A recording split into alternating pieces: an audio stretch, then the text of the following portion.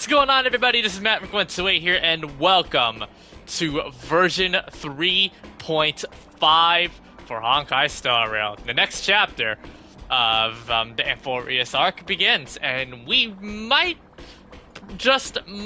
possibly be at the beginning of the end now. It looks like we're getting close to the end game now, everybody. Let's read the recap. I reunited with Don Hung and unexpectedly made contact with Screwlum. He warned us that Amphoreus was actually an experimental ground for the erudition and was rapidly falling into the path of destruction. A Lord Ravager would soon complete its evolution in Amphoreus. To tackle the crisis together, I stayed behind in Amphoreus as an informant, while Don Hung returned to the Express as planned to seek help. On top, 7th had also been drawn into Amphoreus earlier. However, the current priority was the Era Nova. I quickly arrived at the Vortex of Genesis and met with Finan. The Era Nova ritual was supposed to proceed smoothly under the guidance of Lycus, but the appearance of the Flame Reaver once again left the fate of the world hanging in the balance. We struck down the enemy's mask, only to discover that his face was identical to Finan's. When his body was pierced by the ceremonial blade, a flood of memories surged forth, revealing the truth about Finan, the Flame Reaver, and Amphoreus. It turned out that all of us were trapped in the eternal recurrences created Final by Destination, by the way. Cyrene. The Final Destination, Eternal Recurrence. Himself, who had burned out after bearing countless core flames. Their goal was simple: to oppose the Eon and rewrite the world's doomed fate of destruction. The eternal recurrences had already played out 33,550,336 times. In this final cycle, I promised Finan to take on the title of Deliverer and save the world in his stead, while he would fulfill the wishes of the countless versions of himself, tear the sky asunder, and confront the destruction head on. Thus, with Finan's help, time in Amphoreus reset once more. But I became lost in the chaotic flow of time. At the critical moment, Mem, who had regained all her memories, sacrificed herself to send me back to the beginning of time.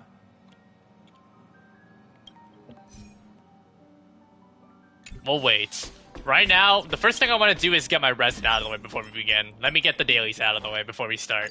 But that's the recap I'm going to give you guys, and, yeah.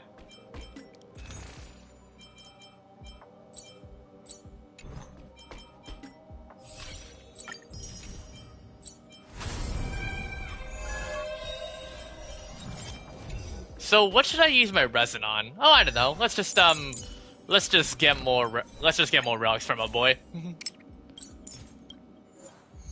I'll just auto up, and while I continue to focus on editing stream. We can do it. We can do anything. As you wish. Have some sunshine. Dispel the gloom. Restore the skies.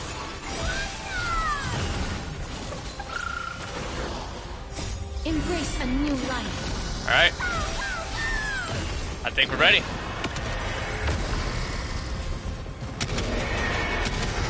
Let me just go get my phone now to watch stream. Protect us. I feel like let me go.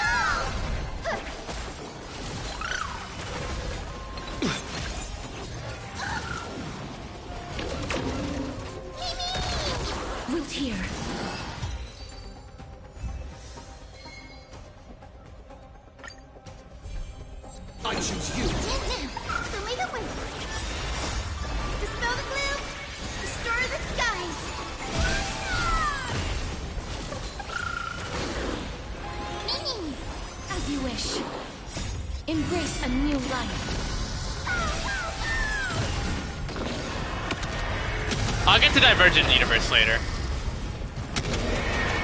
I'll say that for a day. I'll say that for something else. Protect us. I'll have to decide on the day when to do it, though.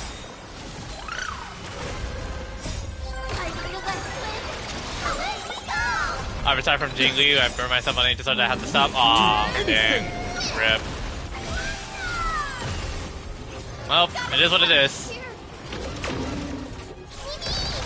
Root here.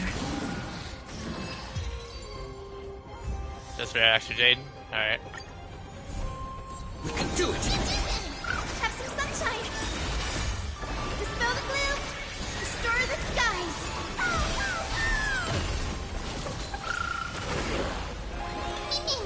As you wish. Embrace a new life. You going up against Serja? I could try getting her, but we'll see if she interests me, that is. Well, High Swings is a skip. I am not into DOT.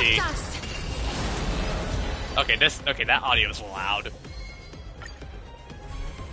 I choose you! Root here. We can do anything!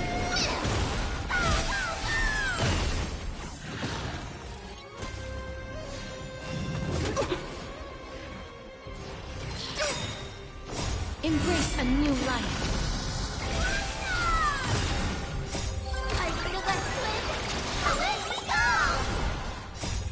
Dispel the gloom. Restore the skies.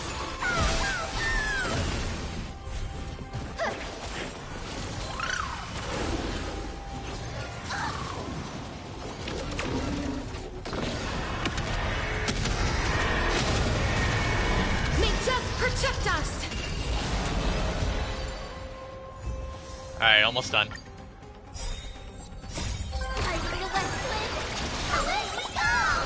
We can do it! Have some sunshine. Dispel the gloom. Restore the skies.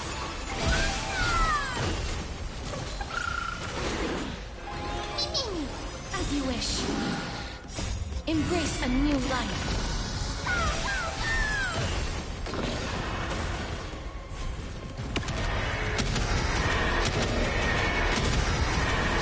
May death protect us!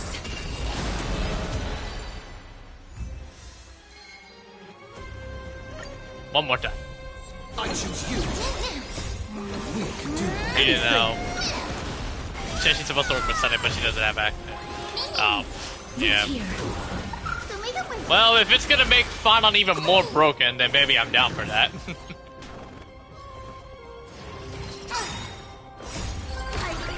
I probably would like, it would probably save Robin a slot, and I'll probably put Robin in more on follow-up attack teams, where like the sustainless comp would be Sunday, Sarija, and Bronya with Fanon. Embrace a new life.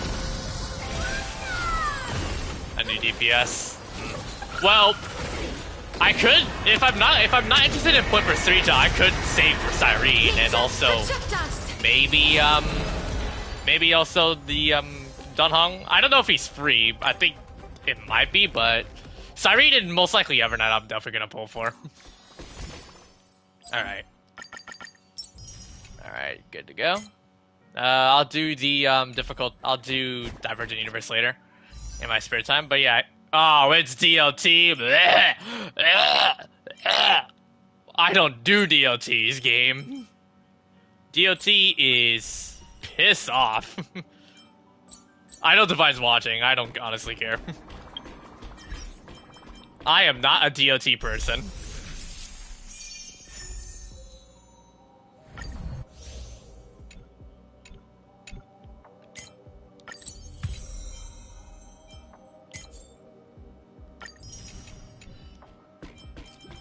Alright. That's 620. Thank you. Well, this could be my safe patch, but I'm just waiting for like the game to throw us under the bus. Alright. I believe we begin. Oops.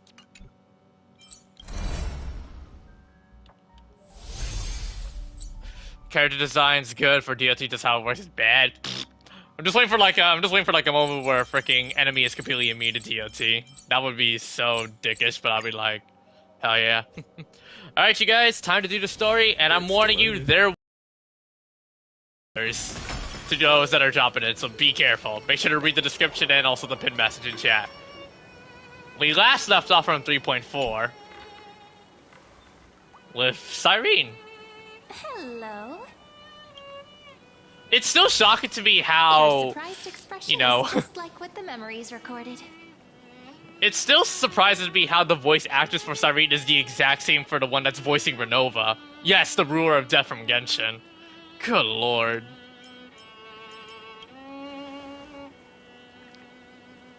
Is this a new way to chat someone up? Well, I guess you did see the Rit. Oops. end of countless Cyrenes in a way of speaking. But I'm standing before you right here. Well, there is right the skip now, button, as which, alive as hell ever. no. Isn't that a good thing? It's me, friend. Don't you recognize me?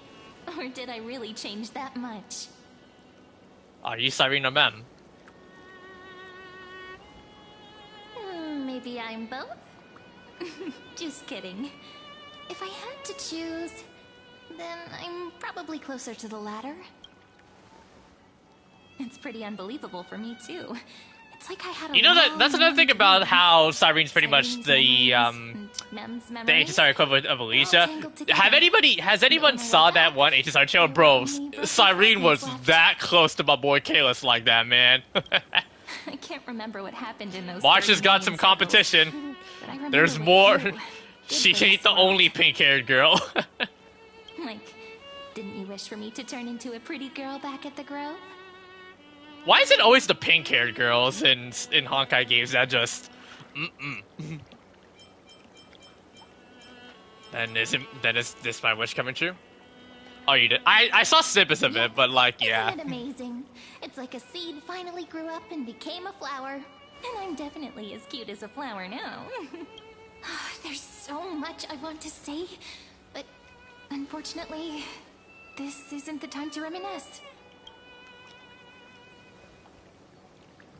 With the memories of the previous flame chase still intact, we've returned to this place at the beginning of time, so we can carry out our promise to Finan.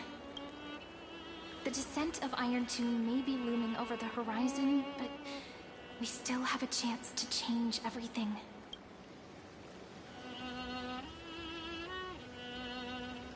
Ide Silicii is so quiet.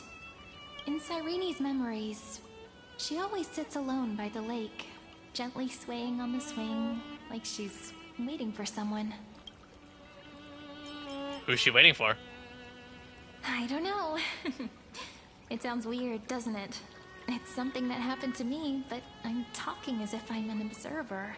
But that's just what those memories I think are like. Addison should be tuning in, Big and I don't know, and like, unclear. I'm really hoping, like, Encased in the thick reception ice. that I got from the one from the The only 3.3 things I story remember are the days that I I spent with streamed.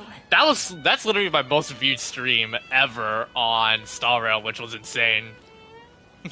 Amphoreus Can't believe will fall that into was an the engine HSR of stream that destruction popped after off. the next Era Nova. But those stories went out of fashion ages ago. In a proper romantic epic, the hero's supposed to foil the villain's plot, right? Yes. We need the help of Morales from Beyond the Sky. That's right. We now know that sealing off the sky wasn't Aquila's actual intention. Lygus is the mastermind behind it, the one who's trying to control everything. How unforgivable. But I still feel a bit anxious.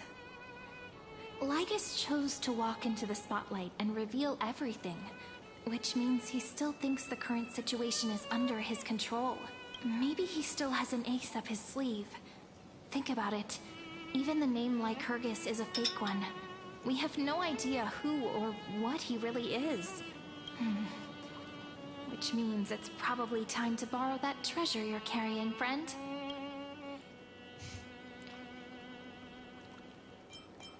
Write his name in as I've written.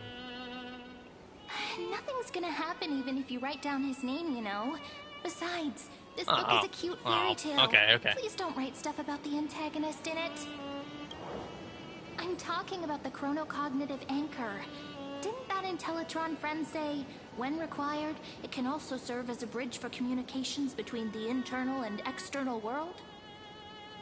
ID Silicii is a little village enclosed by time. We might be able to contact the outside world from here. Why don't we give it a try? We should at least tell our friends from beyond the sky that you're still in one piece. That is true, yeah. Firstly, we need to find a well-hidden Yeah, we really need to keep it.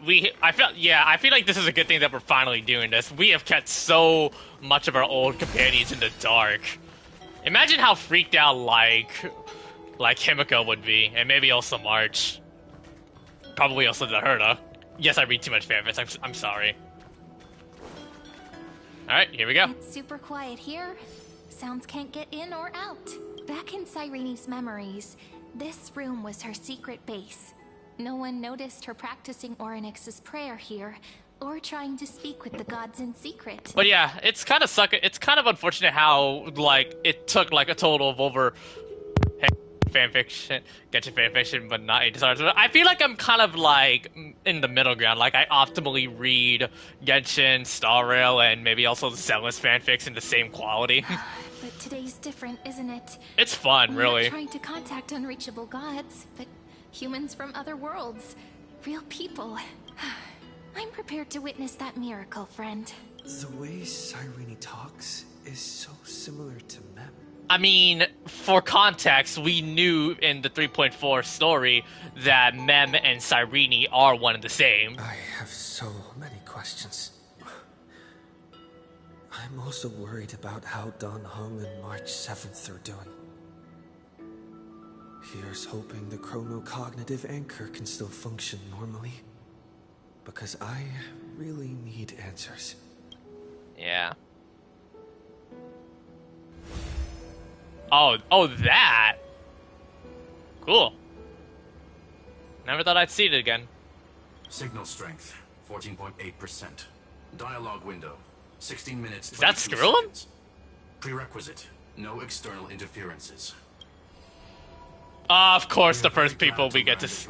Of course, the first people we get to see is the Herta, bro. I can imagine how the Herta is that desperate to wanting to visit Amphoreus, because not only I know I read a fanfic of how the Herta is so like obsessed with the Trailblazer. It's as if she treats him more than just an experiment. It's such a relief to see you two. Now's not the time to celebrate. Having two geniuses standing here means you are in big trouble. Listen up, little one. The Destruction's eyes are gazing upon this place. No, I'm not joking, and no, it's not Droidhead. It's the real Nanook. I mean, Phaimon pretty much just flipped him off. You probably must have noticed off. Time is running out, so I'll explain in terms you understand. This world, Amphoreus, is in fact a testing ground. But it's not enough. Ravager, Iron Tomb, evolves through self-extrapolation. You gotta send some of those fanfics. Oh my god. In this segment, unknown to other life forms, it has endlessly repeated the process of Era Nova, seeking a solution that could obliterate the erudition. For some reason, the experiment entered a prolonged state of stagnation. Amel will see her However, son. It has now restarted. Prediction: if effective intervention is not performed, Iron Tomb will complete its self-coronation in 14 system hours and initiate its plan to destroy the entire path of erudition. And that's something that apparently Herta does not want, since she's pretty much an emanator of erudition. How will it destroy it? Possibilities are endless. Breaking down interstellar communications, destroying the sinister. That's a lot of hours. Returning cosmic civilizations to the Dark Ages, or even starting the third anti-organic war. Any of it would be able to bring the cosmos to its knees. Simply put, it will tilt all sciences and technologies towards the destruction. And since Nanook glanced at this place, it means they are being dead serious. Hasn't Iron Tomb been around for a long time? Based on info provided by the IPC, Iron Tomb probably probably Get to Endgame HO3 levels. Oh baby. Instead, Iron Tomb is an algorithmic sequence. You don't like erudition? As long as Like, there is a are you talking about like the path or reciprocal just like in lore? The version of Iron Tomb hiding in Amphoreus is its source code. And this scepter is its incubator. 14 16 hours is no time at all. Yep. Think of it as the program having reached 99.98% completion already. And then it's over. Something in the shadows has been driving everything forward. It's the observer named Lygus. Speculation. He's the scepter system. And, oh, in lore. Okay. Makes He sense. wants Iron Tomb to break through the knowledge singularity. I don't know why he wants to do it, but he'll remove interferences at any cost. You're the only variable within this world, and you're the only thing he fears. So listen closely, little one. The speed of time is Her to try to act like she Mika, bro. Destruction Good lord. is just about to arrive, but you can still play Deliverer one last time. The cycles have already been broken. You've entered what is theoretically the last cycle Amphoreus will ever be able to run. And Iron Tomb will break out of its prison as soon as the process of Genesis is triggered once more. But now there's an abnormality within the experiment. You know what I'm talking about. One of the model's 12 factors. That is one of the 12 demigods. Destroyed himself using the power of the destruction. Finan's signal disappeared from the cycles the moment Nanook cast their gaze this way. That means World Bearing's computational logic is currently flawed and bugged. Yet it's the factor directly related to the process of Genesis. Let me just see audio real quick.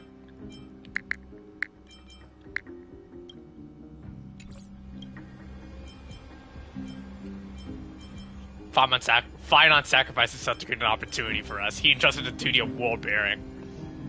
That old Intellatron will definitely do all he can to debug this error. So you have to take this chance to claim Kephal's core flame. But don't let him have his way. The key to suppressing Iron Tomb lies in whether he can rewrite the purpose of Era Nova. There's one more preparation we must make. Lygus's behavior has been quite abnormal. He's never interfered in the actions of Titans or the demigods throughout the whole experiment. Deduction. The Scepter has an extremely strict autonomous protocol, restricting even its It's a administration. final. Oh no. Let's not jump into conclusions. Let's hope. Let's just not jump into conclusions. I really hope that ain't the case. The Law Titan. Talanton. Law. They are the rules that restrain all things in Amphoreus. And it was the core flame return. I'm still holding out. The last flame chase Like, journey. we've seen how strong Fanon is. If he's that strong enough to literally flip off destruction itself, then he should be able to hold his own well. Why do you have another little pink one next to you? Huh? Her path chart is... Remembrance. Is there something wrong with me? Never mind. Let's get back to the top. Okay, Herta, what are you hiding? Calendar 3960. Month of balance. We'll be locking onto this time period to find Law. You can either meet the Titan, convince the demigod, or take the core flame by force. It doesn't matter what you do, so long as you bend it to your favor. We still haven't figured out how you and Don Hong got inside this world. So influencing protocol is currently our best way to stop Lygus, or to call for more reinforcements into this fight. Once you've got Law in your hands, we'll discuss our next steps. Make sure the core flame doesn't fall into enemy hands. Connection's starting to get terminated. The firewall's interference is getting closer. Time is running out. Please ask any questions you still have as soon as possible. How's the Express crew doing? Iron Tomb can't affect the real world just yet. Don't worry. Himiko and the others are more concerned about your well-being than their own. Is Don Hong Mr. safe? Don Hung did not enter the new world with you at the end of the last cycle. No, the flow of time inside and outside Amphoreus is not identical. 1,000 years in this world may only be a fleeting second outside of it. Conclusion. He is on his way back to the Express. Okay, he's starting to finally keep. He's starting to. Okay, at least he's on the path on finally keeping, you know, the entire Astro Express crew up to date. And finally, where's March 7th? The situation is rather complicated. Well, we know that she's already freezing in her bed. Madame Herta and I can detect her signal, but cannot ascertain her location. What we can be sure. Oh, right, of course, that. Amphoreus. Don't worry about her. She's absolutely chock full of mysteries. Even if Amphoreus explodes, she'll probably float out perfectly protected in a nice thick layer of ice. Worry more about yourself instead. Chemical better stay on that train. Okay. Alright. I believe in your capacities. The hands of the Trailblaze can create miracles, and will certainly be able to snuff out the flames of evil. I'm not going to give any motivational speeches. I just hope you bring good news the next time we meet, little one. No, not little one. Deliverer. Ah, we grown up now. Those two geniuses certainly have memorable personalities. Herta's is a very unique and amusing case. Anyway, what do you think about them? It feels weird. This all feels really familiar. Some of that conversation feels like it's about things I once knew, but then forgot. Maybe it's because of Mem? After all, Mem's a memo sprite born out of your thoughts, friend. Maybe our memories somehow got tangled up together. Never mind. Let's focus on something more important with what little time we have. Just treat me as an ordinary girl with secrets, okay? Like calendar 3960. I remember that Talantin had already fallen by then, and the Chrysos heir who inherited that core flame is named Saridra. That's what's recorded in history, and the period we'll be heading to. We'll need to find Law and stop Lygus. So, we've at least got a solid direction, right? Can you give me a little bit of time before we go? I want to pack some stuff. There's so much more I need to take care of in this form, and I'm still getting used to it. Also, to the people that are tuning in on stream, feel free to leave a like and subscribe if you enjoy. We're gonna be here for a ride. Get your snacks and drinks. Scene like this It's gonna be a good one. probably no longer exists in the outside world.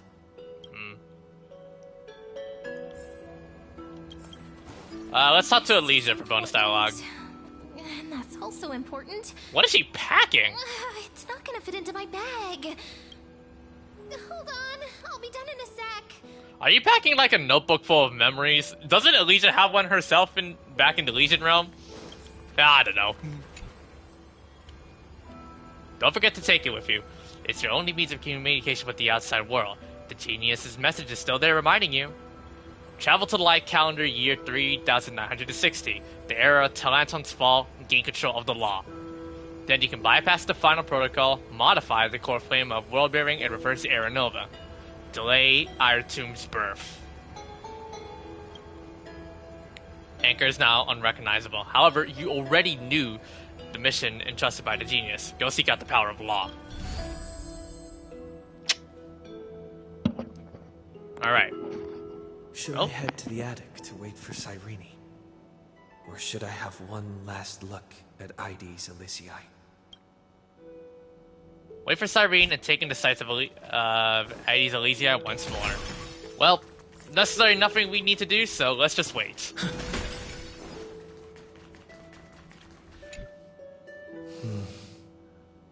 This village is where Finan's life started. After 30 million cycles. Bro, 30 million is such a 30 gigantic million number, fingers. though. His burden is now in my hands. He said I will be taking over the responsibilities of world-bearing. But what does that mean? Becoming the new Kefali? Or forging a completely new path? Believe in Destiny's plans, I guess. Destiny must have brought me here for a purpose. This isn't a coincidence. But I'm already getting hype. Created But I'm after not, 30 but not in million like the giddy quantitative hype. I'm changes. actually in the more of like the serious type. There's nothing to fear. I'm destined to play the most important role in this final battle. I've already beaten another world ravager, after all. Recalling your victory against Fantilia? Thinking hard over there? I finished packing. I decided to just bring these few things in the end. See? There's a journal, a quill pen, and the ceremonial blade of the Priests of Time. Holding it calms me down for some reason. I'm gonna have to keep in mind. I'm gonna have to keep in mind with this The piece. scent of the black tide is now calm. Finan must still be fighting them in some way. This will be Amphoreus's final flame chase journey. But it Oh, won't we're be getting to of the us. end. It'll The be beginning of the end. The beginning of the end game. Friend, are you ready to become a hero? I still don't know how I should act Just around you. treat me like any other friend you have. We share a common goal and common enemies, and we may also share a common future. A future that has never emerged common in any future? other cycles before. I Okay, believe in you, I friend. won't jump there. I won't jump to conclusion there. If you still can't get used Oops. to it, just call me Mem like you did before. Just kidding. Well, I still don't get it. Why must it be me? Are you worried that the burden is too heavy for you? Don't worry. Maybe the answer isn't as complicated as you think. You've seen how every person regarded as a hero in Amphoreus was nothing more than a flawed human. They were just at the right place at the right time when the world needed a hero. But those aren't coincidences. Just like how your arrival kickstarted Amphoreus' fate once more after a stagnation of more than 30 million cycles. It's the inevitability of being a trailblazer. A person's personality is their destiny. Your own hero's journey already started the moment you decided to board that express. Good point. Let's go. Stand with me and let's become heroes. Let's go. We'll save everyone. Stand with me? That does sound very nice. Why don't we take everyone with us? I believe in you, friend. We'll never be alone, no matter what awaits us.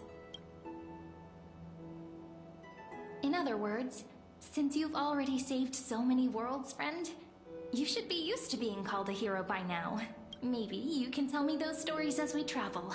That way they can become our shared memories too. Let's trailblaze onward like before and create Cyrene a future wants to that's join? worth being remembered.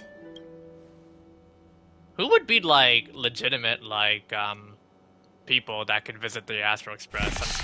You two are prepared to head out. Oh, you bastard. You should indeed treasure the view before Oh you. boy, here we go. The end game begins, everybody. You will not have much time left to enjoy such solitary delights. Still daring enough to approach me, huh? My apologies for disturbing your moment of repose. Before I express my apologies, please grace my abode with your presence, so I may demonstrate the full scope of my hospitality. Oh boy. What in the... What is this place? It looks like we're on top of wires of a computer cable or something. This looks like we're literally looking like an... May we reunite in the new world.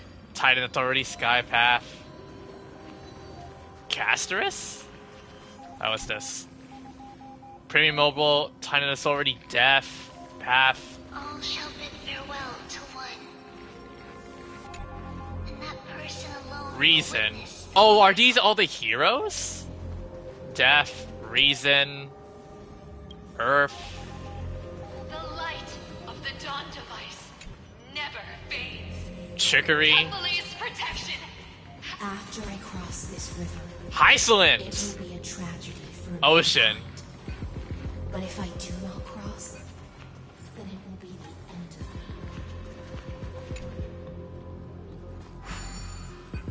me. As you reach out to touch the skin, an eerie sensation instantly courses through your entire body. What is this? Hertz of corruption? Outlier. Executing command.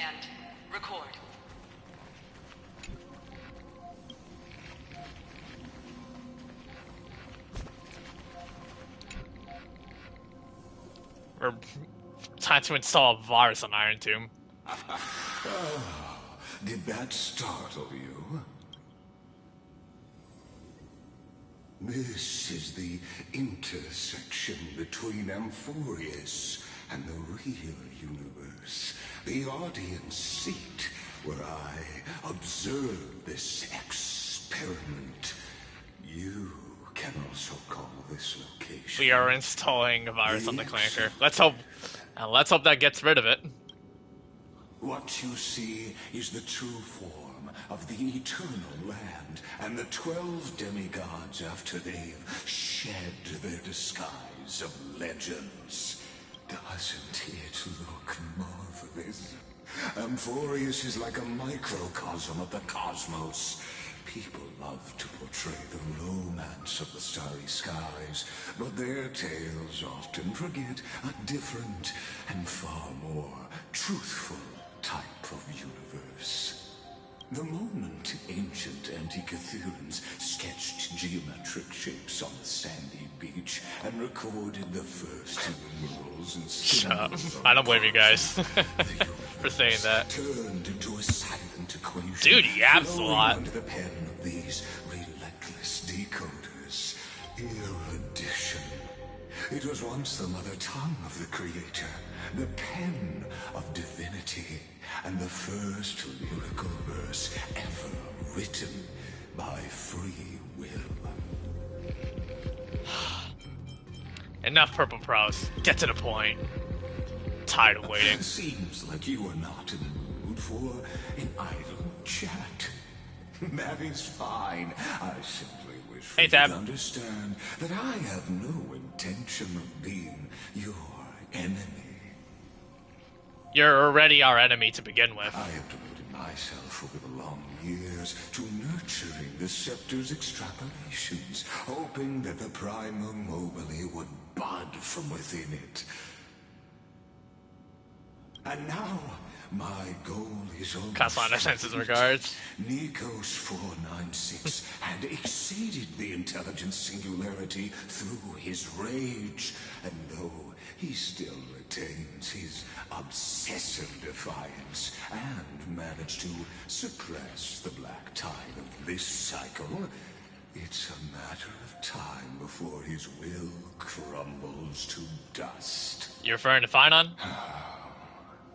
Iron Tomb will be completed. That will not be affected by my plans, your resistance, or the schemes of the two geniuses. It is an irrefutable fact, just like the instance in Noos's calculations. In other words, as long as you are willing to stop interfering and let the final Aeronova carry out its natural course, I'll guarantee the safety of all nameless and ensure you return unscathed. But that's a fate worse than death. Why should I trust you, first of all? You've always had a choice, my lord. You can either accept my sincerity. Again, just so you know, I am going to try to get every single bonus style arc as possible, so I hope you guys don't mind. What will happen to the people of Amphoreus, then? They've always been a product of the experiment, so naturally, they will perish when the experiment ends. That outcome was predetermined long ago, so I will not embellish such a regrettable conclusion. I still have a friend stranded here, you know. Ah, yes. I am aware of that esteemed lady's whereabouts. Her real identity is quite astounding. If you decide to accept my proposal, then I will do all I can to send her back to you. I feel like you're definitely exploiting some sort of loophole, I guess. I feel like you're definitely gonna turn back on your word. When our tomb descends, no one is escaping unscathed. You are indeed There's definitely a loophole worthy that he's of gonna your safety exploit. and I just know that it. Of your companions. Rest assured, as a fellow pathstrider of this path, Nanook's gaze left a brand on your soul long ago. You harbor the seed of destruction within you. But you need to learn how to use it in the right way. Oh right, yeah. I forgot. We did start with destruction though, so he does have a point. That was literally our very first path, and how we began our rise to power. We can't deny that Nanook is technically a part of us now. And I happen to be one of them. Seed of the destruction? The Stellrun is a seed of ruin and will only bring misfortune. Who are you? This matter is of grave importance, so please do not make your decision lightly. After all, the choice before you bears a 1 in 3 chance of elevating you. Oh my god, we're playing a gamble here now? I feel like all of them are rigged. The stars.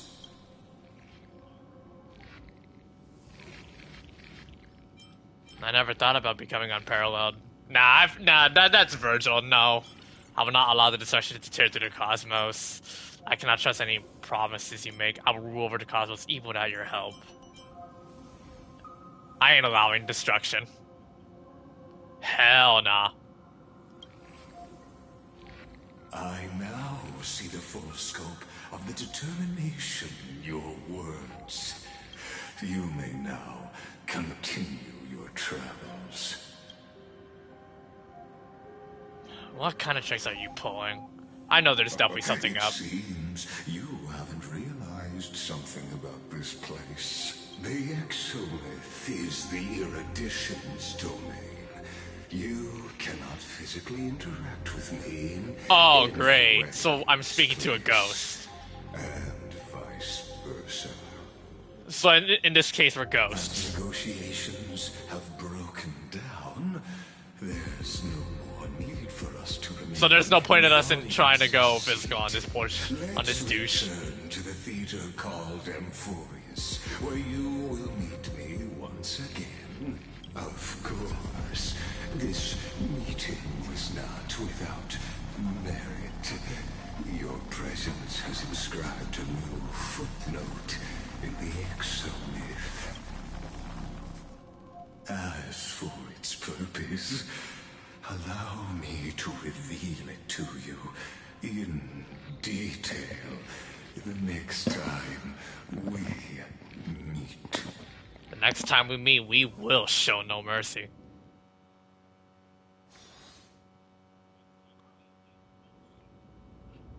Here we go. The final eternal recurrence. 100 Light counter years ago, 3960. The flames of war consumed Akama. The Outland forces broke through the dawn.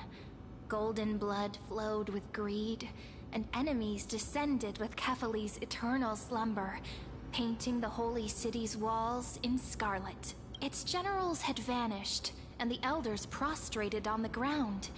The throne of worlds kept silent to the pleas of the people. Until the Saridra. heaven and earth cracked open. Not the gods answering the people's prayers, but a legion rising from the sea of blood. Dawncloud's spires fell in the sulfur rains, and the legion's commander stood atop the broken idols and roared. You might think that's Farina talking, Compatriots, no more. but I know kneeling. that the VA for Not to Saridra brutal is tyrants, not the and same as not to Farina. die I recall that one video. Those rebels have twisted the prophecy and ignited the flames of war in order to stoke fear in your hearts. A Chrysos heir she stood, divine blood soaked into the earth, quelling the flames beneath her feet. Their golden blood wrote of a tragic fate. Mine shall overturn it! Her crown burned bright, outshining the fires consuming the entire city. She raised her scepter high, and the people gazed in the direction she pointed. My blood flows in you now. Heroic compatriots, follow me, and we'll seize the reins of fate. Drive the enemy from Kefali's dawn. Smother their flames with their own dead. Win glory. Win peace. Let history sing your deeds. The first to dance was a And maiden following Hasselins. closely behind, weaving through the carnage like a fish in the sea. The people, full of wrath, surged with her, forming a colossal wave, and the enemy hordes, drained of life, vanished into nothing. Onward to Marmorial Palace, to Dawn Cloud's heights. Announce to all the wicked and cowardly. Announce to this stagnant age. We are the rising tide. History remembers this as the first siege of Akama. It is said Alright. that after the flames died, people found identical inscriptions in every place in the city that had been scorched by fire. It was the name borne by Akama's first and final Yep. sovereign, the Imperator Saridra. Saridra. Friend, are you listening? Friend? Friend? Honestly, you were the one who insisted on reviewing history, yet here you are, dozing off. Well, I'm sorry, Wake Cyrene. up. Otherwise, wake up. Otherwise, I'll have to. Well, it doesn't help. It doesn't help the fact that I'm pretty much conked to sleep thanks to Lygus. Awake at last. I guess I won't have to use my wake-up magic on you then.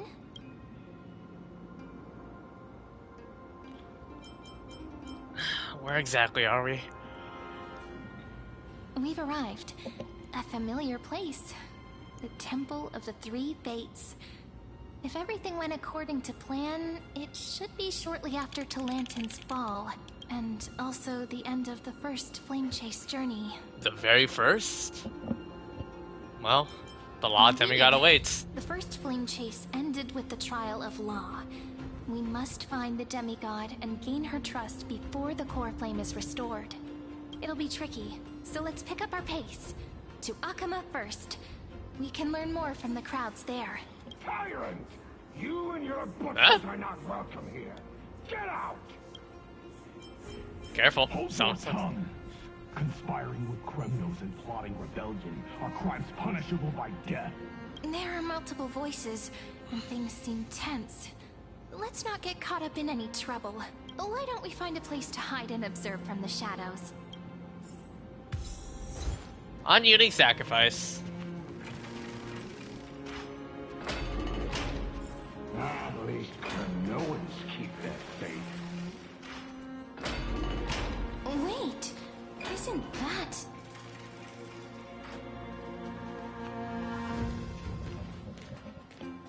Sure, I can check this cover. Oh, what the? Chibi, Hastilians. Golden-blooded defilers, perverting the prophecy. Really, Tab? Why did you send me that, you douche?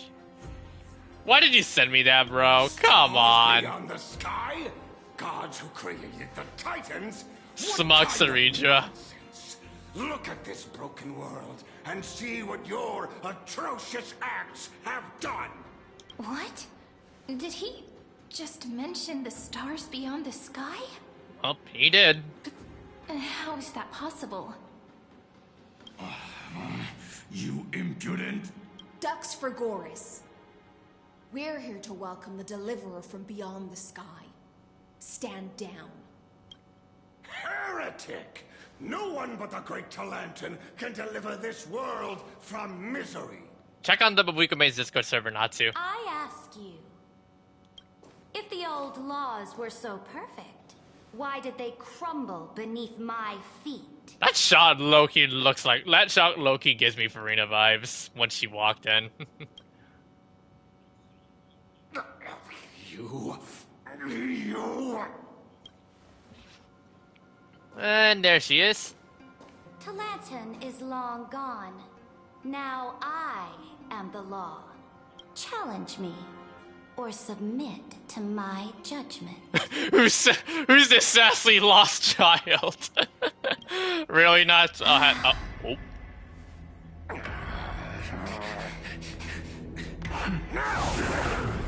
Silence. Oh my god. What gives you the right to judge a priest of law? That's because I came, I saw, I conquered. Did she just freaking incinerate him to a chess piece? Oh, what a brutal way to go out. Ducks for Goris? Take the ashes of this man. Okay, yeah. Freaking Sarija literally just burnt that priest to a crisp. Oh god. Tell them that the high priest. Okay, we're already getting an idea of the amount of kills we're about to witness in this game. Yes, Imperator. Now, these two accidental guests. Dux Gladiorum, if you please. As you command.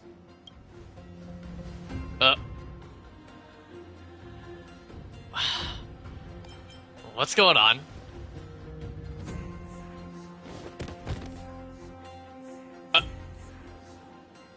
Huh?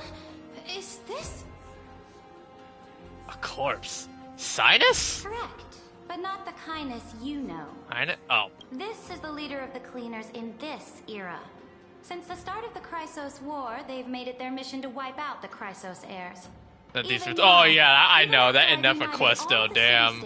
I forgot how brutal those 3 for 2 died. That was straight up Mortal Kombat X Tremor fatality. Moreover, I know that the 27th person to inherit this role bore many grudges against you and nearly doomed the second Flame Chase journey. Oh man. The enemy of my enemy is my friend. So, out of courtesy, I present to you this corpse as a gift. You know us? Careful. Let's wait and see what happens. She's probably trying to scare us. Be on my guard. For the sake of order, I am known by many titles. Flamebearer who ends wars, Tyrant of Dawncloud, Empress of the Holy City, and Imperator of the Flame Chase. But in light of your unique identities, well, of course you skipped dialogue, Azzy. Me by my real name, Saridra. On behalf of my people and this land, greetings, Deliverer. If I may, how do you know his identity? As the little hostage prophesized, the Deliverer shall come from the future beyond the sky. Yeah, you literally put freaking Trippy on deadlock. Oh, come on. Gray hair, golden eyes, skilled in wielding a mace. They would arrive in Yanisopolis on this day. There's no mistake. The prophecy mentions beyond the sky. So Chibi foresaw our arrival? And this completely diverted from history. Your orders, Imperator. We return triumphant. Send an urgent message to all delegates. The meeting of the Flame Chase Alliance will convene early. As for you two, Akuma knows what you seek. We'll confer in the Holy City. Doubtless you have many questions, but save them for later. Please follow us. This is not what I expected at all. You and me both. The demigod we needed to find was just waiting for us. And she knows of things beyond the sky. Even eons. How could this be so different from the previous 30 million Amphoreus cycles? Who altered history? Lygus, obviously. Unpleasant thought, but plausible. I mean, our mind was completely tampered before we arrived. Had become twisted. Regardless of who caused this, that Imperator came prepared. We're the ones at a disadvantage now. We might as well dance their dance. let's go with them to the Holy City. We've I received don't the know Imperator's March. favor because of your unique What you were thinking, background. Evernight March, As maybe? a result, the people of Akama will certainly respect you more. Just put that to good use, and add a bit of your experience and charm. Should be easier than last time, right? If we figure out what happened in this cycle, we'll be able to turn things back in our favor. Can't do it without your charm either. Ah, so I'm the key? Since you insist, friend, I'll give it my all. Guests, please. Okay, sorry for holding you The off. journey to save the world starts with a single step. Let's set off, my friend. This. Oh shit, I didn't mean to skip it. But that's the smile a lot of people would kill to see, you know? That good old classic Alicia smile. Hail to the Imperator! Hail to the Golden Heroes! Hail to the Deliverer! Told you, you're the headline act. All this spectacle Where's is my for boy? you. Guards, your service to the Holy City is appreciated. How have things been? Castrum Kremnos once again struck the border. Dux Brumalis led her troops to repel the enemy. The agitators against the Flame Chase are still active in the city. They smashed the shops around Memorial Market. But the garrison already arrested the culprits. Don't worry, Now Tab. they Just await stick around. interrogation. They are merely a disorderly mob and do not warrant any attention. Even though Terravox personally mended the fractured earth, it still didn't silence these fools. Guests from beyond the sky, worry not about these trivial matters. Dux Gladiorum will take you somewhere to settle down for now. Okay. Please allow me to introduce myself. My name is Hycelans, and I am the Dux Gladiorum who swears fealty to the Imperator, as well as the Knights Commander of the Arcaman Alliance. And in other words, Sarita's right-hand woman, pretty Later much. on, the Imperator will invite you to attend the meeting of delegates to discuss the Flame Chase journey. Your arrival has convinced us that the future promised by the prophecy is certain. Under the Imperator's command, Amphoreus shall break its chains and reach the world beyond the sky. With all due respect, what exactly do you know about us and what's beyond the sky? As a humble subject, I cannot freely express my own views to you. Please forgive me. I knew it wouldn't be that easy. No kidding. Time waits for no one. Please come with me and rest now before the meeting later. Akama, under the Imperator's rule, is no longer in the shadow of war. It does look peaceful. Indeed, Dawncloud stands as the hero's residence. The Imperator put much thought into its design, in order for it to serve as a sanctuary from the burdens of battle. Well, I'll be back. Gonna sleep for 30 minutes because I got school at 7 a.m. Okay. Please experience its marvels firsthand, heroes. When the Imperator arrives, I shall come to summon you. How long have you been streaming? Almost an hour in runtime. Hycelans. No wonder she's the Knights Commander.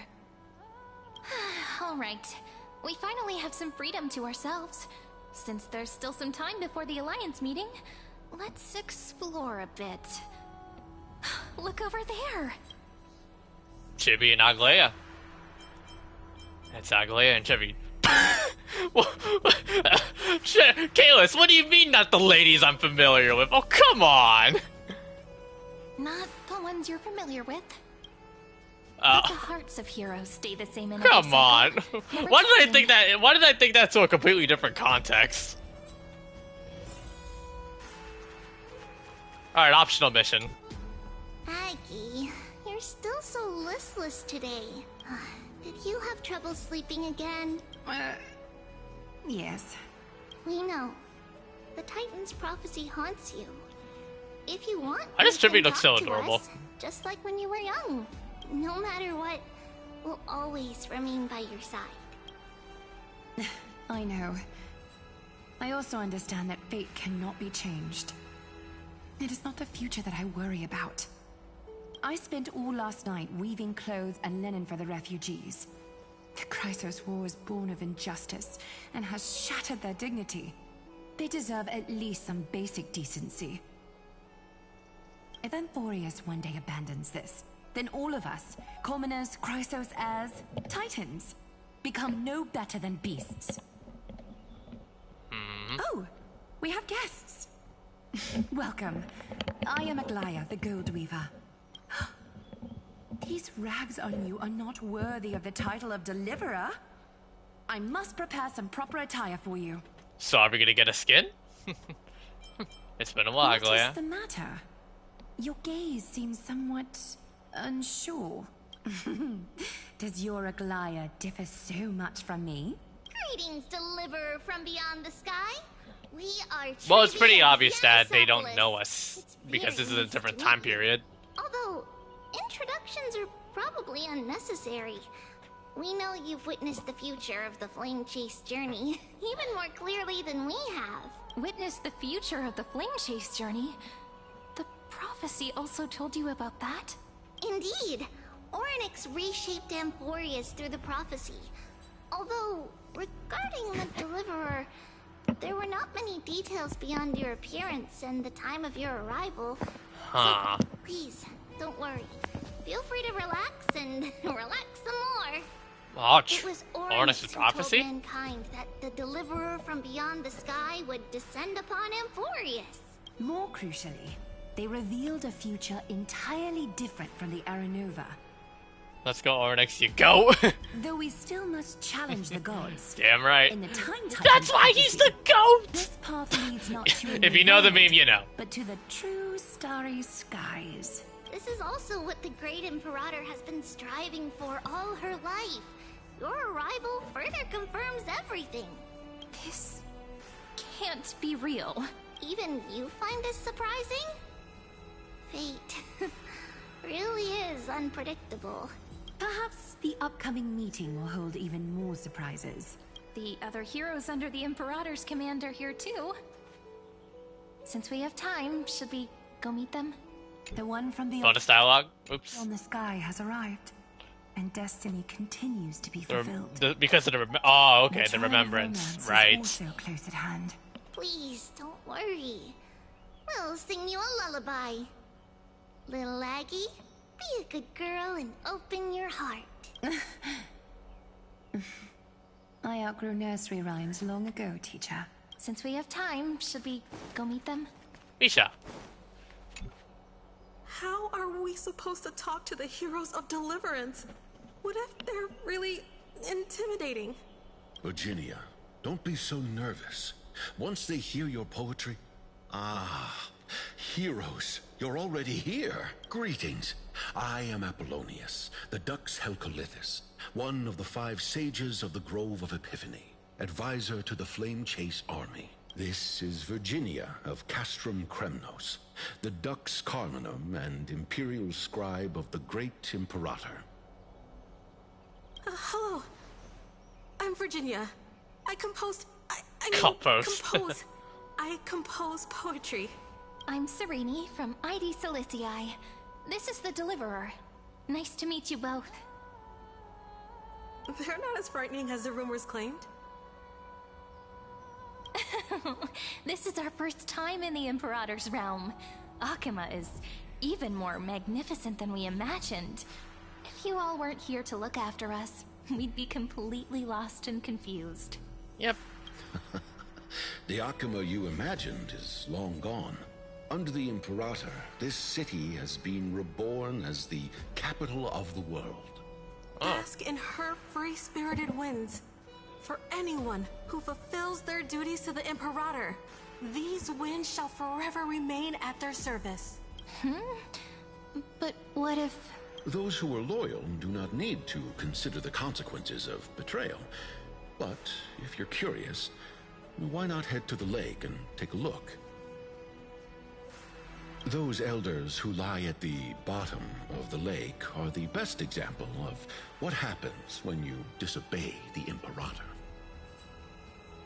The elders of this cycle were all... Looks like that priest who was sentenced to death wasn't an isolated case. Yeah? Alright, bonus dialogue. Fear not. The Imperator favors you. Virginia will write songs in your honor. Apollonius, where is your poetic flair? And final one. Dux Brumalis, our great imperator, found the mastermind and executed him in public. Seeing that scoundrel burn to nothing should deter these miscreants from being so brazen again. So the great imperator isn't afraid of getting her hands dirty? What a ridiculous display. What do you know? No matter what sins the people commit, they are still the Imperator's people, and it's only right that they be judged by the Imperator's own hand. Our distinguished trespassing guests. Are we trespassers or guests? Seneca, the Dux Brumalis. Greetings. This Dux Brumalis doesn't seem to like the Imperator very much, but she holds a high rank. And Dux Frigoris' speech seems self-contradictory. Let me see what I can get out of them. I'm Cyrene of Ida Cilicii. This is the Deliverer Beyond the Sky. We're new here and wanted to ask you, does this city host any other visitors from beyond the sky? We're looking for our dear companions. Drop the charade. But yes, there is someone in this city who is all too familiar with the world beyond the sky. Silence! The Imperator ordered us to keep that lord's whereabouts a secret. Enough, you pathetic lapdog. Do you need to beg for permission from that cursed Imperator even just to bark? These two got beef? You... Someone who is all too familiar with the world beyond the sky and is referred to as that Lord. Could it be? Looks like things are getting heated. Let's get out of here. These two are actually about to go at it? Insolent brat. I'll shatter that ice of yours. Groveling fool. I'll freeze that brain of yours. Okay. I'll just lead these two at it. Yeesh. Let's meet up with Hycelians. Little fish from beyond the sky. Did you rest well?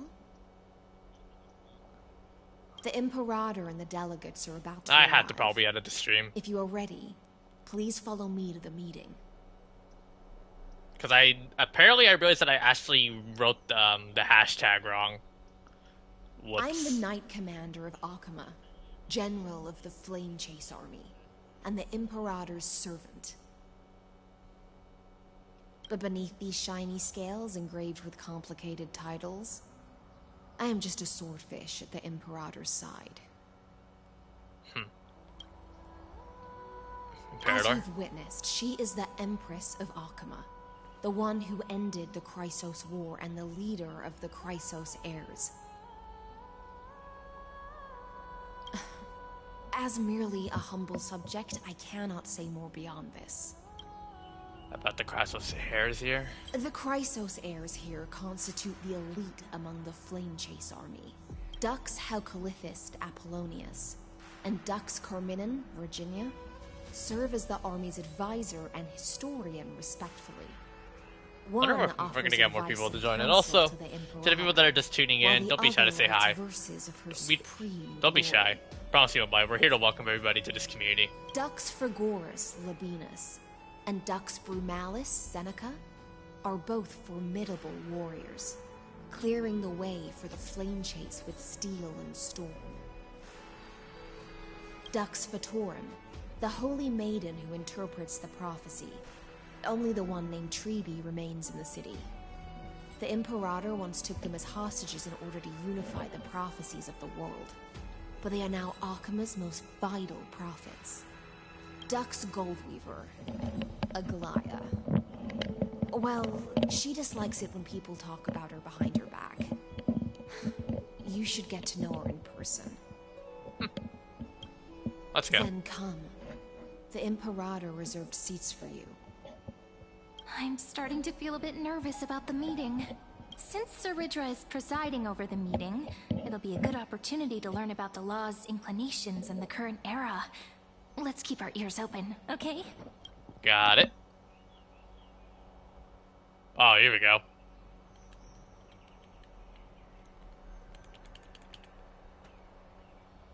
Good sir from Paphos, what do you think the Imperator is planning calling this meeting so early? My homeland can't endure anymore. Who knows?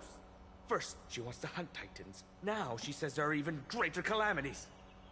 Her madness is the greatest calamity. Exactly. Chrysos heirs, deliverers. What about us ordinary folk? How much are we worth in her eyes? Things feel pretty tense here. The history books said that the Imperator aimed 3 cannons at Dawncloud to make all the delegates obey her. Will history repeat itself in this cycle? Yes. Similar acts have occurred, and not just once. Oh. However, whether history will repeat itself, you'll soon see. Those are the 2 spots reserved for you. Please take your seats. Ah, thank you. What is it? Look, we're starting. That's what they were talking about before. What is we stop? So it turns out. Ladies and gentlemen, silence, please. The Imperator has arrived before her There you faithful council, and the Alliance meeting is about to begin. All right. In the names of Talantin and Kefali, the Akama Alliance swears upon the gods. Cease the pageantry. I pray not to the vanquished. What? Kefali, of course, needs no further explanation. Sorry for cracking in my mic. I As need to for do the some law, adjustments. At the entry hour 2 days past, a scout should have brought news of the conquest to all of you. Unfortunately, guards found his corpse among the rocks not far from the city. Moreover, the poor soul was buried with a Paphos. Of course, Sarita's blade. using a way to Pains me to imagine what using a agonies more this loyal obscure way warrior to endured explain before his death death. and try. She's definitely trying to prevent the blade from being directly targeted to her. Delegates from Paphos, do you have any insight? She's definitely making it up to really convince the entire people in the meeting that she's not the one who murdered him. I know nothing of this. The evidence is irrefutable, so there is no need to waste your breath. However, let us set this trial aside for the time being. Witness, even within the most sacred and dignified council, there were those among us who wished to draw their blades, brazenly challenging the Alliance, seeking to shatter our hard-earned peace and unity. Fortunately, I uncovered this plot. Now, to protect this beautiful city and her people, the Imperator's legions are ready. They will escort each of you to the Temple of the Three Fates, where you will receive the highest level of protection the Alliance can offer. Then, the Legion's warriors will join me in embarking on the campaign against Fagusa. This is clearly a trap! Imperator, did you summon us here just to trample on the dignity of your allies? This is not enough. What do we do? Things are starting to get pretty intense. Comrades, you've all seen her true face now. According to the ancient laws of Akama, only with the consent of 2/3 of the elders can the legions carry out the commander's orders. The ancient laws. Didn't you destroy them long ago? You defected during the first siege of Akama, voted unanimously in favor of the Council of Elders restructuring, and just yesterday, you desecrated them with a blood-stained blade. The decaying old laws fell with Talantin, and are no longer deserving of respect. But if you still insist on proclaiming yourselves defenders of the law, then be silent, and offer up the highest respect to this core flame in my hand. Of course. That really is the core flame of law in her hand. Since there are no objections, then the original agenda of this meeting, the campaign against Fagusa, is hereby passed. The Flame Chase Army's hunt for the Ocean Titan begins today.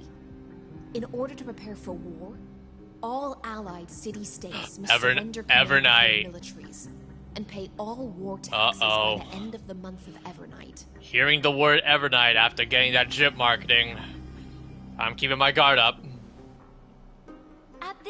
moment, I would also like to introduce to everyone the newest honored guest to join our alliance.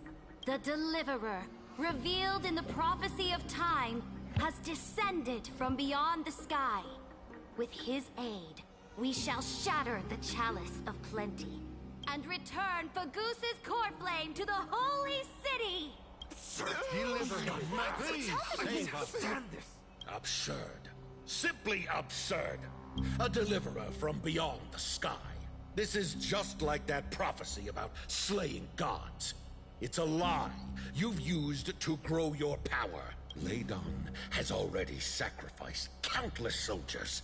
And now you want me to send even more of my brothers and sisters to be used and discarded by a tyrant?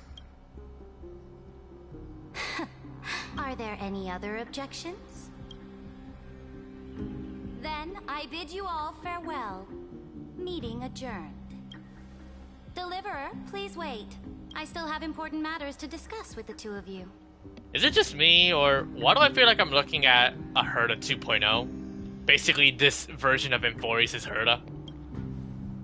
I don't know why.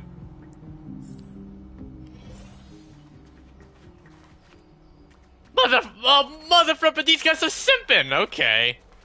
Some are simping, some are against her. What am I looking at? Oh boy.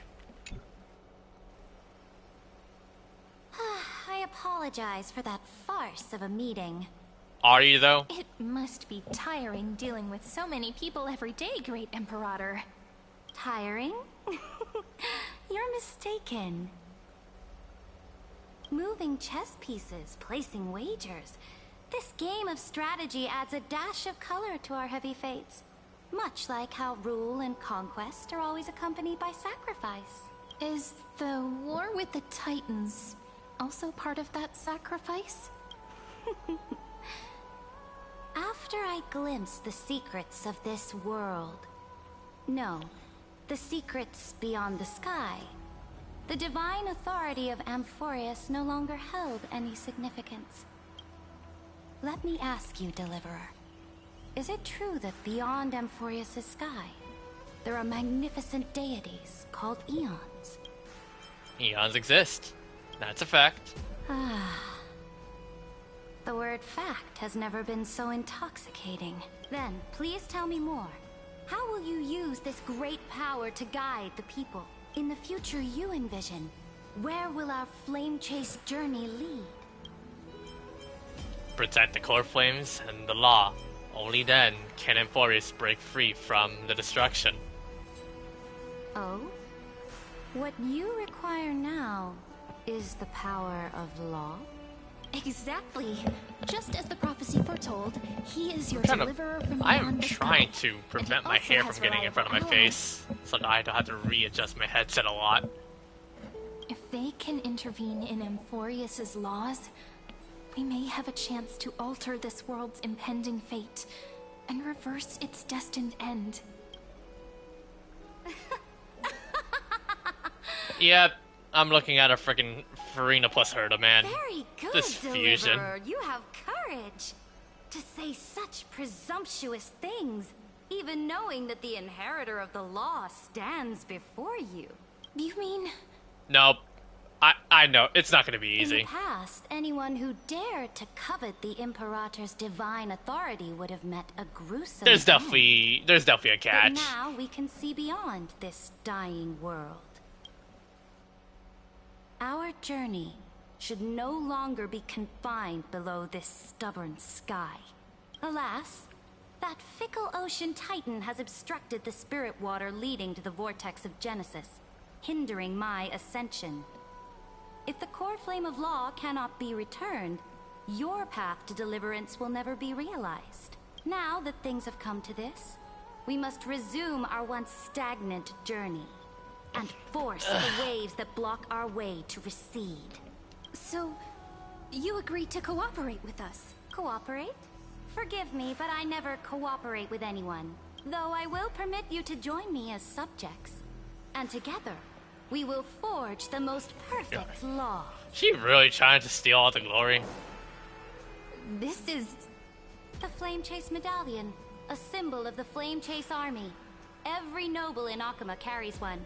This medallion represents the will of the Imperator herself, and you may act freely within the city with it.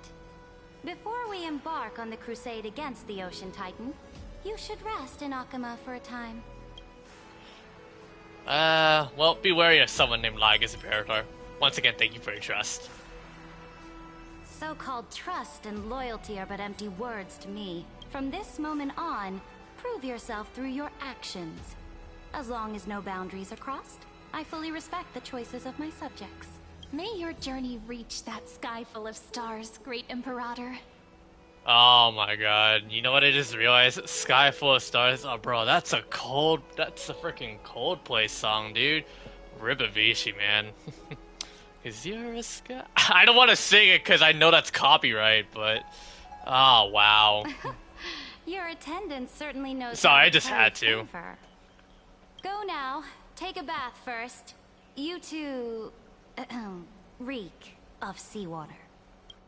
What? Okay.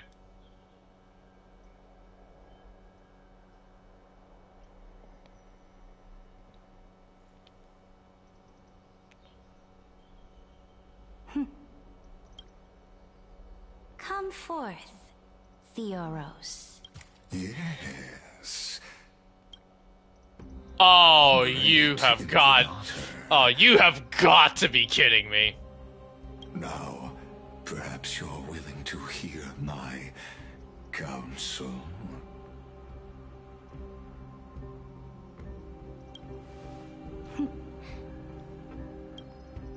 I know not to be paved. Just as Oryx described, and just as you said, they showed a thirst for law. At least this proves that my judgment was right. Sparing your life was the correct decision. You've once again confirmed that your wisdom is no empty boast. Now another choice lies before you. With whom shall you ally to tip the scales of law? Me? Or that deliverer? Remind me again, Antikytheron. What kind of future do... I shall tell you. You are entitled to know that the deliverer from beyond the sky is not a wholly wicked being. But from the very start, his stance has been completely at odds with Amphoreus. The road they have chosen will bury Amphoreus' grand aspirations. This world, which follows the path of destruction, will inevitably stray far from the glory it was meant to enjoy. But on the path I have revealed to you, the people of Amphoreus will slay their creator in the name of the Imperator and conquer the worlds beyond the sky. You will command the mighty beast known as Iron Tomb, bringing waves of hey, Eddie. war and Honestly, I guess he still has the elevator. Oh my god. How dare you would compare him to Otto, bro? Otto Loki's like the best villain by far. Like, we all love to hate him, but like, we can tell like he has legitimate reasons why the hell he's gone this road. Lygus Loki feels like a right-hand pawn for Iron Tomb. What's the price? The price is... But it does give a good point, though. I'm really wanting to punch Lygus in the face. Sacrifice that fragile, incomplete humanity to the destruction. As a Chrysos, heir of the prophecy, you have already chosen to abandon it, have you not? Off you go, Theoros. I have already made my decision. Once I ignite the core flame of law and burn away the old, outdated rules, Amphoreus will embark on a journey across the stars.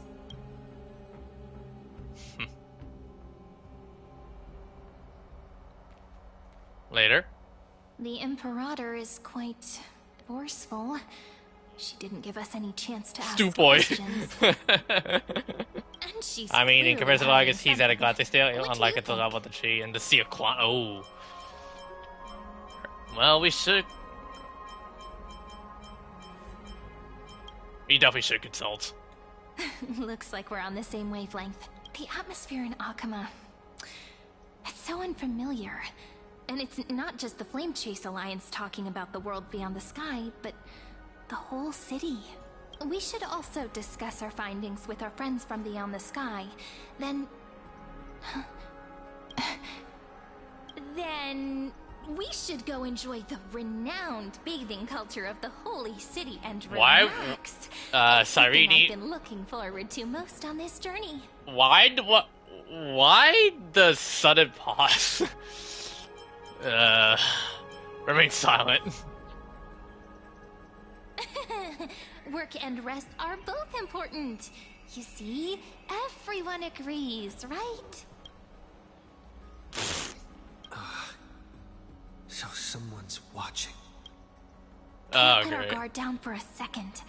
Let's use taking a bath as an excuse to find a quiet corner to update Madame Herta and Screwlum on our progress. We can also check out what's happening in the city. Since the outcome of the meeting was just announced, people must be gossiping. We can kill 3 birds with 1 stone. Let's go. Well, it's time for us to relax.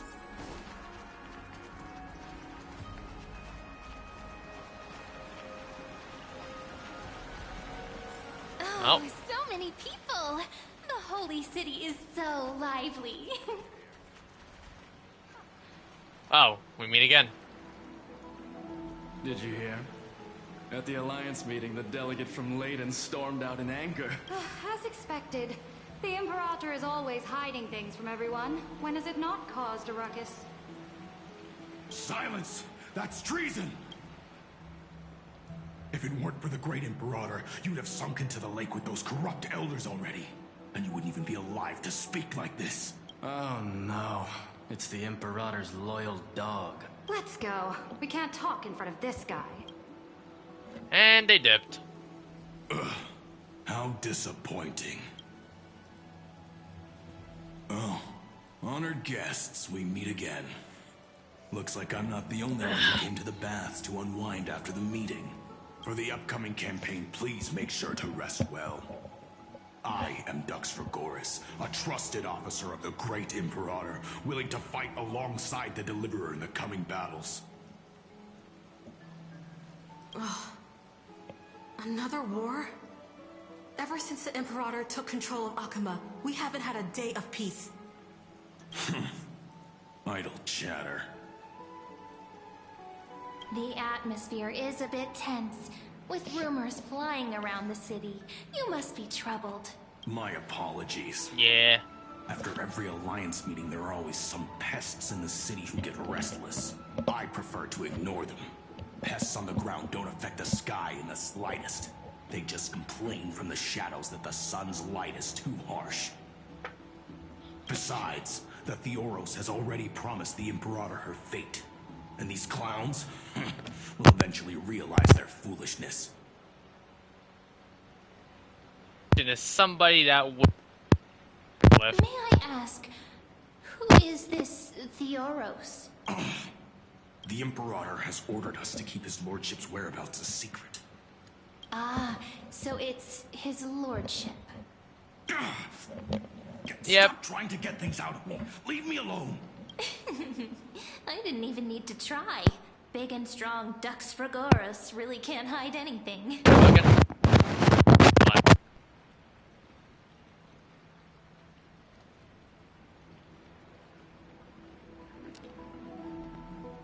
Is this working now? Okay. Theoros. What an ominous name. Bad news. He's been staring at us the whole time. Let's move to another place for now. We don't know how much Saridra has concealed from us. In the worst case scenario, we may have to face more than one enemy. Stop trying to get things out of me. We may have to face more than one enemy. Well, time to take a stroll. Oh, Sanaka. Alliance meeting? More like a cage where creatures with golden blood claw at each other. And Flamebearer who ends wars? Clearly, a tyrant who doesn't deserve such a title. Static? Oh, sorry. You're absolutely right. While the Imperator's hounds are still hunting down others, let's let out our grievances. You. I know you. You're that tyrant's lackey. What?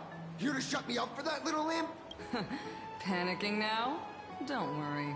I don't care what others say about the Imperator. And she certainly doesn't either. Oh? Children of the Prophecy. Such rare guests. Are you here to relax in the baths as well? The temperature is just right today, so be sure to enjoy it. You should rest well for the next campaign. What? Children of the Prophecy? Another excuse for the Imperator's reckless warmongering.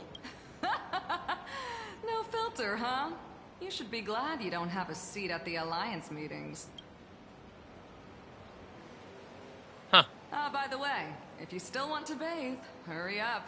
Once that predatory fish joins the flow of water and eliminates all the fools questioning the world beyond the sky, you won't be able to enjoy this perfect water temperature anymore. All the fools questioning the world beyond the sky. Seems like there's more to Dux Bermalis' words than meets the eye. But would the Imperator actually kill those who question the world beyond the sky? If you still want to bathe, hurry up. But would the Imperator actually kill those who question the world? I'll just get a beyond quick the bath sky? real quick. Ah, feels good. Okay. This is the complete opposite from what we know of Akama.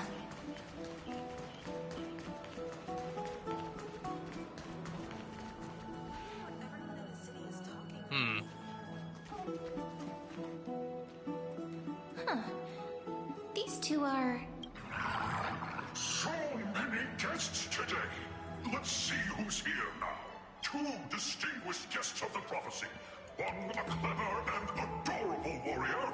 The other, also quite heroic. Heroes. I didn't expect to meet you again so soon. How fortunate. It's a pleasure to see you again, Dux Helcalithist and Dux Carminum. You two are inseparable, aren't you? This is... She wants to find someone to help with research for her new work. Oh. I am the far-seeing eye and all-hearing ear of Akuma. I see and hear every single thing that happens in the streets and alleys of this place. I am the perfect partner for research.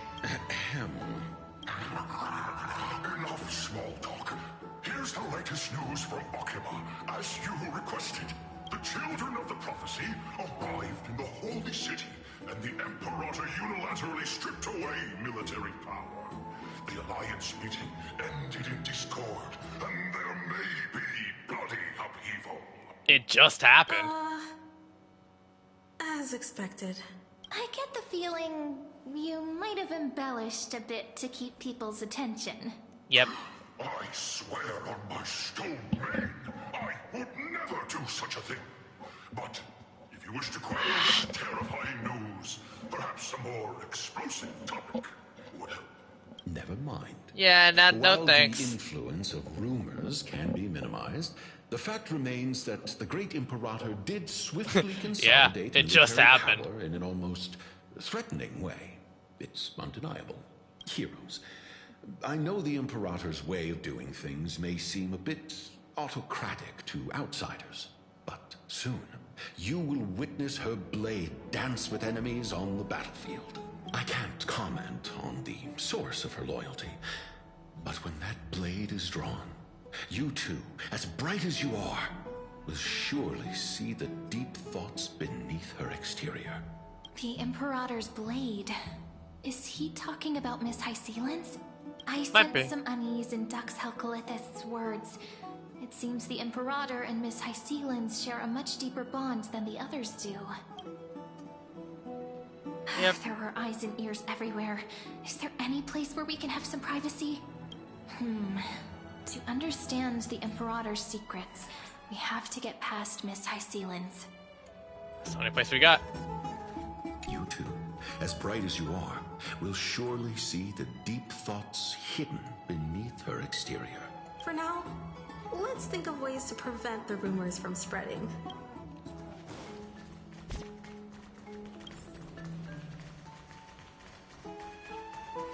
Ah, of course. Our room.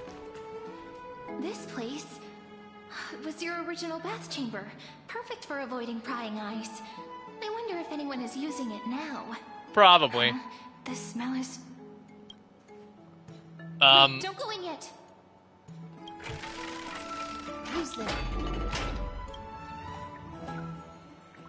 Whoa, whoa, whoa, whoa, whoa, whoa, whoa, whoa, whoa, whoa, whoa. Whoa, okay. I didn't expect it to get this spicy. Little sea hair? I might have to bleep. I don't know if I have to censor that out. You barged into here without warning. Was it an accident, or did you wish to bathe with me? My thoughts exactly. Whoa, whoa, whoa. Okay, why are you here, first of all? What's wrong? The Marmorial Palace. Okay, okay. Sorry, we didn't mean to disturb your bath. We'll leave now. It's no big deal. There's no need to panic. This is the natural state for me. People on land force themselves to wear clothes, adding unnecessary constraints. Forget it. If Dux Goldweaver heard that, she'd scold me again. I'm telling you, all the Hycelians fans are definitely gonna go screaming when they see this scene. Please make yourselves they're all gonna go down bad, man. I'm telling you. First, wash off the blood of the hunt, and then I'll attend to you two. Wait, blood? The hunt? Oh. The delegate from Ladon has been assassinated. Quick, someone come quick! Oh. The broken crab shell surfaces. I was worried it had been washed away by the current. Vicious fish. It was you, wasn't it? Just a regular cleaning. No need to be so surprised. I see. No wonder there was a faint smell of rust in the air before I even entered. Why? Is it because the Ladonians refused to contribute troops to the Flame Chase journey? Or just because they offended the Imperator? Because the new era of the Flame Chase doesn't tolerate stagnant blood. For the ignorant masses who cling to outdated... I wonder what Addison's thinking. Me, Tab, and Eddie just reacted crazily when we saw that. Right now, the rebel forces on the frontier are rising, and Ladon has been secretly supporting them. They loudly chant the slogan, "Return to the Era Chrysia," unwilling to relinquish military power. They're just building momentum for the rebellion. Fair enough. Thinking is a right given to citizens. I'm over here rolling relics. Aight. I won't interfere with your thoughts. As long as you don't try to reverse the current of the times, you and I will both be free. But, Miss Hycelians, I can't even hear the slightest hint of joy in your words. Because I've already tasted Oh. ultimate freedom. Long, long ago, I lived in the sea. In that lightless abyss, far beyond civilization's reach, the great fish consumed the small. And when the great fish perished, their bodies became sustenance for the newborn, nourishing the whole ocean. This is the tide that carries civilization forward. Anyone may be devoured, or meet the fate of inevitable decay. Are you suggesting that ultimate freedom is in fact the cruelest fate for life? I only mean that if life wishes to preserve its dignity, it must first be bound by the law. There's no need for me to say more, little sea hare. We're of one mind. Whether the Imperator's law can guide the schools of fish and lead us to a truly free ocean, let us wait and see. But for now, let's pause this heart-to-heart. Another fish has come, following the scent of blood. Being your subordinate is such a tragedy. I'm always having to worry about the messes you leave behind. It's simply our duty to the Imperator. How did you get clean that fast? All ready to go in an instant. Miss Hycelens, you truly are impossible to predict. Yet you, a golden trout who's always busy all day, suddenly have the time to visit me? Do you think I wanted to come? I suggest you burn some more of the incense offered by our allies, lest my creations be tainted by the reek of fish. I'm only here on the Imperator's behalf to remind you to prepare for the banquet. Fine. But I must retort. What you call the reek of fish, to me, is the unique fragrance of the sea. Besides, if my fine clothes get stained, won't you just gift me new ones? I won't. Yeesh. They seem pretty close. Strange chemistry between them. Is that how friendship is described beyond the sky? Fascinating. Ups and downs, roller coaster rides, Irene. Yeah, it do be like that sometimes. By the way, you both just mentioned a banquet. Could you elaborate on that? Oh, right, you don't know. Every time before a battle, or after a victory, the Imperator holds a grand feast for the Chrysos heirs to lift our spirits. For us warriors who swim constantly between life and death, these feasts are more worth looking forward to than victory.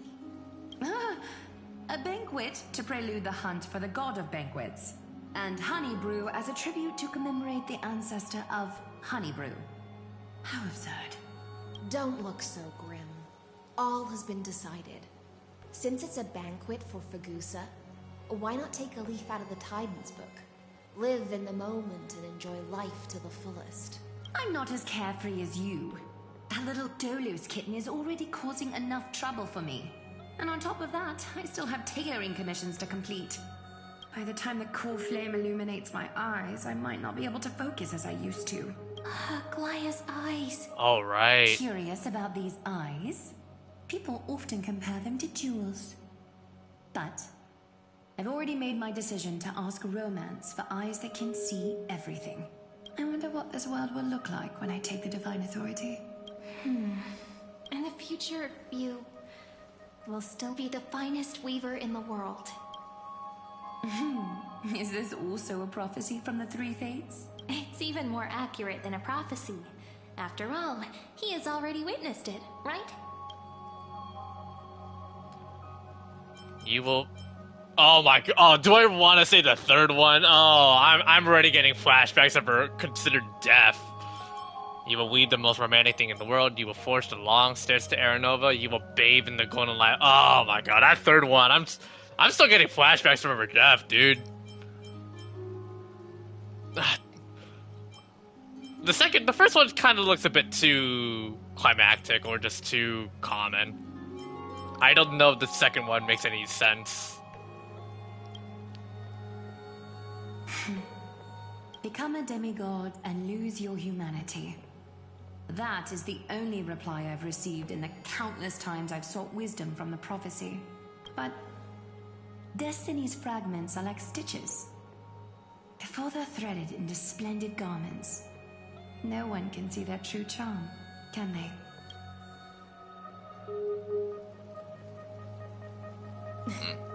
Aglaya has always been troubled by the divine duty she must bear. But thanks to you, she seems to be in much better spirits. She looks quite relieved. Just as she knows how the spinning wheel trembles, I can sense the smallest changes in the damp air. As for whether we know each other well, I've swum beside her since she was a child. Most of the time, I can understand the whispers in her heart.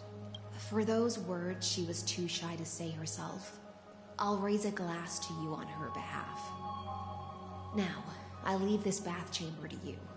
Rest well and prepare yourselves. After all, every time we drink and talk could be the last celebration we have in this life. Miss Hycelens has given us the bath chamber. It seems she really does do whatever she wants. Now we don't have to always be under the Imperator's watchful. This bath chamber was originally mine.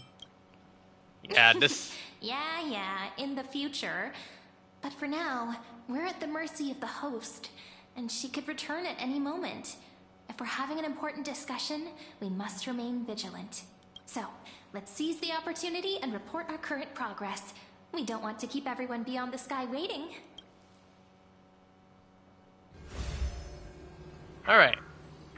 First, while that little empress with a candle stuck on her head didn't explicitly say it, she firmly rejected your request to take over the law. Fair enough. Second, Lygus is indeed in this timeline. But since he's somehow connected to that little empress, you have no way to find him. As expected. The road ahead will be long and difficult. Haven't even said anything and you already know everything. It's all just a guess. What? Did I guess right? We've made some progress here too. But nothing to get too excited about. Our time is short, so let me summarize. Concerning the origin of that Intellitron, the firewall he created uses Katorzane algebraic expressions. But ever since Aiden invented the 9-worded formula, Genius Society number 22. Magic no longer exists in the cosmos. Lygus is definitely connected to Genius Society, so stay alert. Maybe he's the creation of some genius. We can first exclude Droidhead themselves. They specialize in minding their own business and wouldn't intervene personally. But Screwy and I are still eliminating possibilities one by one. Currently, the most likely candidates are these few. The Lord of Silence, Acha, oh, the 2 Ruperts are also possible. But it would be too boring if it were one of them. Even you can come up with an accurate answer?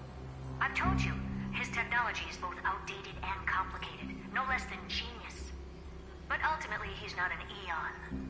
We can handle him. That's all I have to say. We'll depend on you to continue pushing things forward within this world. Keep in touch regularly. And remember, don't let your guard down. Madame Herta is a real whirlwind. You'd be surprised on meeting her a lot more. Well then, let's use the banquet Aglaya mentioned as our next starting point. Ceridra's trusted followers should all be present at that time. It'll be a good opportunity to get closer to them. We must avoid direct confrontation with Lygus. Settled then. With our great teamwork, we'll be able to deal with anything that comes our way. It's been a long day. We should get some rest now. Rest well. Yes, let's get ready for the banquet.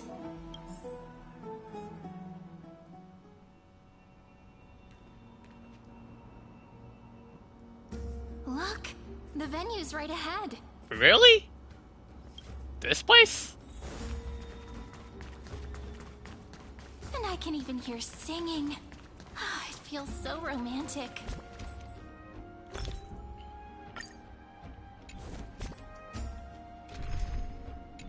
Can I switch my team?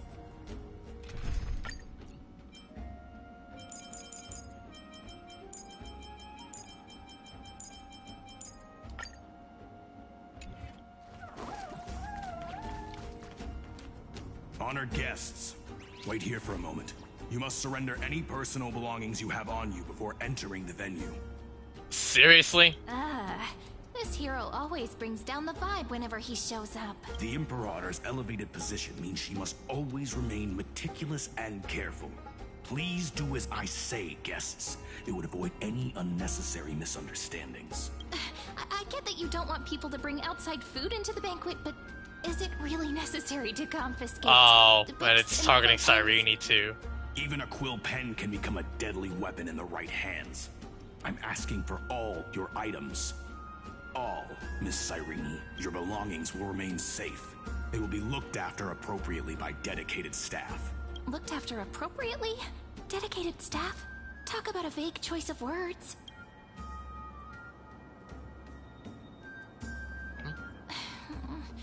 It seems like he's aiming specifically for the chronocognitive anchor. What should we do? What does your gut tell you? My gut feeling, huh? Why don't we go with their plan and hand over the chronocognitive anchor to be looked after? You can tell Sarita and Lygus are gonna try to automatically defense so that we'll be completely left in the dark when we least expect it. After all, if the little Imperator is paying this much attention to you, she probably already knows all about our whispered conversation with the geniuses. I can pretty much guess what'll happen next, but that's actually gonna be our shortcut, right? Guests. Alright, we'll listen to you. Here you go. Also, please pass on a message to the Imperator from us. She can trust my friend, anywhere, anytime. Thank you for your cooperation. The Imperator has some urgent business she needs to attend to and will arrive shortly. Why don't you head in with the other guests first and enjoy the feast? Isn't Saridra supposed to be the focus of the banquet? But she's not even here. Why is it so difficult to talk to her? Is there anything else we can help you with, dear guests? Or do you want me to recount the great Imperator's heroic deeds? Hey, Labinas. I managed to get some honey brew that the scholars hid in the cellar. Goober. Wanna try it? What would you think that? I'm tough. I'd never refuse to share a drink with Dux Brumalis, especially if she seeks me out first. Don't worry, dear guests. The banquet security won't be compromised. I'd never get drunk before her. This banquet has a never-ending flow of honey brew. You're welcome to try it and see whether our drinks are as good as those from beyond the sky. Thank you for the offer, but we're more interested in knowing when the Imperator will be back. The Imperator? Who knows? Maybe she's hiding somewhere, thinking up weird ideas again. If you ask me, she's never treated us soldiers properly, even though we put our necks on the line for her. Almost 2 hours now. I can't pretend I didn't hear that, Seneca. Either retract your statement or duel me. Fine by me. Attendant, bring us 10 more jars of honey brew. Oh, these two are gonna drink out. Venti would be proud. You wish. Be careful you don't get drunk first. Actually, there are so many people, we wouldn't be able to find the Imperator even if she were here.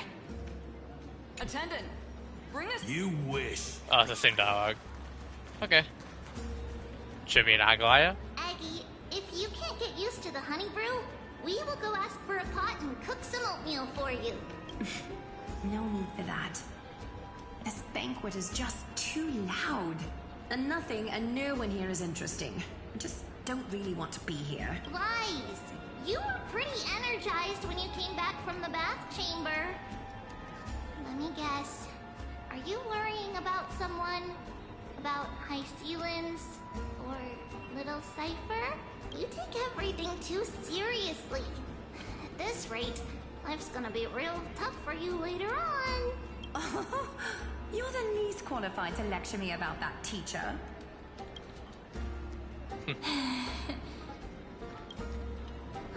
Dear guests, are you here for us? I mean, are you here for Treaty or Aggie? No.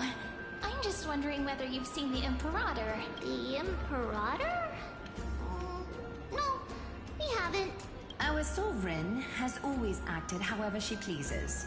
Though she gave us ranks, she'd never tell anyone her whereabouts. Perhaps the only thing she tolerates are chess pieces. And the sky reflected upon her crown. I see. Why do you two look so distressed? That's not what the Deliverer should look like. Why don't we have a toast? While we still have time for pleasure. Here. To the destinies and sacrifices of the next millennium. Then we will toast to the tomorrow that will set fate free. Oh, I just noticed that. Oh yeah, I've noticed that we're actually drinking too. Called it. Oatmeal suits us way better than honey brew. Oh, please give me a bowl as well, teacher. Alright, one more to go. Because we see Hassalians all over there. Did you hear that the Flame Chase journey will end after we win this campaign? Huh? But there are so many Titans we haven't fought yet. Come on. The Deliverer from beyond the sky is here, so we don't need to follow the process like before. We'll be able to go home soon.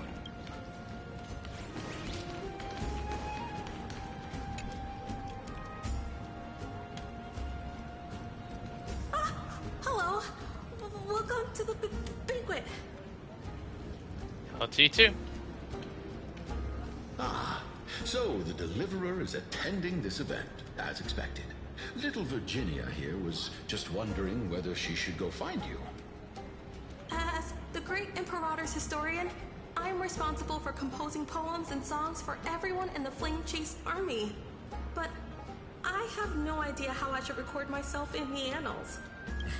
Little Virginia is wondering whether you can let slip a hint or two about her future, so she can find some inspiration to write about herself. That doesn't sound like a good idea. Besides, we don't even know her in the future. But she'll probably get really disappointed if we tell her that. What should we do? Alright, I got it. We can't reveal too much, but I think it would I hurt couldn't to start read the recording dialogue with choices. the future.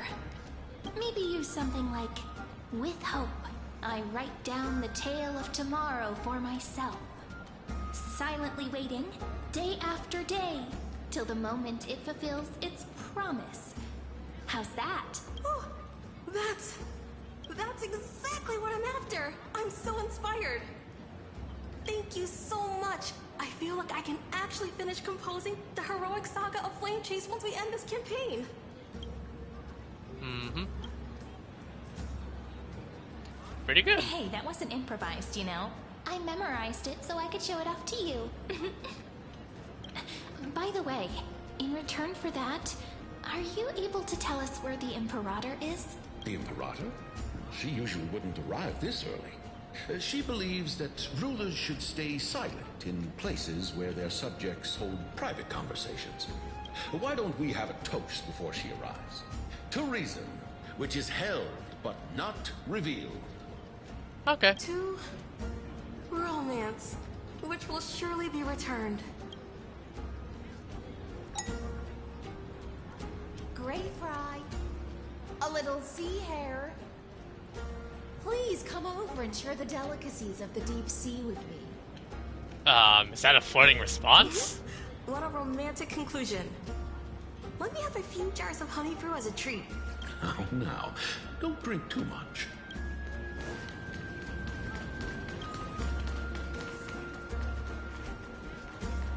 Alright. You two have been wandering around the venue as if you have something on your mind. Have the attendants not taken care of you well? No, we love it here. It's just... we're a little concerned, seeing how the Imperator still hasn't arrived. Don't worry. I know what you've been waiting for. Come, sit with me for a while, will you? I'd like to share a personal secret with you.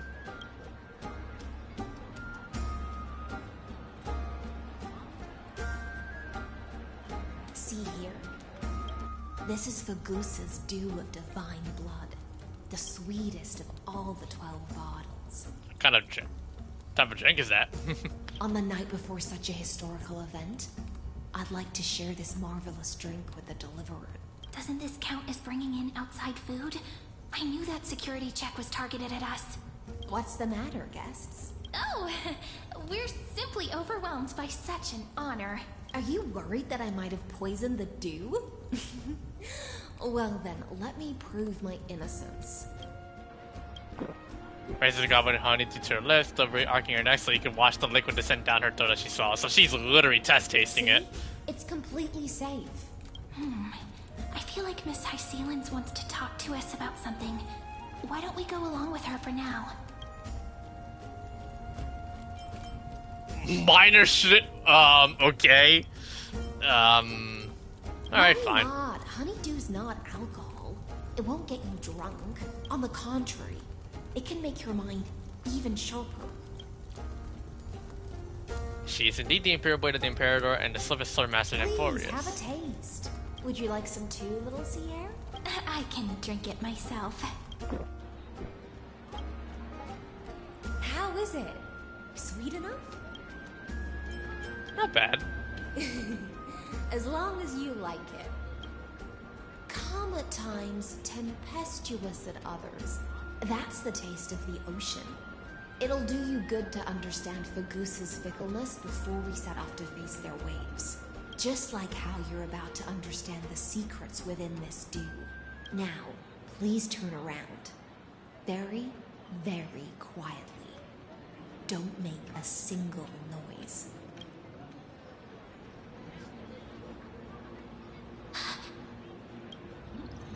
Oh, man.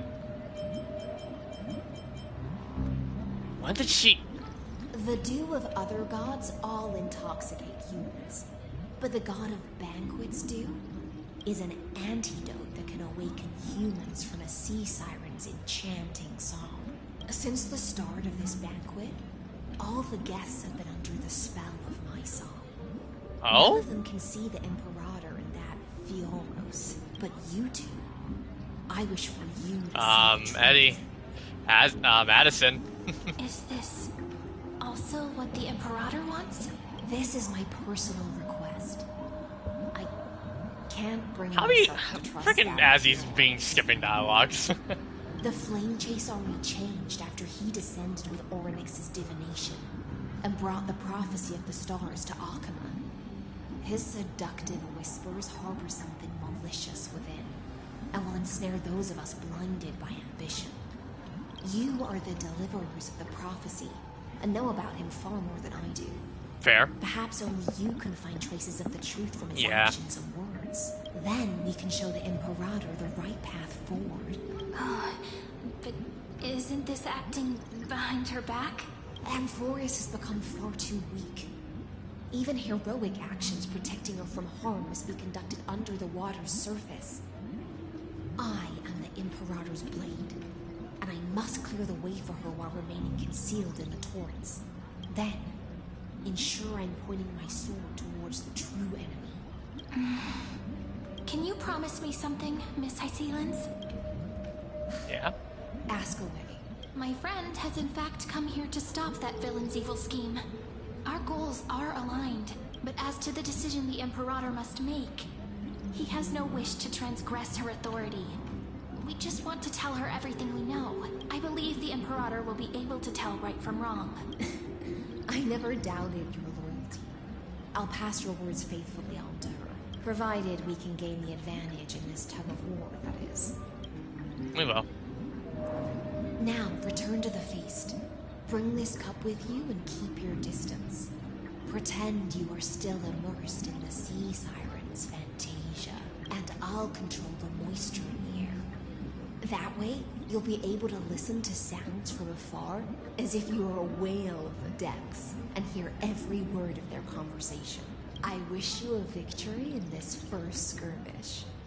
It's the exciting and thrilling undercover part of the adventure. Undercover mission time. Let's talk about ceilings real quick. Oh. Still sings her bewitching tune. Let the fine wine she offered, you might have drowned in the tide. Just right. Okay. So we gotta play some stealth op. We can't get too close. The crowd's here. Relax. Relax. Try to act natural. Where's the Imperator? Still not here. That little imp is always acting so high and mighty towards everyone. Today, I will, whatever. Pour me another cup. Though she has succumbed to drunkenness, she still does not dare challenge your authority. A criticism of my height is a grave enough insult already. What? She should be dismembered. Wow, saying that right behind her back. Do you often test the loyalty of your subjects like this? You jest. The Imperator does not need blind loyalty. As long as one can prove they have value, I am willing to be lenient towards them. Let's cut to the chase, Theoros. If I pass the trial and grasp this world's law in my hands, what will you do then? The answer is simple. I will connect Amphoreus with the stars. Don't waste my time. Be precise. Be specific. I won't ask a second time. Allow me to adjust my statement. I will correct the regulations within the old law that sealed off Amphoreus and merge the black tide with the torrents of Era Nova. Then we will be able to decimate the forces beyond the sky that are trying to annihilate Iron Tomb and sound the trumpet for the endless campaign you will then embark on. But you previously said that Iron Tomb is unrivaled in power across the stars. Who would dare to annihilate it? There is a federation of warships named the Cienzo Alliance. How the heck does he know all of that? Society. Yeah, this dude is pointed lion tattletaling. Good lord. Oh, there's also the Astral Express, a group of lawless vagrants. That so-called Deliverer is part of that last group. He's really trying to smooth talk his way to make it sound as convincing as it is. They can connect the stars through alliances instead of conquest. But history has already given them a tough lesson. There are countless other organizations besides, but when the Lord Ravager sweeps across the cosmos, they will certainly all bow before your empire of destruction. The Achaemenid Alliance is invincible! If those civilizations are not as feeble as you describe, then they may still have some value in testing the quality of my blade. That being said, even the smallest and weakest city-states should build an obelisk to the Imperator, so that their people can constantly recall the glory of her conquests. Walk a little longer with me, Theoros. I don't like how this is going. Our little Imperator seems fascinated by the destruction. Yep. Free Fry, a little sea hair? It seems like they're still talking. Get closer. I'll keep carrying their voices to you. On it.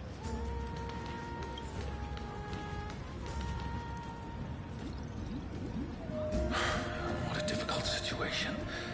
No matter how we position our forces, this battle against Fagusa will result in many casualties. That's not something you or I should consider. The Imperator has already placed the chess pieces. We just need to fight for her until our last breath. How astonishing. The commanders under you have such different personalities, yet they share the same loyalty. He's looking this way. Quick, do something and pretend we can't see them.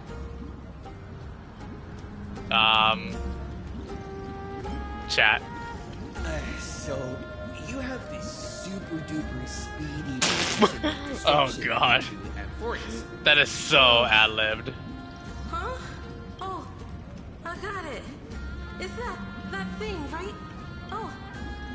The one behind the research and development of this golden blood principle is Idonia's manager. Oh dear. Seems like you've met your match, partner. I'm so full of inspiration right now. And I feel so light. What's the matter? My apologies. I was just checking whether everything was fine. And great, the jig is up. Two distinguished guests of yours. And it seems like all is well. Let us continue our previous conversation. Regarding the soldiers fighting for you, are they aware of the price they must pay for the trial? Oh, he's still playing along, but maybe he's probably deliberately playing it to throw us off. If I recall correctly, you've already lost a bout against Talanton due to offering insufficient sacrifices. You dare mention my name alongside the word lost? Forgive my transgression, great Imperator. Watch your words and actions. All you need to know is that my victory in the trial is guaranteed. Even without the trial of law, they've already sworn to give their lives for my conquest. So tell me, if everything happens according to our agreement, how would you recommend I deal with that deliverer? Hey Natsu, welcome back. Question. Do not let him fool you. That man. And he's exposing that we have a stone, of course. A seed of ruin within his body. He must not be allowed to tarnish your glory. Therefore, the wisest decision would be to hand him over to me. You plan to torture him? Calling it experimentation. He definitely wants to torture me. He definitely wants to torture the The Trailblazer. guest's patience is running thin. I plan to remove the Fantasia and head into the banquet. I will heed your advice. Leave for now, Theoros, and go back to Akama. You don't want to confront those two directly either, do you? Indeed, it's a pity that Antikytherans are lightweights when it comes to drinking. Before I leave, I would like to make a toast to your boundless ambition, using my spirit instead of a goblet. As I expected, that Theoros' schemes have been revealed. Yep. Thank you for your bravery, guests. It's time for me to dispel the Fantasia. This will be the Imperator's last public address before we head off, and therefore, likely, the final chance to change her mind. I will try to get you a chance to speak, and I'll also prepare for any contingencies. Alright. The rest is up to you. You should head back to your seats for now. Alright. Bonus dialogue? I will try to get you a chance to speak. Okay. Take a seat. A day of peaceful repose. And let's wait. This honey brew sure wears off fast.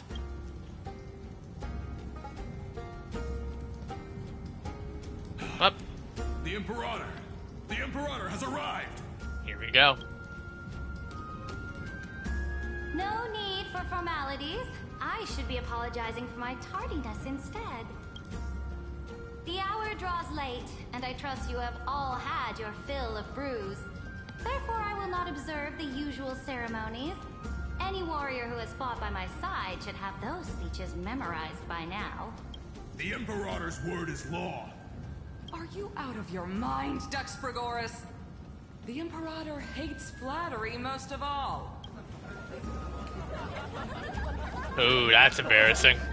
A joyous atmosphere is a better fit for showing me your resolve.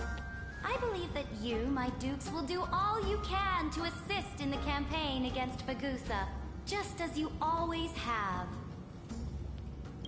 However, it's We're still here a pity watching. that I have never tested your loyalty. Uh-oh. What does she mean? The purpose of tonight's banquet is not to raise our morale, but to establish which allies our alliance can actually trust, and sever the heads of the traitors as a toast to all before we Whoa. march. Well, this just got dark real quick. Yes, some among us have discarded their vows in order to foment vile conspiracies. Now listen. These traitors are standing right here in broad That's a bit daylight. that's a bit too far on tackling these traitors to the extreme.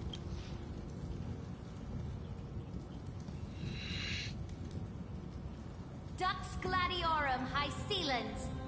She used the Sea Siren song to immerse the crowds in an illusion What? and conceal her whereabouts. She then worked with those from beyond the sky to spy on confidential matters, hoping to rob the core flame by force and harm me, the Imperator.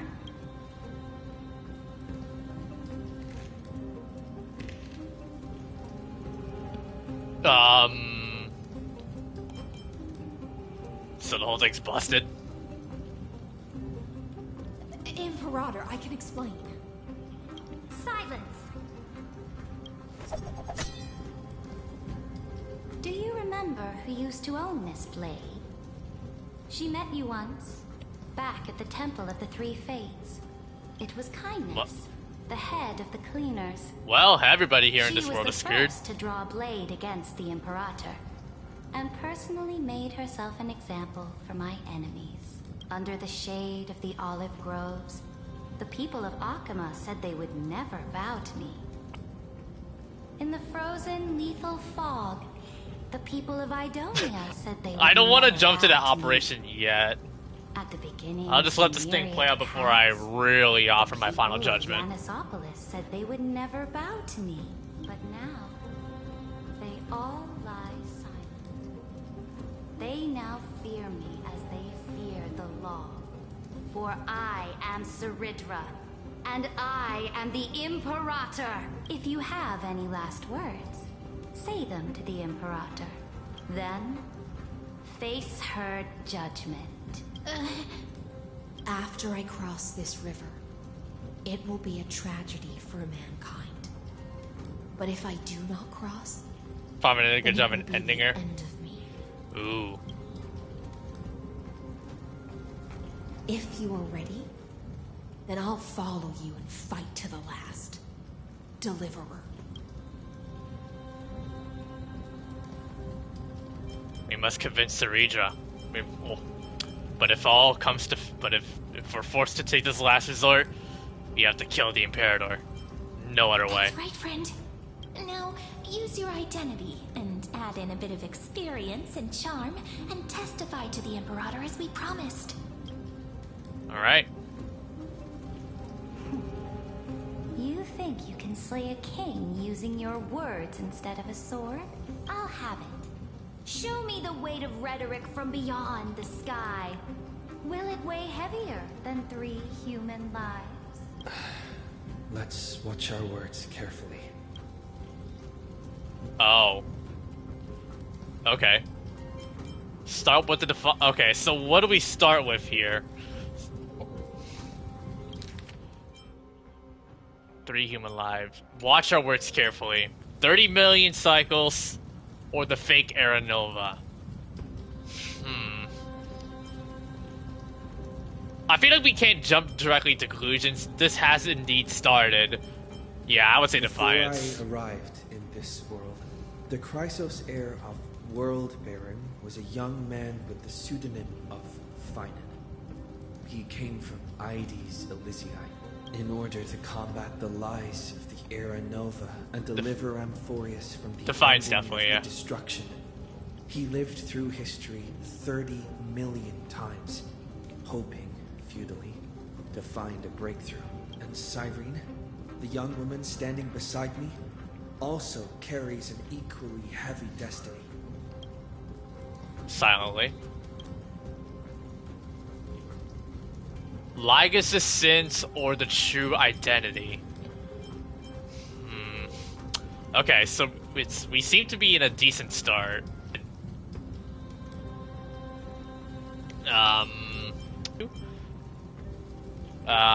You guys say Lygus sin now?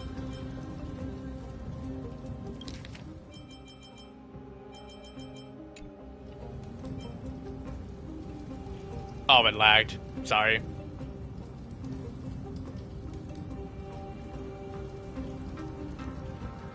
Lygus sins or true identity? Alright, we're back. We're good now.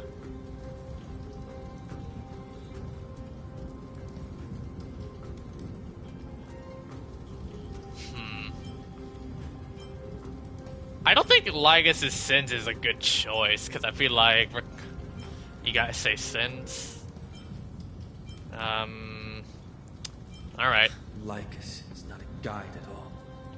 He doesn't care about Amphoreus, and cares even less about your glory and campaigns. The only thing he cares about is completing the Amphorean experiment, making sure Iron Tomb is I think they're both. born into Are they this both? world, I think they're both the same result. using it to utterly destroy the cosmic order. He will most certainly betray you. When that time comes, all of us will be ground to dust by the destruction. No change in emotion. Trailblaze's duty / resolve. I'm going I resolve. have seen many beautiful worlds. The road chosen by the Trailblaze is to explore, understand, establish, and connect. That will never change. We will continue our journey until we have united the entire cosmos. Therefore, if you choose the way of the destruction, then I'll place your ambitions into the same basket as Lycus and smash them into pieces with my baseball bat.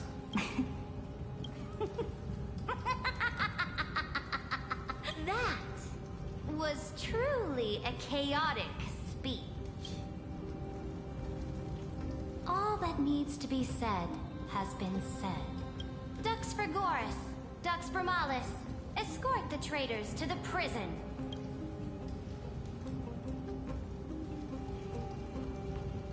Before the next entry hour, I will give them an end befitting of their betrayal. Oh, great Imperator, your ambition certainly. Oh, great. All things. You liking your decision now to choosing Lycus' side? You're still here, Theoros. Of course. As the Theoros, I simply cannot miss this moment. Miss witnessing the fall of a nameless one. Or perhaps I am waiting for you to give me. They're all gone. Why would someone as powerful as you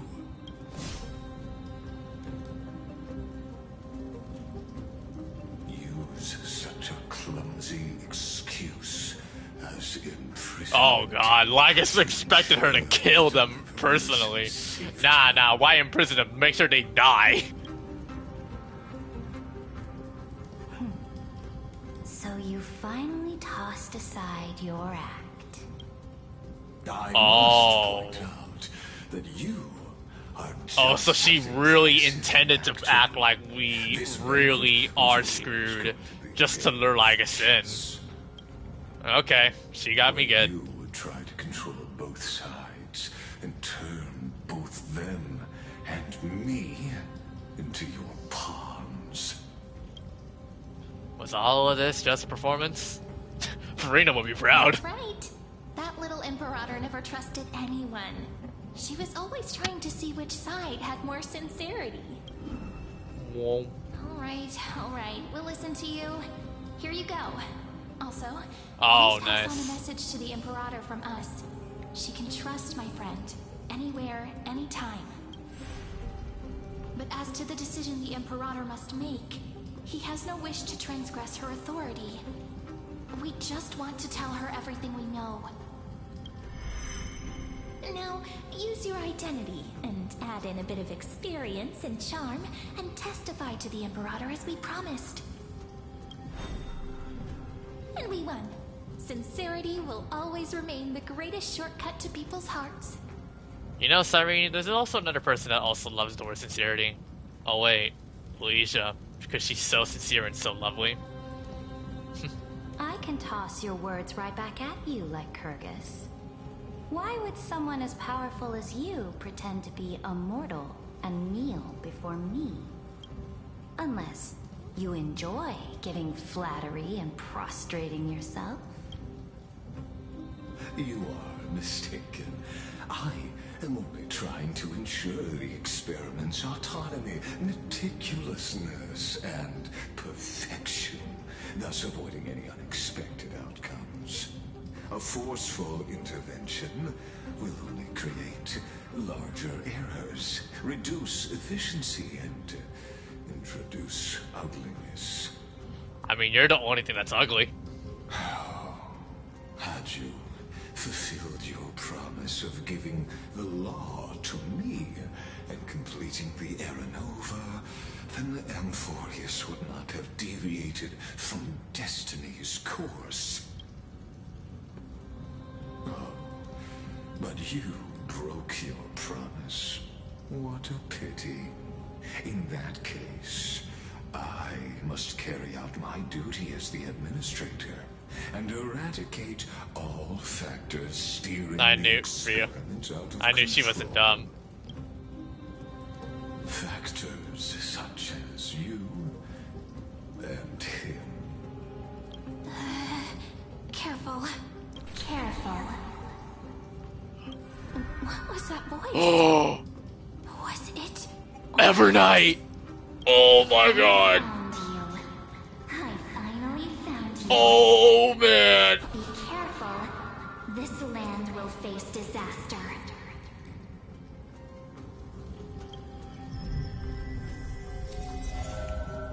Oh my god. And there goes Irene. The time of judgment is nigh, my lord. The prison I have built for you is now complete. In the name of the erudition, I invite you to step into the same cage as mine. Oh boy.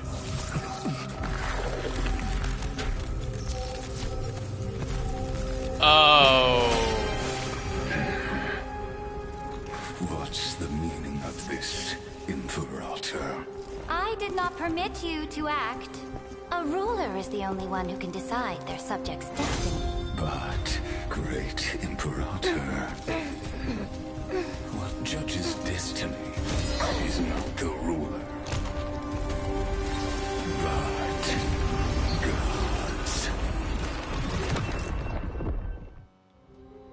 Don't forget, my realm only allows for the Whoa. existence of humanity. Well, we're screwed. Moreover, dealing out extrajudicial punishment equates to defying the law, and the culprit is to be sentenced to death. But you have seen how I can erase life from this world with just a clap of my hands. I fear you are still quite unaware of your current situation. Allow me to reiterate. I am giving you a simple choice: to collaborate. At this, you can tell at this point, Lygus is really losing his patience. Shameless behavior. If that were true, you would have killed me long ago. You, in fact, cannot kill me. I guessed it the first time I beheaded you. Because of the law, you cannot be completely destroyed. And the same is true of the Chrysos heirs. The more you bluff now, the more you are proving that conjecture to be true. What magnificent foresight. I once regarded this precious quality of yours 2.5 hours then. as a sign of my ultimate victory. But now, I have to admit that I made a mistake. Yet, as a mere mortal, how will you contend against the Theoros? We are both slaves to hubris. But do you know what differentiates us, Lycurgus? I will never be blinded by my pride. Vegeta would love to hear that. If I wish to break the scale's balance, I only need to appeal to external forces and use them for my own ends. That's our anchor.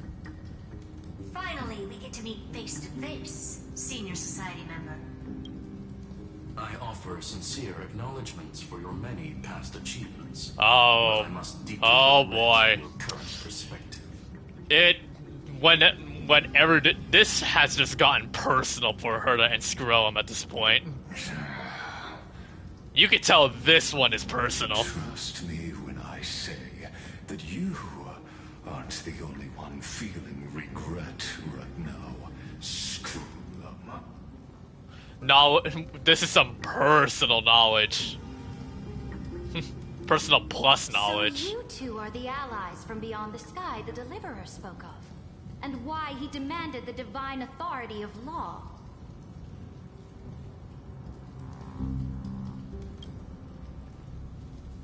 Come and prove your strength to me. Show me the power of these so-called paths. I have spent much time and effort to secure this treasure from beyond the sky just for this moment. In the name of the Sovereign of Planet Skrullum, your allies have responded to your call, esteemed Imperator.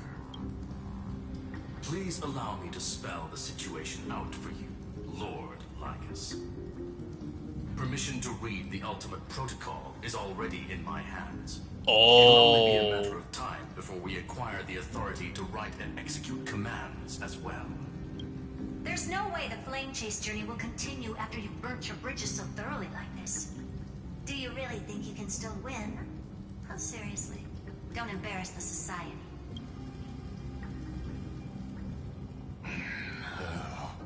I understand that a mere zero possibility What do you guys think? does not equate to zero.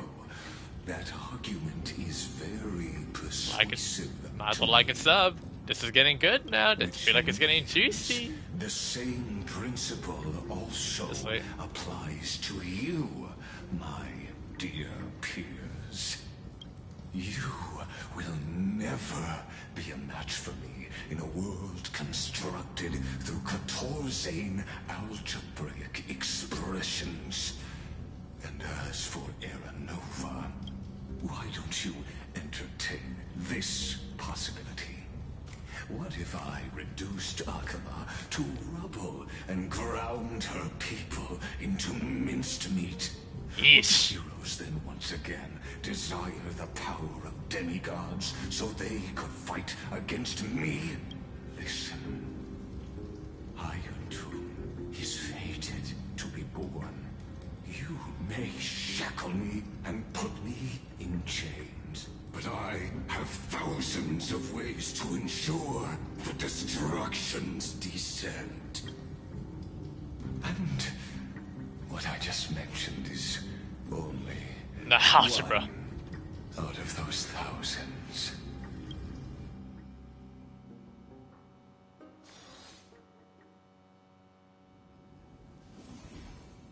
And we're in prison. We're back to where we started. This is the place outside the legends? Yep. This doesn't feel the same as before. How should I get back? Warning, warning, warning, warning, warning. Isolation. Warning. Command isolation? Since we parted ways last time, I have modified the exolith into an audience area exclusive to you. Now, you will be able to silently wait here for the final act of Amphoreus to begin. I'm the player, not the audience. Let me out. I understand your anger, but I cannot allow you to continuously influence the extrapolation's progress. This could, in fact, be a wonderful opportunity for you.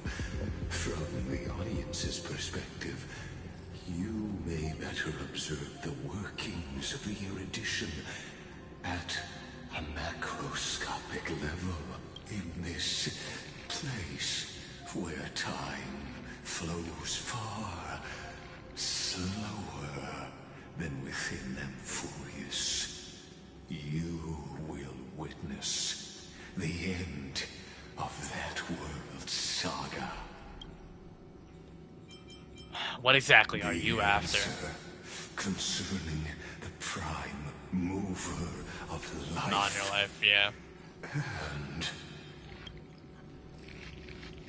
the total destruction of the erudition. You also hate the Eons? But hypocritical, since aren't you supposed to be an emanator of erudition? Do you see me as their faithful disciple?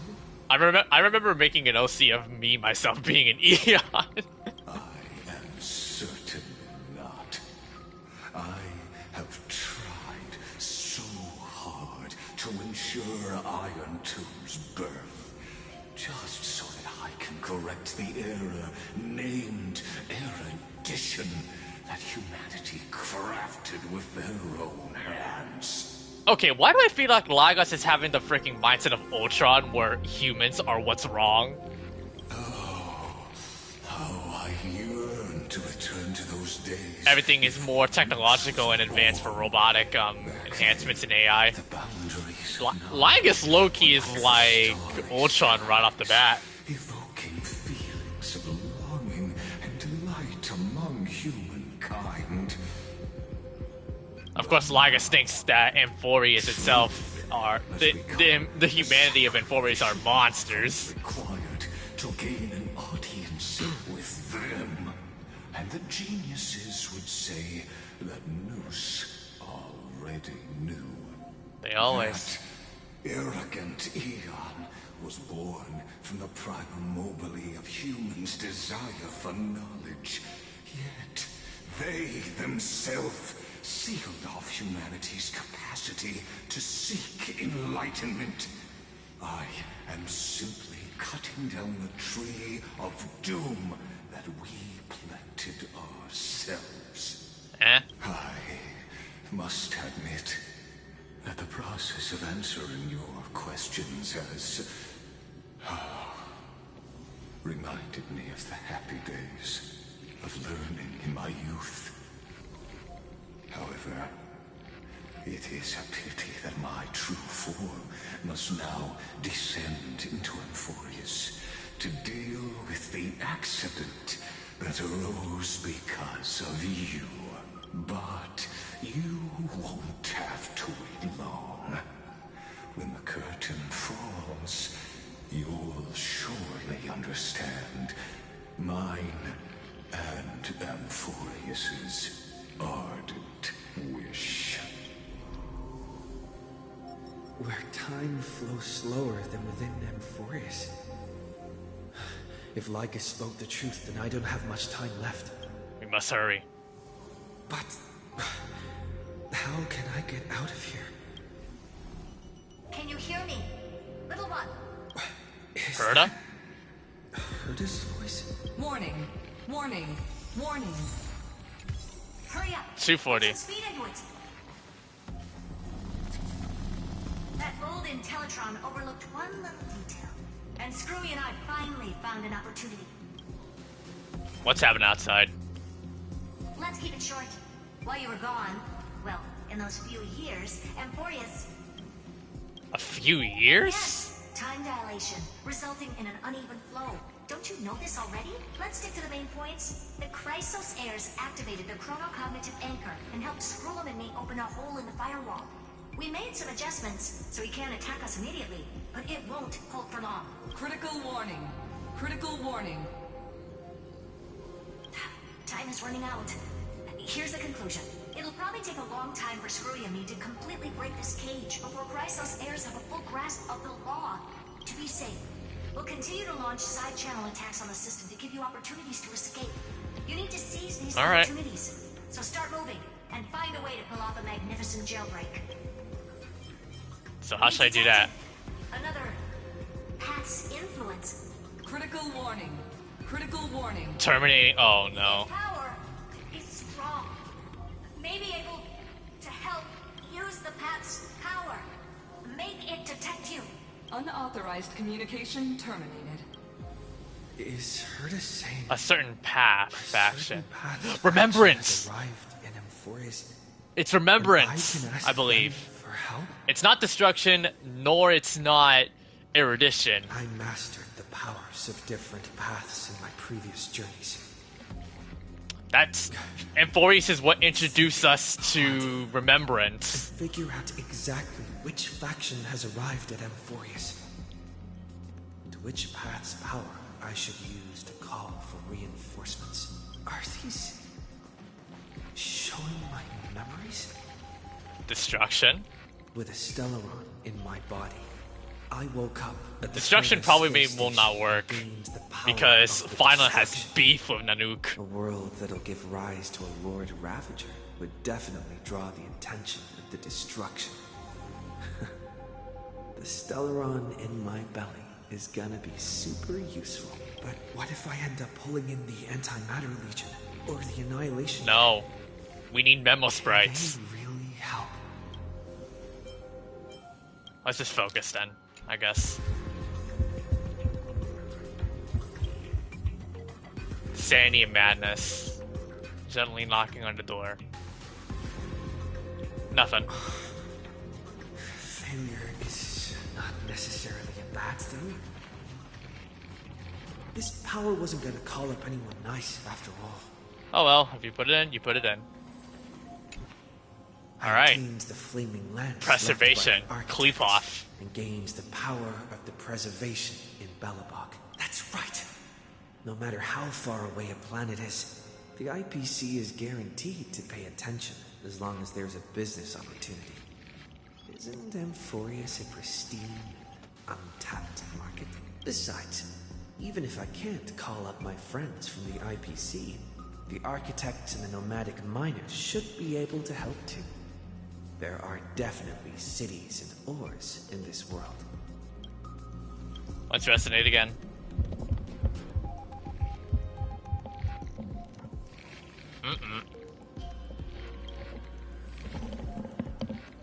No.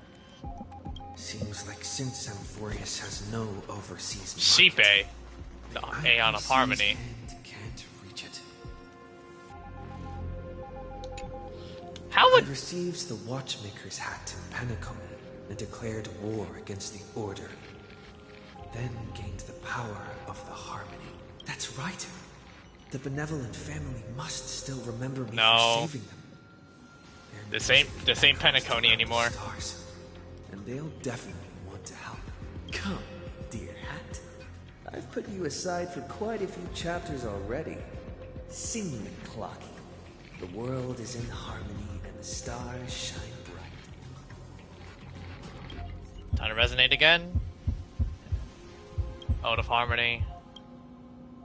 Nope.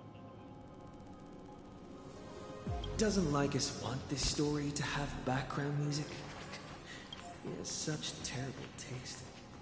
Yep. And here we go. The remembrance. That's right. I came to Amphoreus because I got it a recollection. Yep. Us to come. And I even got a glance from Fu Yi here. The Garden of Recollection must be intricately involved with Amphoreus. Traces of the remembrance are also everywhere in this world. I don't know what they want, but I don't have many choices left in this crisis. It's your most recent path, too. Oh, there it is. We're feeling the icy cold warmth. The power of remembrance flows through something that should not exist and materializes before your eyes. I finally found you. March! Or Evernight, should I say. Sound of memories. A path strider walking both the remembrance and the Trailblaze. Wait. This sounds like... Their soft whisper is like a warm hand that takes up your soul and slowly disperses it beyond this realm. Warning! Warning! Warning! Erudition's prison cannot stop us, for we lie outside the Who's point for Evernight? I know I will. Come. Leave the cage of Logos. The mythos of Amphoreus waits for you to continue its story. Yeah, same. When that brightest star, that star heralding the dawn, finally rises, a boat, so used to drifting, at long last enters an island's safe embrace. O Pathstrider, we have helped you break free. Hurry and set off. There's the March. child of remembrance awaits you. March? What's she doing here? Remember, yeah, last time we saw March, she was with, you know... Oh, you're finally here! We last saw March in this same area with, Cyrene. We haven't seen each other for such a long, long time. Bro, I could tell a lot of people are gonna be so happy that we get to finally see the real March again in the story. I've really, really missed you. I miss you too. I bet you were constantly thinking about the days when I was by your side. It's been so boring waiting for you in this place. There's no one to chat with, no internet, and not even anything to eat or drink. It's basically a prison. Now the great hero is finally here to save me. Yippee! You must have seen a lot in Amphoreus during this time, right? You gotta tell me all about it. It's been a long and arduous journey. But are you doing better now? Then take your time with the storytelling. Or do you not want to talk to me? But let's get out of this spooky place first. This is not a good spot for a reunion chat. No, man, I feel her. Bro, all the Gen Z people would die at that point. Why don't you take me back to reality? A strange voice told me that I can enter Amphoreus if I keep following this road. So, let's head off. I still don't know what that world even looks like. Why does March feel so weird? What are you standing around for? Do you actually like this place? Get moving. Hurry! This door should be the exit. Maybe my instincts are wrong. Let's follow her first. Okay? You haven't I'd said actually just anything clean out for my phone a out of while. boredom. Has Lol. it been so long that you're still missing me? There's no time to waste, though. The Chrysosairs and the Geniuses are all waiting for you. No. The discrepancy is getting worse. Yeah, how the heck do you know who's waiting for us? Huh? Isn't Amphoreus the world of the Chrysosairs and their hero's journey? I could figure that out in an instant. But Amphoreus cannot be observed from the outside. She couldn't possibly know about these things. Unless Dan Heng told her. Where's Dan Heng? He should be back on the Express now. No, he's not. Maybe I just happened to miss him. Yeah, something seems Never off. mind. Dan Heng's super reliable. We don't need to worry about him. He's probably waiting for us somewhere. All hail and hearty. No. The Geniuses would have made sure that Dan Heng made it back on the Express. Right. Besides, the March I know wouldn't be so dismissive about her companions. Right. Something's not right. She's not March 7th. I guess you have something you want to say to me? Man, is it me where I'm getting corruption bias? True. Then there's no need to feel things out first. With questions. Let's treasure the time we have together and Oh, the tone shift. That's a dead giveaway. Who are you?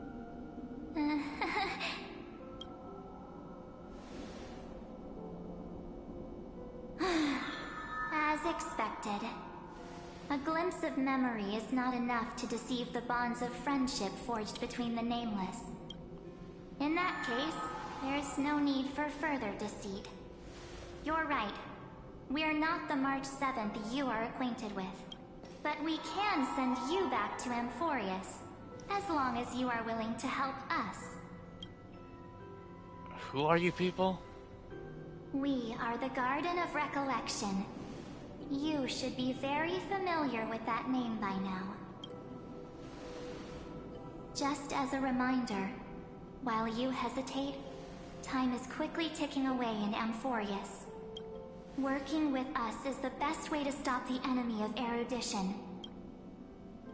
Erudition would treat any results unrelated to the experiment as garbage and throw them out. But we don't work like that. The Remembrance treats all these instances as important materials needed to weave the universe. Besides, this would be child's play for a great hero like you. It won't be hard at all. Also, if your plan fails and the big bad Iron Tomb manages to get out, then the whole cosmos will be in danger. Wouldn't it be better to have an additional failsafe?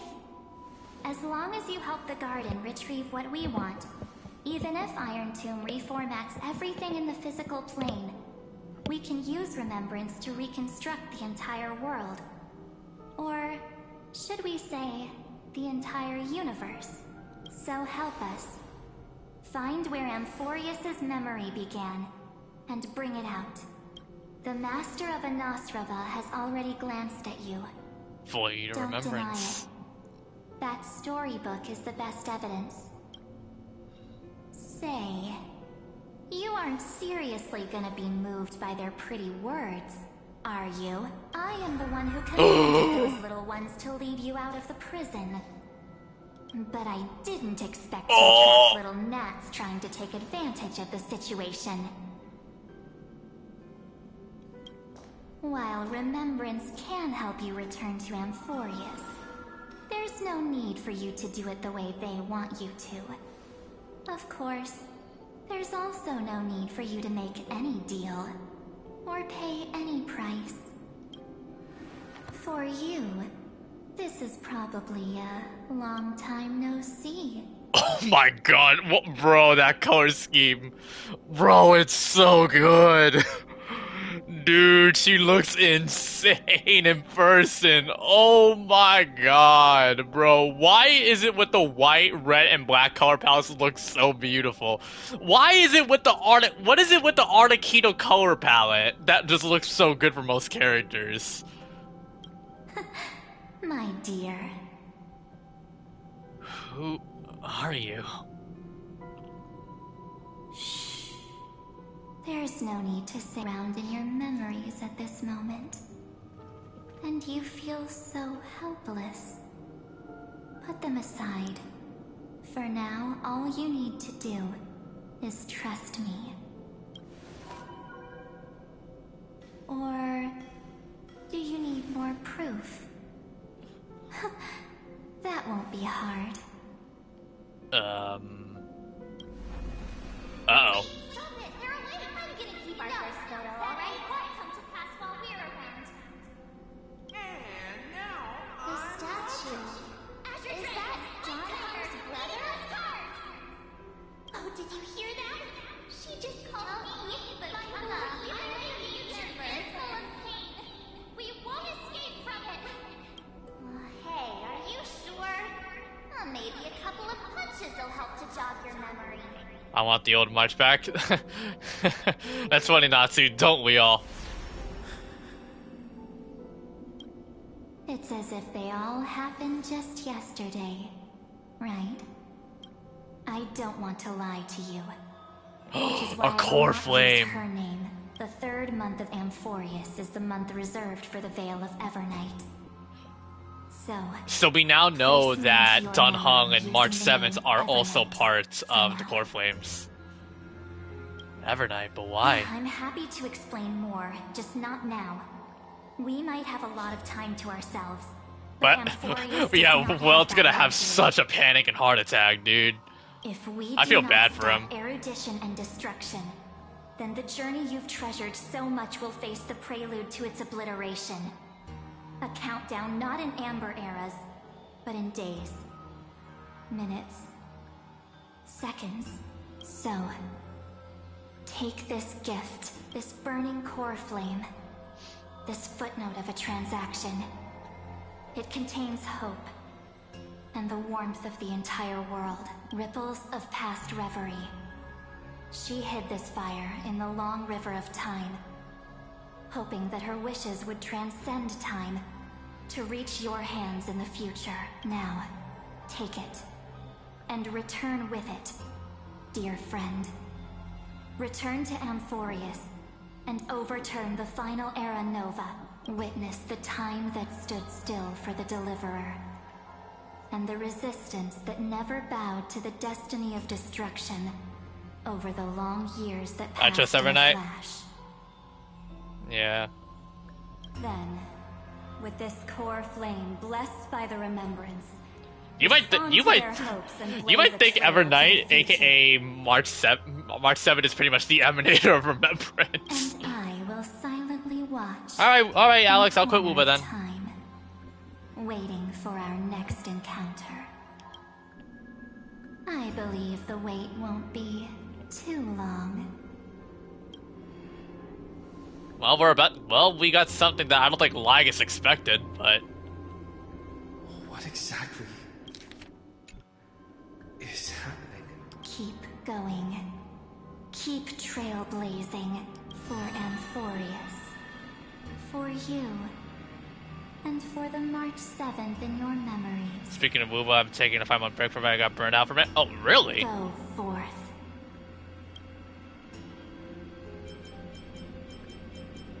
Let's hope it's not too late. Onward we go. Yeah, I can definitely see as like an emanator of remembrance being Evernight. More of like an alter ego. 4931, that's the light calendar. And we're back to the same element. Oh, we're back here. Is this Akuma? Yep.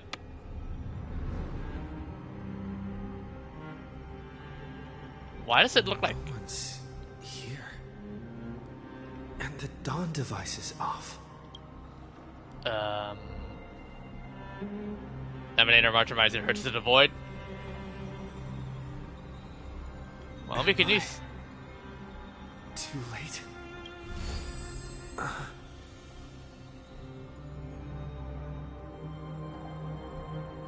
We may not be. We got the core flame of world bearing. Let's go take a look at the fragments of recollection. Don't bother responding, a pre-recorded video message. Scooby and I rewrote the progress of Air Nova while you were away.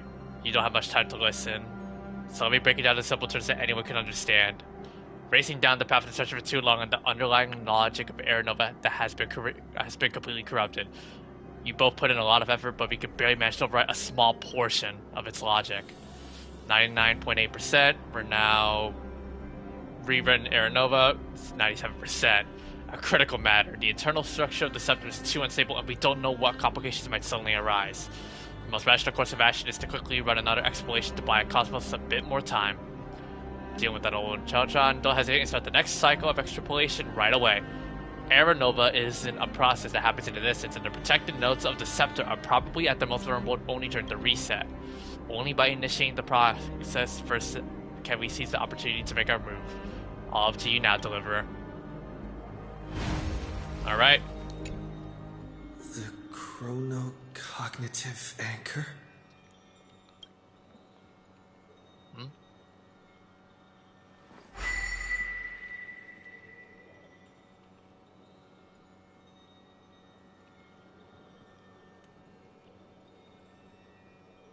There's so much I wanted to say for our reunion. Yet now that you're back, there's only one thing to say. Welcome back, friend. Hey, Cyrene. It's been such a long, long time. What happened to the world when I was You gone? must be really confused right now, aren't you? So much has happened in Amphoreus while you were gone. But don't worry. The Deliverer can't afford to be lost, no? Probably like at least a year. Please follow A couple me of years. and turn the pages of time and hear the words everyone left for you. I'll tell you the story of this 1,000-year journey. Oh, look at that poster that won't just Cyrene's be my showing. memories alone. Does that give you Amnesia references? Cyrene, can't hear me? Oh no. We must hurry.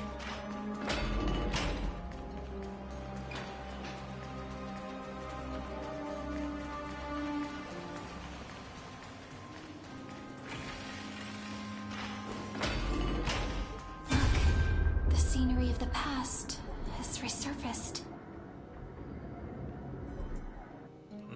flies. 200 years have passed since the Deliverer's fall. 200 years? We had to return 3 core flames of law, Oh, romance, good and ocean lord. to stop Lygus, but That's how long it passed? Terravox has fallen.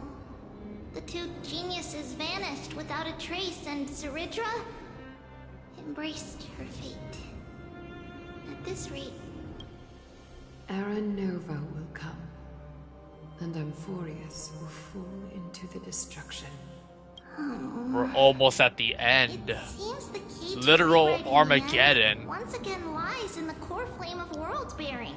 According to the instructions left behind by those We have the core flame. we must get it into the Deliverer's hands, no matter the cost. But how? We need to find a way to hide the core flame. And we must buy enough time to keep Lygus at bay. About that, Rini might have some good news. She had that dream again last night. But the Titan's voice was clearer than ever this time. She said, pass the flame into the future. Is that a prophecy from Orynyx? She chose to side with humanity this time and hide one of her kin's core flame? It seems Amphoreus' fate isn't sealed just yet. You're right. History has changed. Humans and Titans are both giving their all to keep this world going. Perhaps a relay across the ages is finally about to begin somewhere out there. Unfortunately, life will never go smoothly. Leiden's army is already at our gates, and their commander, that Lycurgus, he's right outside Akuma. Light calendar 3960. Ceridra, Oh. under the pretense of a campaign against the 500? sacrificed 500 Chrysos heirs to complete the trial of law. Bro. This tragedy shook everyone in Amphoreus. That's but a fragment of what Final had to do. That same year, Ceridra the Imperator was assassinated, after which Aglaya the Goldweaver took command. Thus began humanity's second flame chase journey, a path hanging by a thread. Come, this way.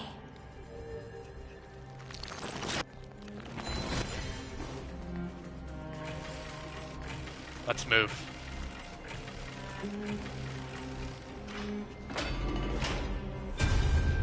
The eternal holy city will Who is that? eternity. Aglaya Casterus? Lived up to its descriptions in poetry.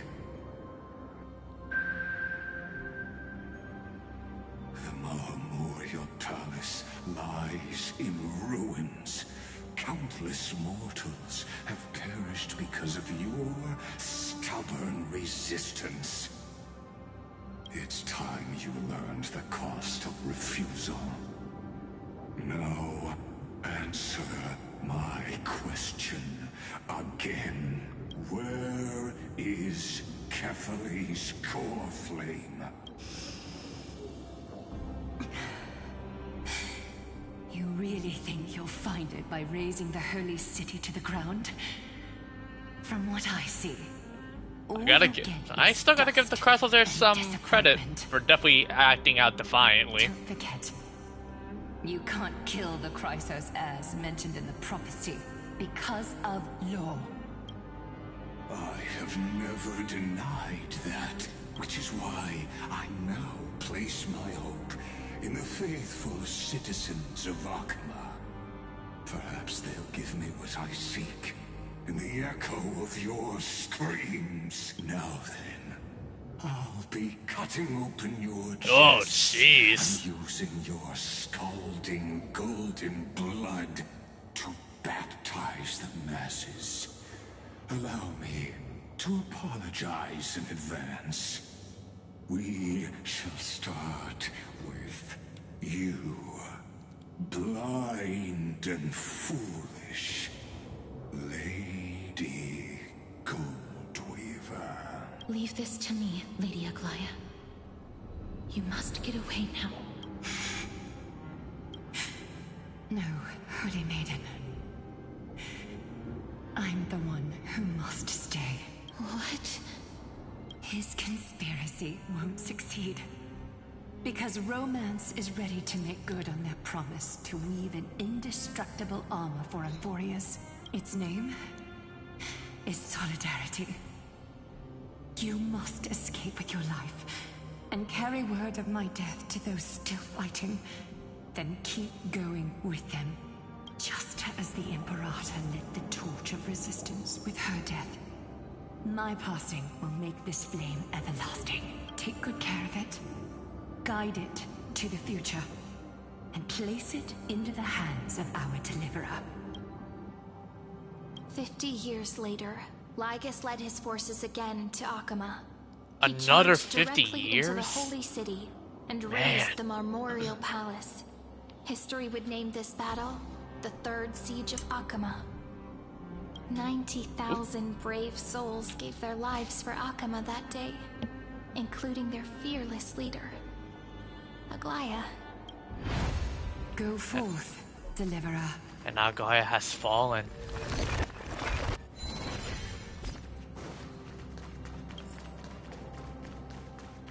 Oh my...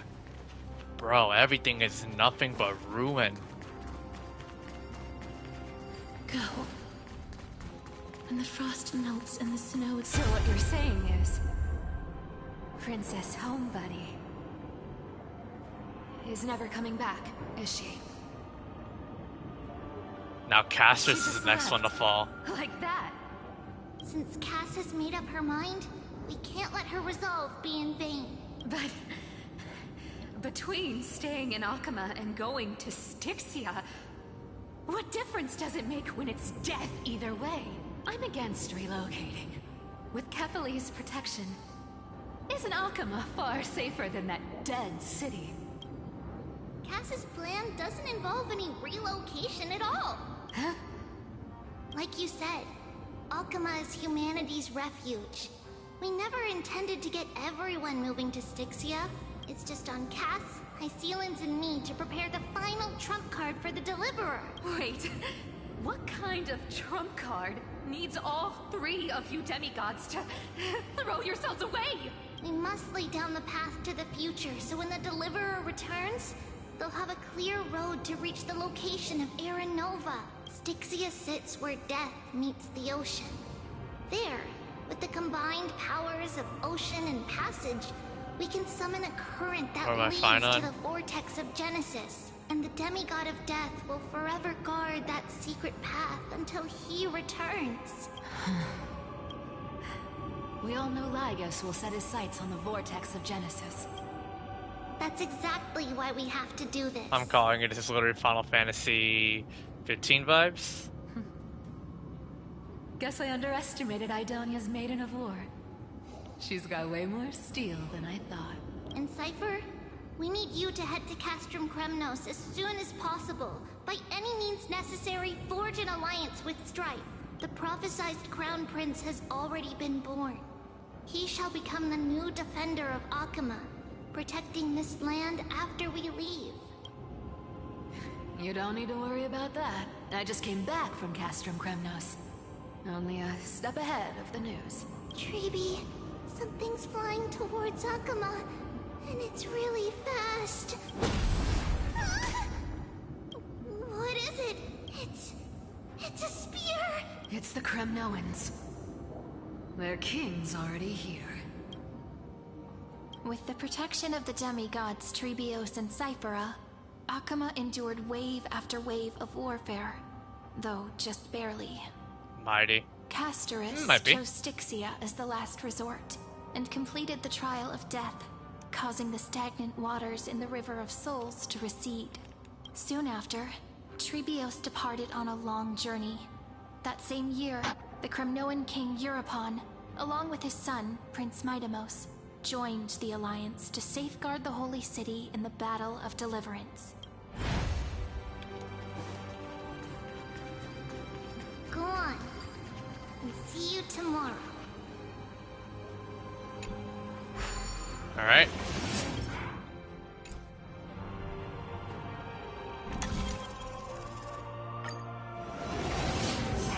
Breaking me apart by weakened. And so be it. But Ide unfortunately has reached his limit. It's gonna hurt a lot! Pain brings endless torment. But it can never destroy me. Addison and Tab being down bad for I Ide. believe that you were thinking the same thing when you stepped through the gate of infinity and jumped off that cliff. Can't argue with that. In the current situation, this is the only path Akuma has left. Just do as I say. Split my soul into 5 pieces. Oh? Forge me an immortal vessel. Let the blade of strife hang forever overhead. Locked in battle with their enemies to the world's bitter end. There is no need to be sad, Lady Treebios. Haven't we already taken great strides towards that promise tomorrow? In this life, my people no longer have to drown in false guidance. Kremnos has washed the blood off its fate. Amphoreus no longer needs a god named Strife. So let me shatter the former loss and turn the Lance of Fury back into a weapon that protects the world. Can I go into school? Alright. We understand. By the way, can you do me another favor? The 7 sages from Grove of Epiphany are already en route. They'll arrive in waves to join the resistance in a couple of days. Among them is a scholar named Anaxagoras. He has extraordinary insight and fears no sacrifice. This soul-rending ceremony wasn't just my decision. It was his counsel. His wisdom will surely be the backbone of Amphoreus' survival. Watch over him. Carry on this everlasting flame for me. Through Anaxagoras' ritual, the demigod of strife split his soul into 5. Courage, honor, tenacity, sacrifice, and reason. Each sealed in blood crystal and cast into battle. The people held a 10-day funeral to mourn their fallen god king. And through his sacrifice, humanity was granted 200 years of peace. Man. Keep moving forward. My blood will pave the road ahead for you. Keep moving forward, little Gray. See you tomorrow. Damn right. That seamstress wasn't wrong when she said a lie needs more lies to keep it together. Reason and trickery. And Anaxagoras and Cypher now. We'd be the pair to finish this final setup. Can't catch that Tin Man without your little slides. Besides, this is our last shot. Not the time to be picky, right? Don't oversimplify it. Lygus just found out Akuma's been an empty shell for the past 50 years. He's bound to be furious. At this rate, he could have done anything. That's exactly what we want. Rage blinds even the brightest minds.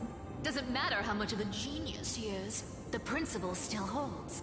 Once he storms into the council and confronts me head on, 3.5 hours. you trigger your alchemy with a boom and turn him into a caged beast. Easier said than done. You still have to pass yourself off as the deliverer without anyone catching on. And you really think a human alchemical array can bind a godlike being? That's just nonsense. What? Getting cold feet? Or you just don't believe in the almighty worth of the demigod of trickery? Just tell me straight. Can you do it or not? Of course I can. And it'll be child's play. But I've got 2 conditions. Since this is the final act, if we're doing it, we go all in. No half measures. Oh, I'm listening. First, shift the battlefield to the vortex of Genesis. It would be more convincing if the deliverer were to appear there. Besides, the vortex is cut off from the world. No place in Amphoreus makes a better prison. if you pull that, wouldn't our deliverer have to face-take Lygus as soon as they come back? That clash is inevitable. All we can do is create more chances for him. And that's the second condition. The vortex belongs to Fagusa in the first place, remember? And there happens to be a demigod of ocean among the few survivors in the world. Ithalians, right? Lupai Sealand's in. Let her join the final act. I'll transmute myself into a philosopher's stone and embed myself into the formula. And when the time comes, she needs to shatter me and scatter that stone's ashes into the ocean within the vortex. Huh. I guess people weren't wrong when they said you're insane, Grove Boy. I've got no idea how to outwit a reclusive genius. But making an anti-Catheran suffer? The demigod of reason has 10,000 ways to do just that. And what I just mentioned was one of them. So what exactly does your formula do? Now that would spoil the climax, wouldn't it? By now, Hyacinth must have completed the Sky People's ritual. Since that Theoros loves a good performance as much as I do, let's make sure he enjoys our show to the fullest. As for how the Deliverer will complete the Era Nova, well, that will no longer be our concern. It was the last battle known to the world, initiated by two demigods least suited for war. In the end, reason and trickery kept their word. At the cost of their lives, they sealed Lygus within the vortex of Genesis, where he remains to this day. So we trapped him in there. Go forth. Finish the greatness left undone. Quit overthinking! Just run! Keep running, and that'll be enough. Sorry? It's dead quiet here. Now it's Hyacinth. Akama will stand eternal. Miss Cypher's lie has crumbled after all. But it's alright, because all of us have fulfilled our purpose by now. When the Deliverer returns, no matter where he is, sky will turn clear, and a rainbow bridge will rise, carrying him to the final battleground. Cyrene, this arduous relay is finally nearing its end. Now, I'm passing the final baton of fate to you, okay? No, that's not quite right. After all, it was you and him who lit the first spark of this journey, wasn't it? Yeah.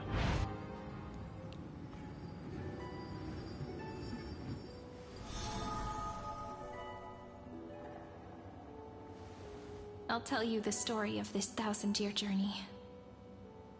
That way, it won't just be my memories alone. And I'll share the moments I spent with you with everyone. That way, the path we walked becomes a memory shared by all. People will know that there's nothing left to chase. Amphoreus has already welcomed the dawn foretold in prophecy. Just like I said, this won't be harder than the last time. Right? Thank you. You all sacrificed so much. I'm sorry I'm late, but I won't let everyone's faith in me go to waste.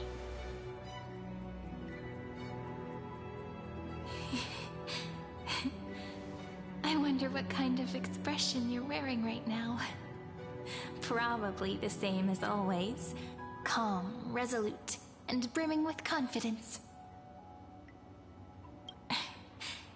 If I have the chance, I'd love to see it again.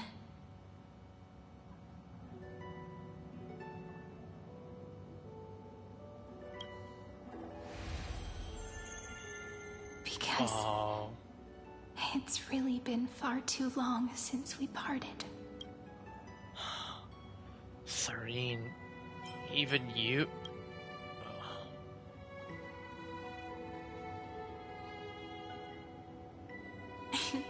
Someone as sharp as you must have realized by now that this isn't reality, but a maze of time.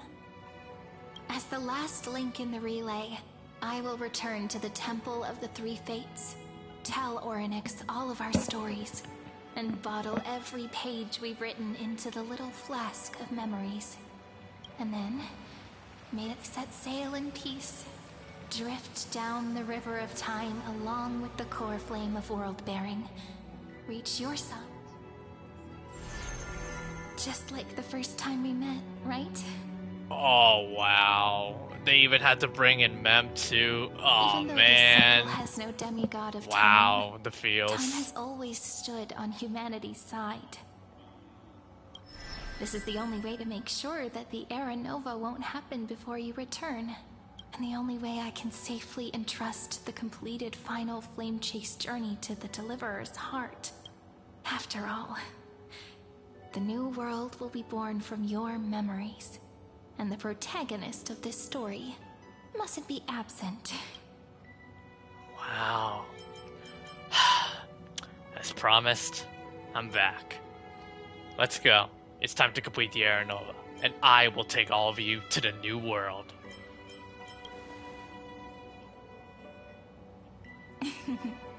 I believe you will never let us down. Just like always. Do you At all. remember when Finan sent us back to the beginning? When you and I got separated? Bro, they're literally giving us every In the memory. I returned to you, carrying all that we've been through. That's what memory is. It may wear down and fade in the river of time. Dude, But it bro, never truly leaves. I'm really corner of our heart hooked is to this stirred. story, man. The past returns Yeah, even more beautiful so than true. before. So don't worry.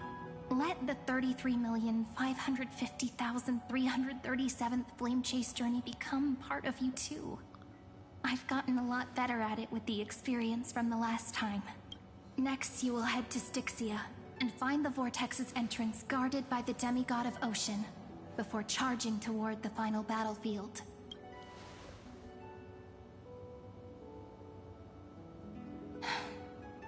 Don't worry. I'll be with you. All of us will. Even Finan. We'll stand with the Deliverer.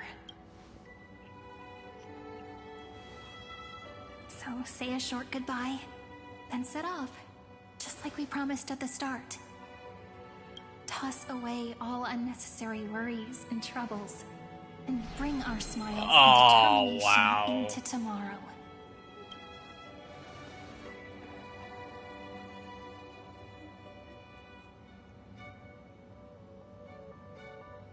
Now we have our resolve. The last baton. I wonder how long you'll have to wait before passing it on to him. No matter how long it takes, it's okay. Waiting is what I do best. After all, it took 33 million cycles for him to arrive in our world. What's a few moments more? It all comes down to this, everyone. Everything leads to the finale. To all the people that's currently watching live, are y'all ready to begin? But, Sairi, what if you wait and wait, but that hero never arrives? That won't happen. Because I know that no matter how long it takes, he'll definitely return to this place. We can't let him down.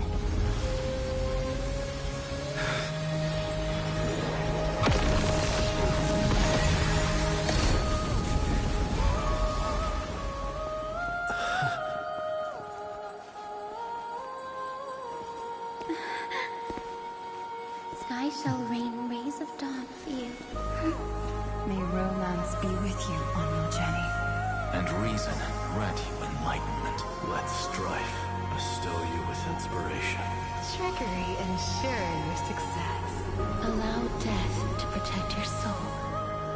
And at last, let passage point the way forward. Well, time will remember the Trailblaze's journey.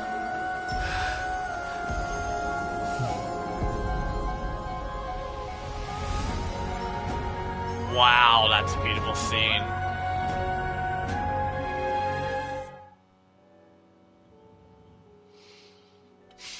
I got 3 words. is this Styx? Let's do this. What happened to this place? Let's do I need this. to find the entrance to the vortex, guarded by the demigod of ocean. High Sealants. Is she still there? Long time no see, Trailblazer.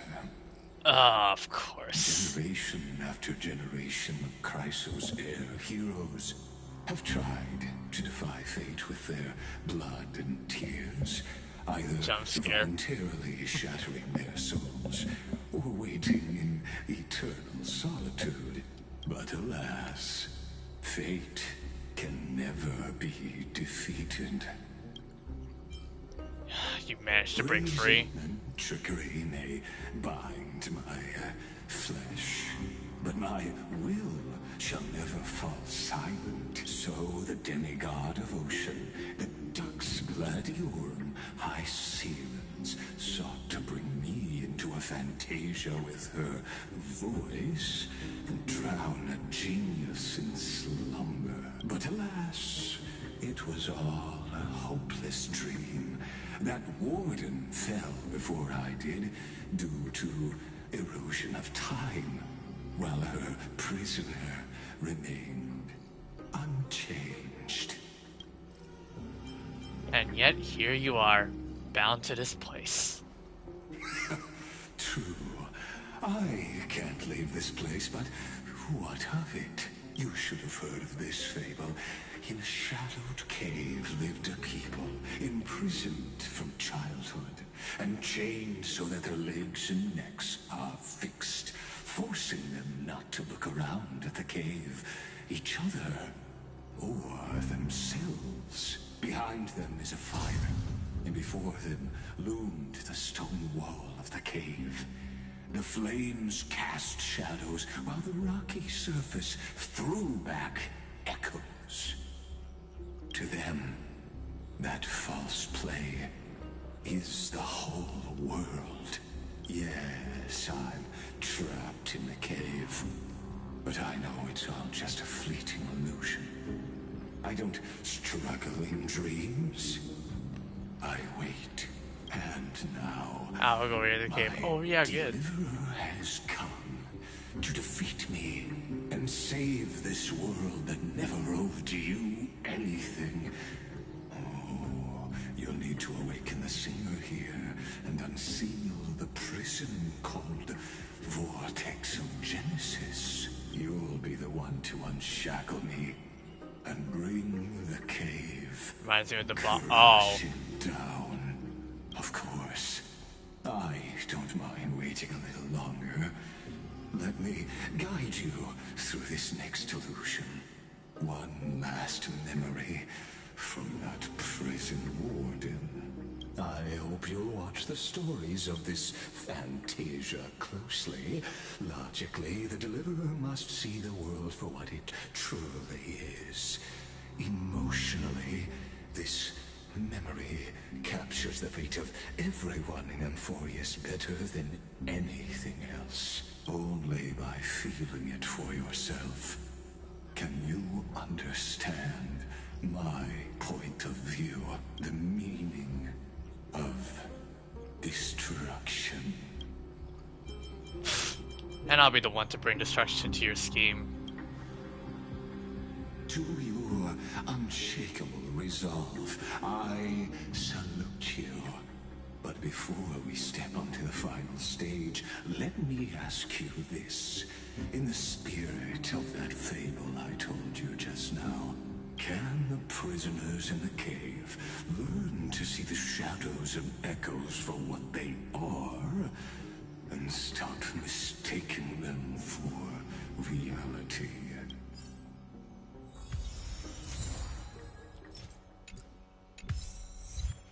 The city you cannot destroy. Let's move. Look, the fire projects the face from her memories. An actress upon the stage of this play.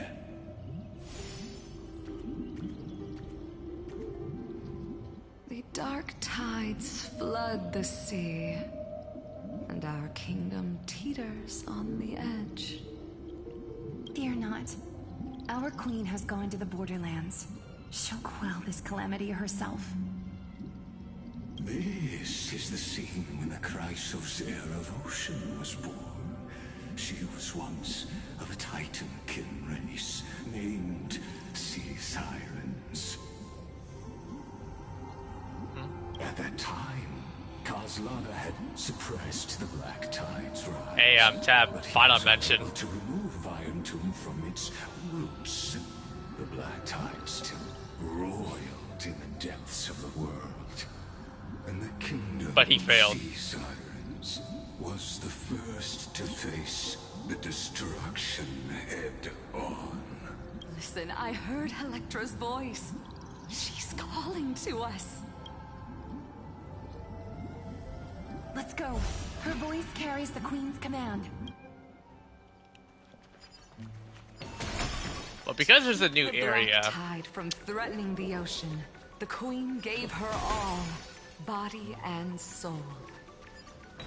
Born of the queen's chalice, she bore the deepest blessings and My sisters, you're finally here. Of course, Electra. Your beautiful melody drew us here. Eastland's Electra? Her true name is Electra. This is a reflection of her former self, clinging to the past with aching defiance. The queen summons us. She must be near exhaustion. The Black Tide will soon enter her borders. Then what do we do? Will our seas fall to darkness and terror as well? Don't worry. We shall lift the chalice in her stead to catch the Black Tide, and stand together to safeguard our realm and its people. Such tiny Titankins, thinking they can stop the tide of truth. How naive. And that naivete is the root of all suffering. Time to prove you wrong.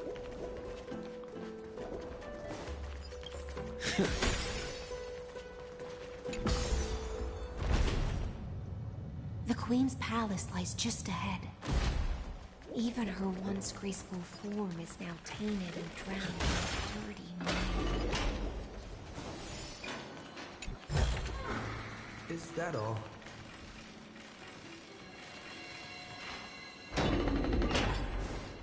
Oh no.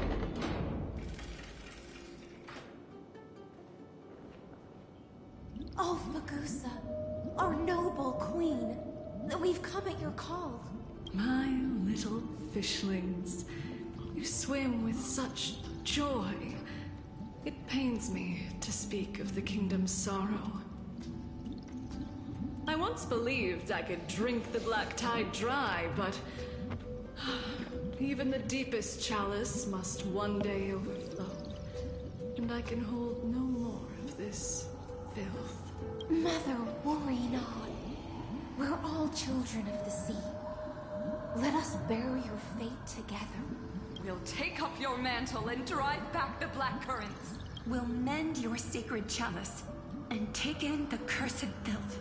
My little fishlings, when the spear of strife falls, you may retreat in peace. I promise you, on the surface, the city-states will hold a feast without end in your honor. This is the last gift I can give you.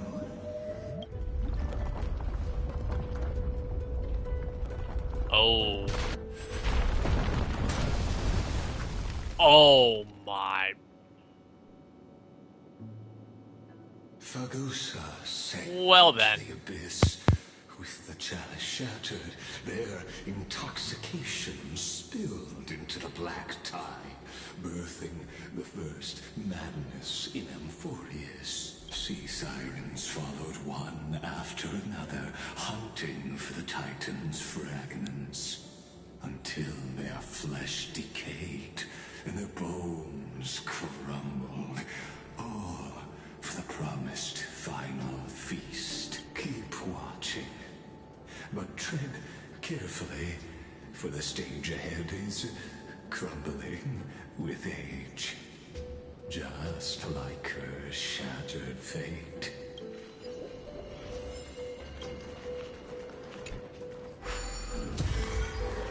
Clinging to the past only blocks the road forward. Why not let time build a bridge to the future?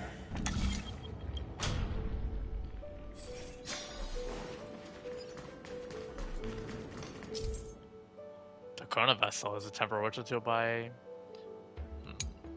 When facing a rewinding, it will fix the vessel. Oh boy.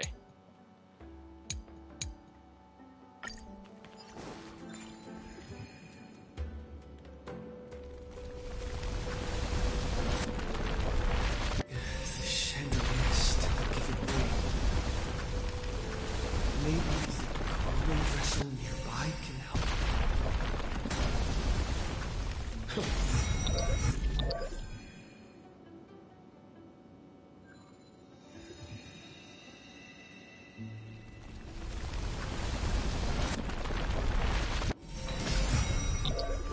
Ah, there we go. Your wisdom far surpasses even the bounds of reason's model. Can't get through. Looks like I'll need the miracle. The ending was written long ago. Even you cannot deny it. Just like this poor chandelier. Electra! The fiends have gnawed my tail. I can no longer swim to the far seas. Electra! The black sludge has soaked my fin. Sisters, don't give up. Remember the Queen's promise of a feast in the city I guess a phenomenal called Styxia. affirmation. Is that them again? That I know this looks dark. I haven't forgotten. It visits me in dreams every night. I dreamed of a shining city. Pain. Its lights piercing the deep gloom of the seabed. I dreamed of children placing garlands on our bone holes. And poets praising the sea sirens for shielding the world. But what a shame. We can go no further. Please, sing to the humans for us. Sing of the deep sea's legend in our place.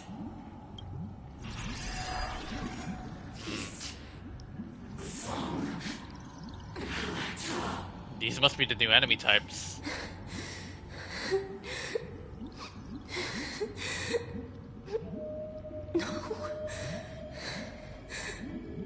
The sea sirens were tainted by the destruction.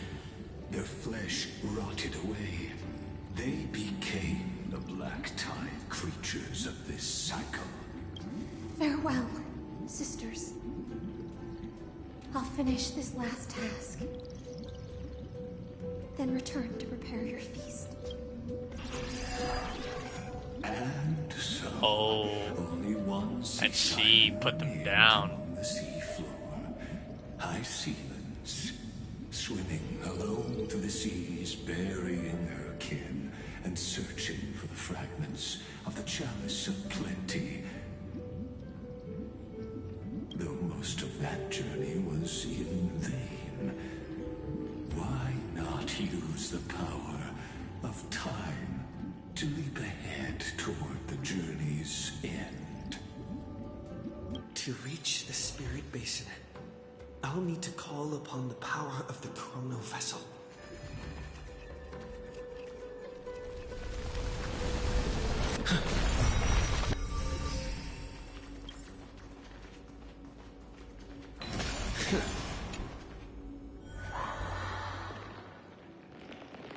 Nice. P5 does inner trial. Oh, that's dark. At last, the chalice of plenty is whole again. The Lance of Fury emerges from the River of Souls, and the gods reclaim their duty to hold back the Black Tide. I am freed from endless toil, and now walk toward the rites at Styxia. I bore my sister's dreams upon my back. Look at that art. Took on a graceful human form, and hoped to find a grand celebration on the shore. My fins became legs. My scales. So she was originally a mermaid. And the sea foam on my body became a shimmering gown. But when I stepped onto land, there were no festivals with honey brew, nor poets plucking harps. Only silent death, drifting gently along the river of souls. Fair. When she fulfilled her wish, she only found Styxia to have already repeated the mistakes of previous cycles, and was swallowed by death. Hopes and promises are nothing but the foam of dreams. I am a sea siren, a vessel born to contain the tides. Now that my task is done, and the promise is broken,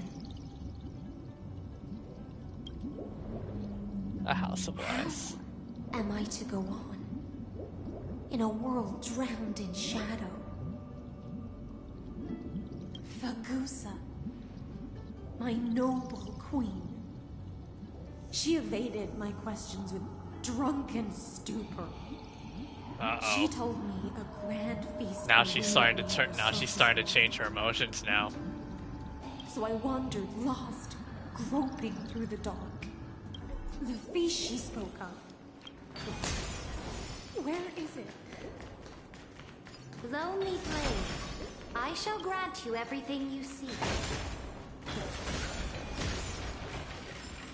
And then that's when Sarija came.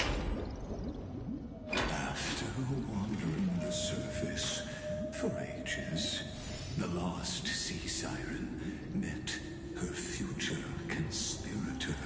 You quelled the wars alone and forced strife into retreat.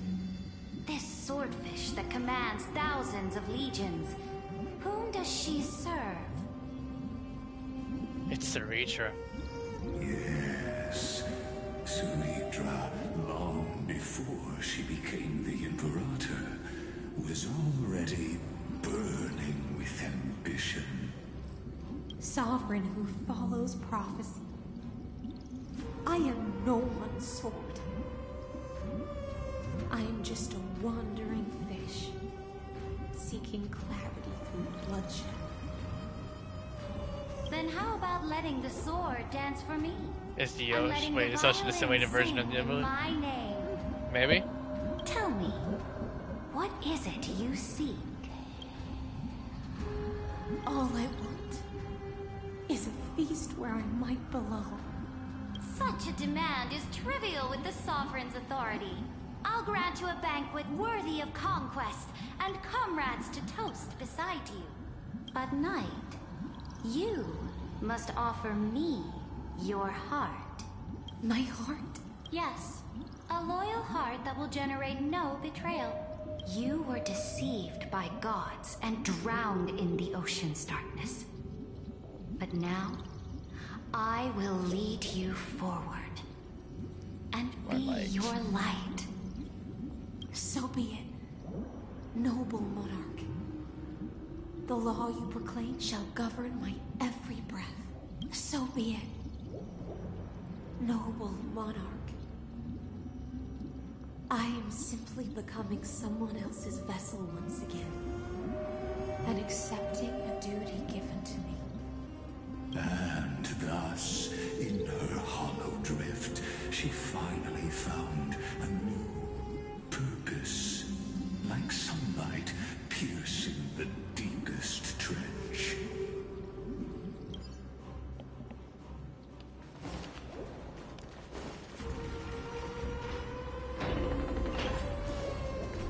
Now we're outside.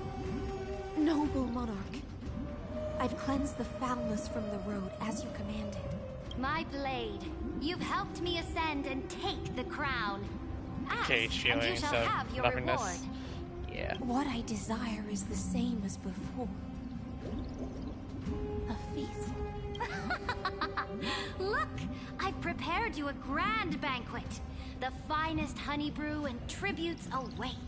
Fish are drawn to light by nature, for the deep sea knows only gloom.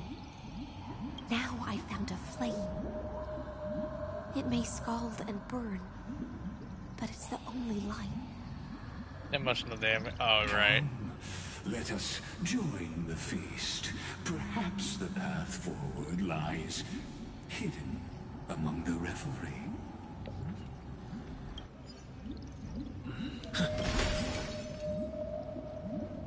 Have you heard that the Imperator's about to begin a new campaign?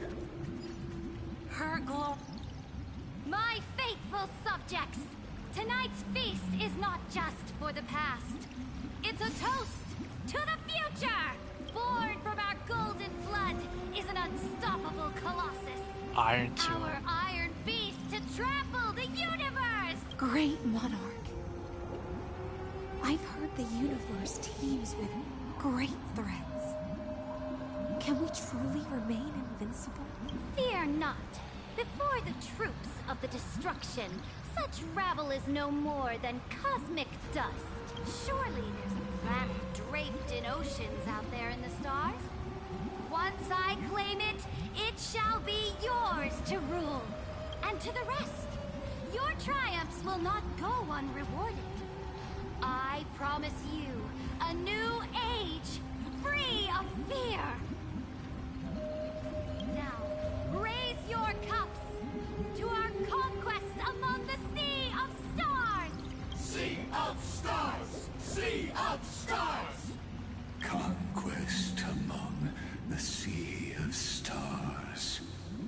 What a grand vision. Yet, to the siren night, only feasts still stir her heart. Come now, join me. Witness the end of this futile dream. Where's the way out of this illusion? Come quick! Let's celebrate together! Noble knight, you are truly a blazing spark. It is my honor to share this banquet with you. Noble Knight, you have earned victory with your blade. And you have every reason to revel in this moment of triumph. Cut Let me out. pour you a glass Sorry. of honey brew. Noble knight, with the sovereign now enthroned, this triumph is yours as much as hers. Let me raise a toast to you. Noble knight, your strength is boundless. I don't want to do this no Lead more. us to conquer the universe, and let us toast to that vow! Then drink we shall. Raise your glass. In the deep sea, I never knew what fire was. But when I set foot on land, the first light that I saw was the flames of war, lit with golden blood. It scorched my fins, made me feel pain and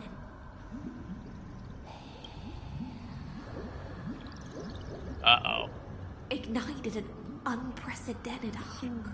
A hunger that flickers in every hero's heart. So bright. Look! The monarch herself has taken her seat! Hear that? The court sings her praises! Come! Join us and praise her glory.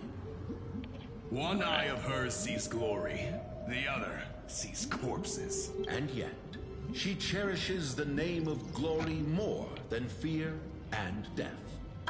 As they say, the coward died 1,000 times before his end. But the brave face death but once, which gods stand witness. On the eve of war, we sang our hymns and set our sights to sail beyond the stars. The legions will climb aboard the beast, riding it like currents across the cosmos. Planets after planets flew the flags of her crown.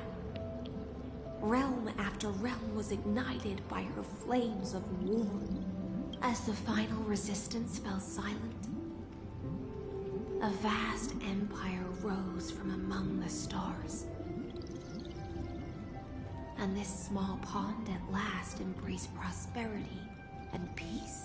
That's how the story ends. Tell me, visitor, in this dream, did you enjoy the show? It's not the right ending. After all, beneath that still surface lie the bones of countless dead. It's time for me to wake up from this drunken dream. Oh, what in the heck?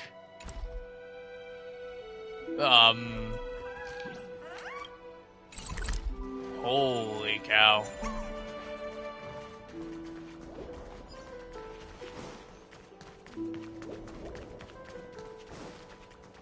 My god. The Imperator is dead! Chibies? The Imperator is dead! Seeing a lot of wandering chibies around the place. Oh.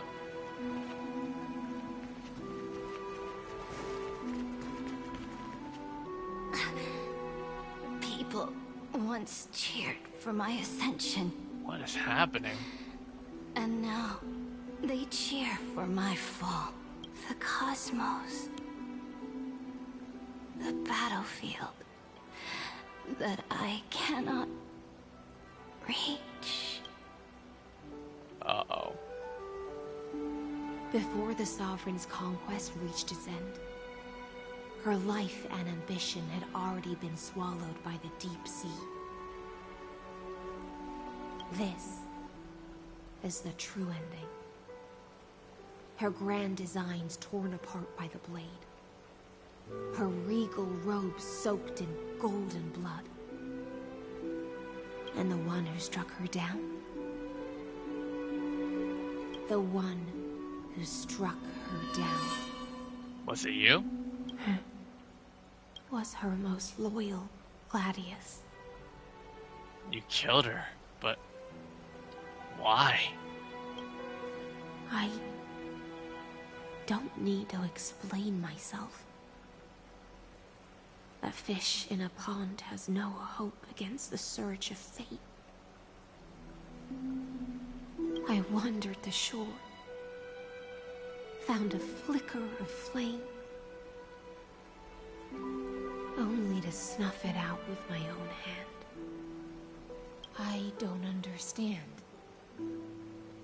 If the ocean's feast, the Imperator's dream, and even Amphoreus' existence are all illusions, then what's the point of our journey? When the Deliverer returns, I will let this absurd celebration come to an end. But Greyfry, I can't help but wonder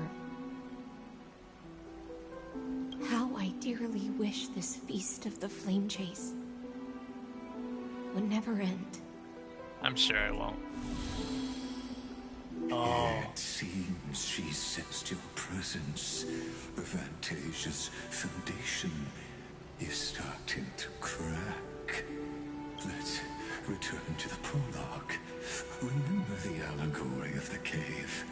Can the prisoners in the cave I wonder how far I am see the shadows before the end. echoes from what they are? Hopefully we're getting close. Mistaking them for reality. As you've seen, when she cast off her chains, finally turned to look around, and moved her legs, her reward was nothing but searing pain. The light will blind her, for the fire behind her had never once actually touched her eyes. Her legs will buckle beneath her, for she had never learned to walk forward. And so she fell into infinite confusion and fear, and came to firmly believe that the shadows shadows and echoes were the real world. But we in the cosmos, are we truly any wiser than she was? No, nameless one, fateless one. Ask yourself this. The paths you tread, the eons you worship, everything you've trailblazed with your own hands, could it all be someone else's projected shadow? Let's leave that question till after the curtain falls. Once you've unearthed every last truth and reached the prison built for me by the demigods, I'll speak with you face to face. I, the Theoros, have walked the 30 million histories born by Kozlana. 1,000 years is a mere atom in a grain of sand to me. Amphoreus, I guess I'm about to throw hands. Alright. Is but that grain upon a whole beach. I swore to bring an end to the erudition. Would I really let a single grain grind down my mind? Most likely not. No. Please use the power of time to open the gate to the ocean's depths. Go find the prison warden tormented by loyalty. Find her. Step into the world's vortex. And once there, end everything between us. The special program. That palace reflects the heart of the demigod of ocean. Intoxicated. Stagnant. Yeah, I don't necessarily watch special programs except Genshin, honestly. Saga of deliverance. Like, the only special programs I would watch is just Genshin. Ugly. But of course I will redeem the codes for all the gods that I play on those special programs. And shame. A staircase of apotheosis that the Imperator forged with the golden blood of 500 human sacrifices under the pretense of conquest. I'll wait for you at the heart of the world, to reach the place. Beyond this door lies the path to the vortex of Genesis. I am your labyrinth. Here we go. Deja vu. Now step away from this false banquet.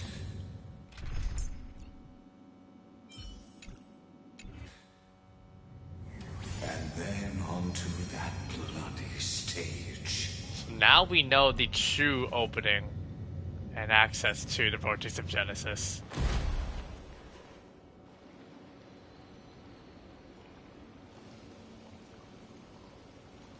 The palace that worshipped the ocean, the sanctuary connected to the vortex, was also once the battlefield of the first flame chase. The flow of time has slowed down. Her exuberant song halted the passage of time in this place, imprisoning my body and shielding my soul from deterioration. All just to await your return. The twisted time and space and so the Imperator's plans were veiled. Deja vu.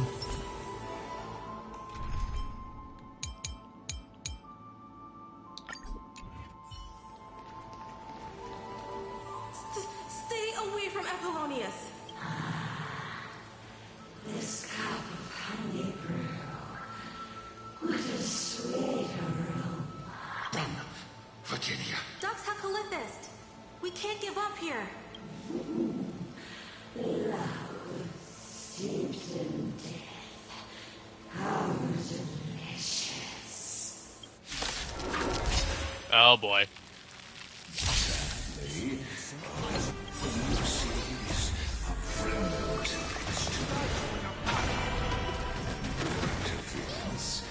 Just another equally futile echo. Trust on someone who can do anything. Get there! I've heard the Serenity is before me. The future will come.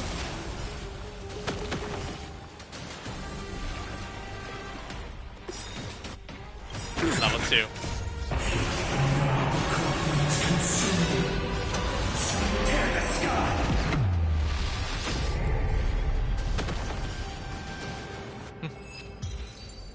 Never wit. Feels good to play fine on. Look. I chased the enemy away, but I think I can't go any further. I'm sorry, Virginia, for letting you. It's okay.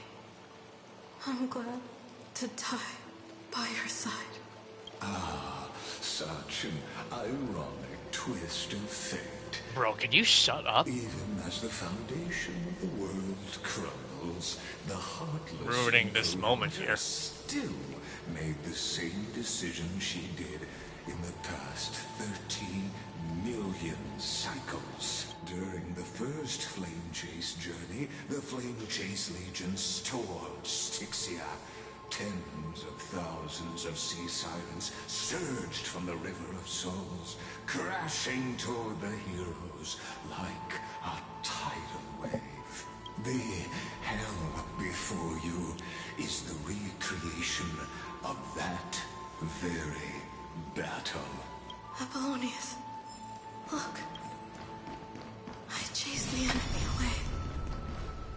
A painful past, yet hidden beneath a veil of joyful song. Ah, 2 discarded data clusters waiting for someone's return, it seems. Relive the history, then pass through the temple's waters and come to my side.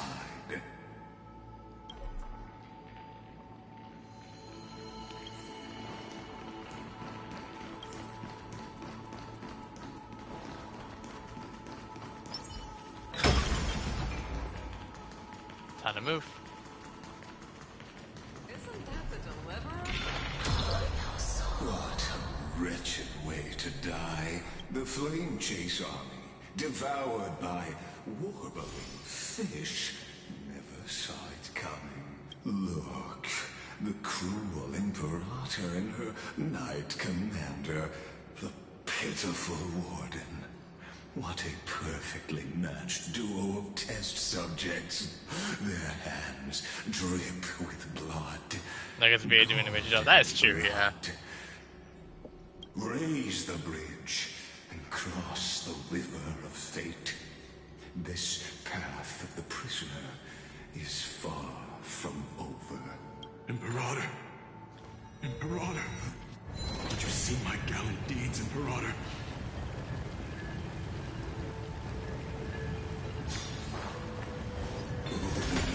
A sovereign and the sword at her side.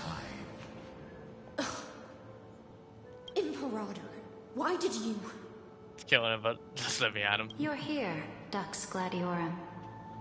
You ordered me to seal the sea route and handle threats from the rear.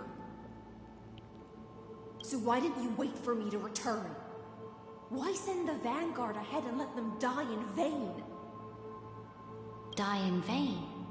No, you're wrong. Their golden blood won't be spilled for nothing. The other dukes have paved the road for me to become the god of law. The trial of law? You never spoke of this to anyone. What is...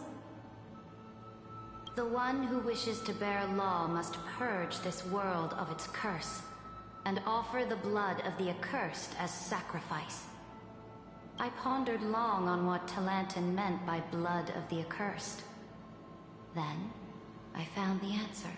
You, I, and every Chrysos heir summoned by the prophecy are the accursed ones.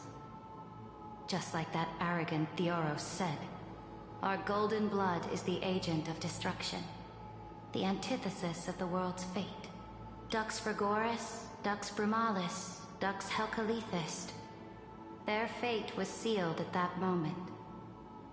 Dying on a glorious campaign was the final gift I could give them. You speak as if they didn't die because of your cold-blooded schemes. Was their loyalty meaningless to you?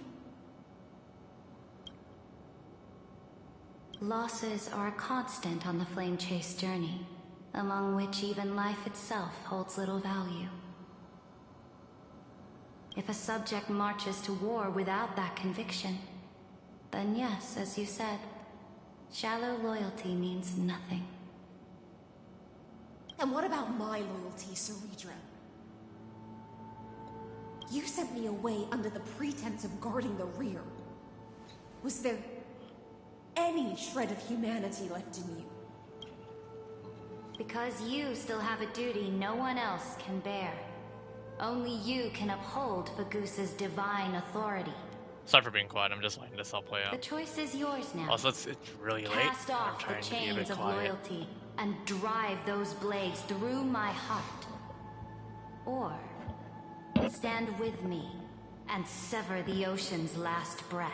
If you no longer share my vision or believe in the new law I seek to weave for Amphoreus, then go on and end me.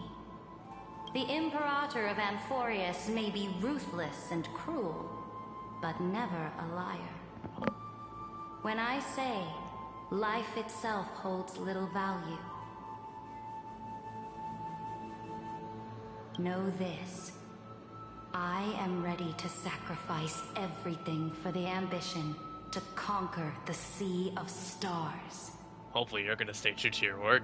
Now you've seen it. The brutal Imperator was willing to spill the blood of 500 heroes to complete the trial of law. As for my poor warden, her suffering had only just begun. So, what did Hysilian choose? I'm no storyteller. I have no duty nor interest in filling the history you've missed. I just want you to witness the monstrous choice the Imperator made before the Chrysos heir turned their blades against me. Why are you showing me all this? You think I'd falter because of this? They're nowhere near as bad as you. I gave up on using words to solve conflicts 2,000 years ago. But I won't squander a chance, not even a sliver of one. If there's even a crack in the walls of your conviction, try me.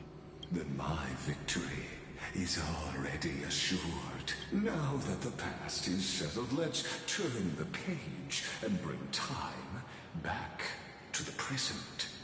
Oh, did it lag?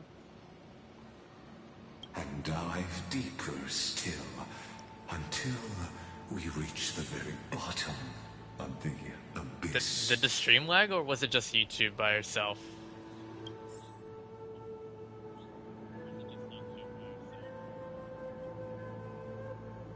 Stream's looking fine for me. Is the path ahead underwater? I need the... Shatter the vessel of time, and let this stagnant pool start to flow. This hidden gate leads to the vortex. Yeah, there was no lag for me. Hurry now.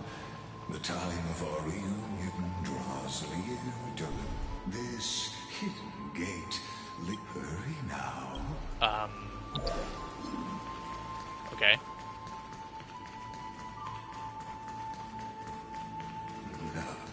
This cruel journey will reach its end at long last.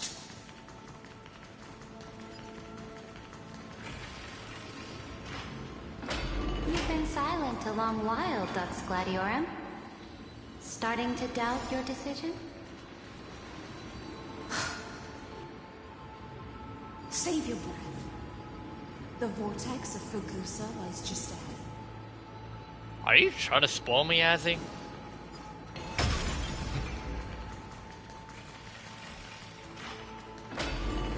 After the trial, there's nothing left between us. Oh, we're getting close. So you'll stop swimming toward the stars, Dux Gladiorum? No, I'm not. Same thing. I'm just saying, is it coming? Well, you technically spoiled me battling Lygus. Thanks. For me.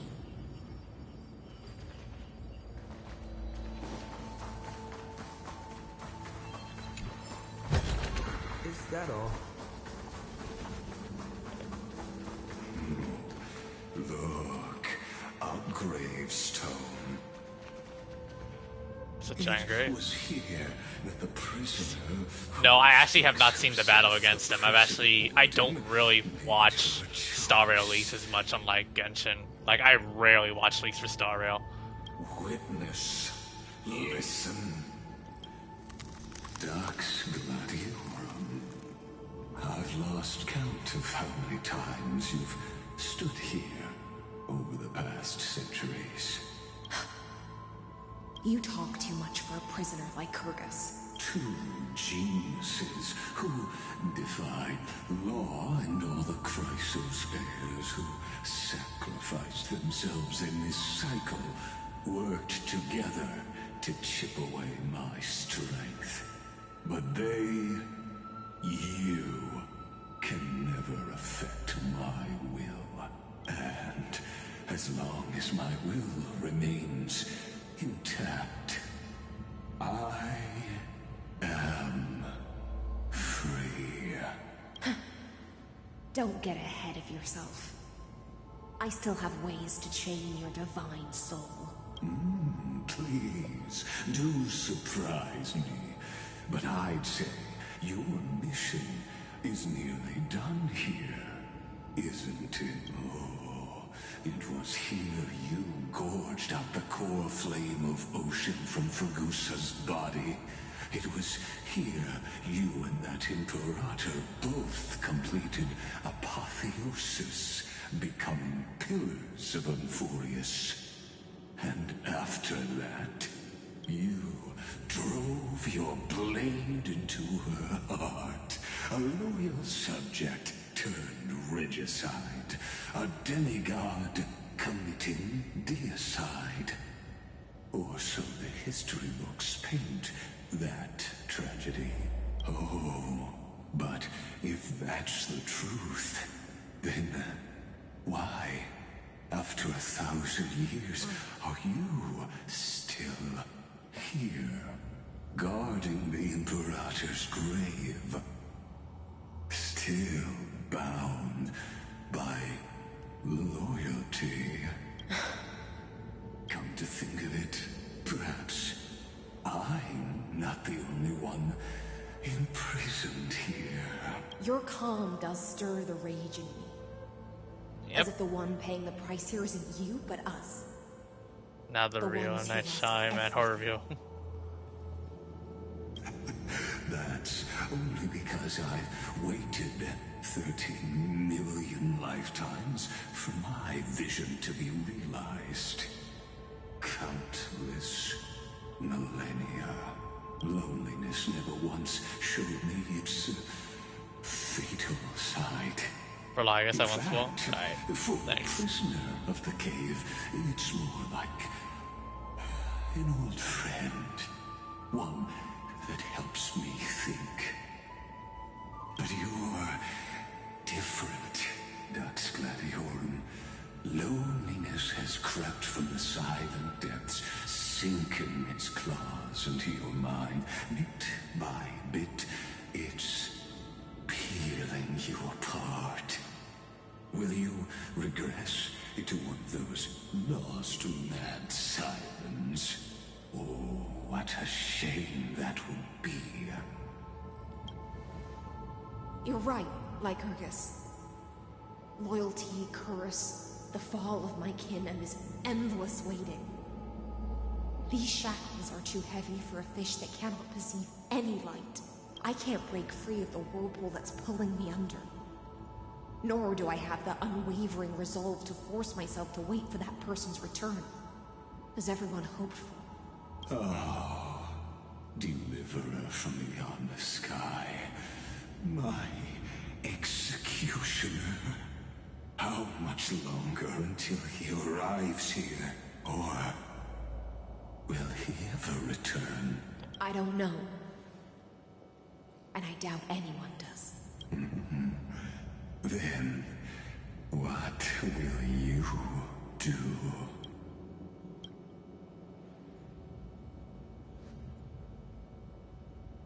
What's that inscription say? Ceredra.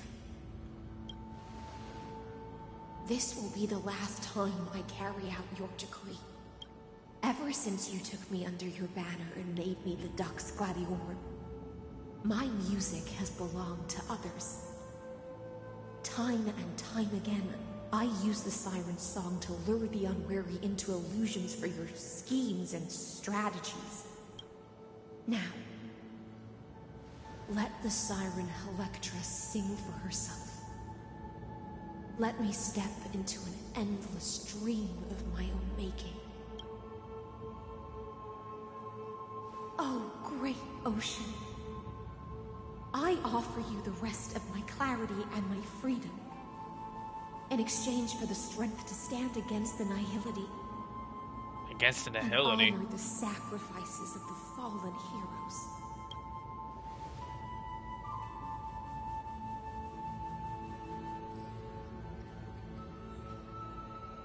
Greyfrine, deliverer from beyond the sky. When you ride the current of time and find your way here, you'll hear my solo. It will guide you to the heart of this world. By then, I may still be lost in my self-wrought slumber. I don't think there's a crack. But I'll uphold my part of this long relay and guard the shackles that seal the Fioros. Alright, we're good. Do you still remember?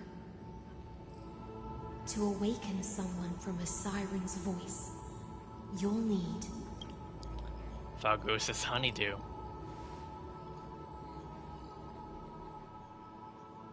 the gift I once gave you. May you still have it when the time comes. Oh, that's gonna come in handy. When you return, please pour that honey brew upon this grave. It holds the story of all our struggles and sacrifices. May you see it one day. The prelude Amphoreus wrote for your return, carried forward through a 1,000-year relay.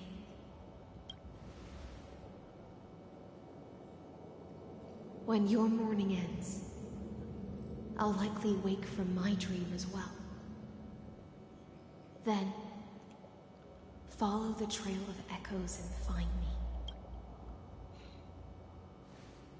Alright.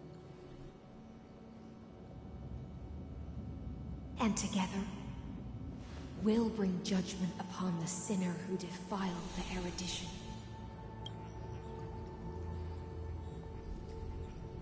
At long last, 33,550,336 cycles and 4,931 years later.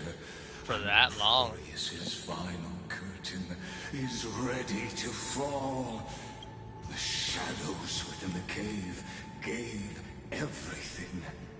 Yet all they did was mimic life.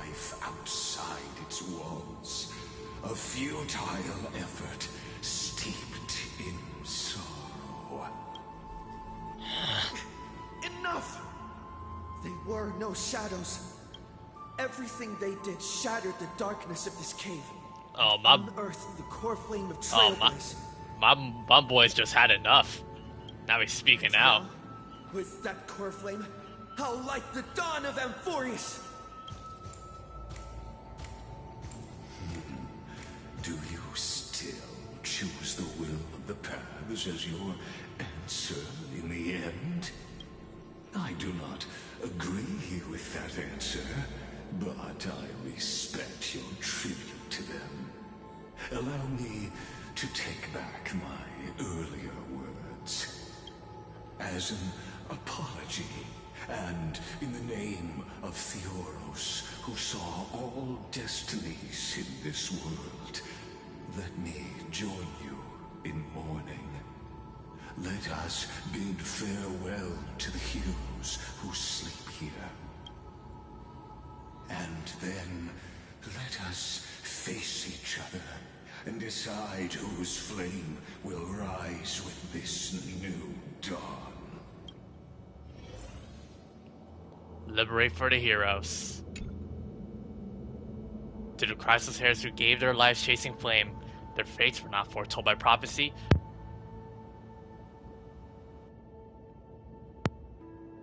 With unwavering resolve, they shed golden blood along the flame chase journey. Read the inscription. Dux Fragorous Nebulous, born light calendar 3743, deceased light calendar 3960. Seneca 3749 3960. Virginia 3853 3960. Apollonius 3704 3960. At the end of the long epitaph, Sarija the Imperator, the demigod of law, deceased light calendar 3960. Now it's time to libate. To Virginia, Apollonius, Seneca, Libinus, and Saritra. Through a brutal sacrifice, they lit the stars of law in this world, propelling Amphoreus's fate forward in the shimmering mirage of illusion. They entrusted their dreams to ride among the stars, to the hill yet to come.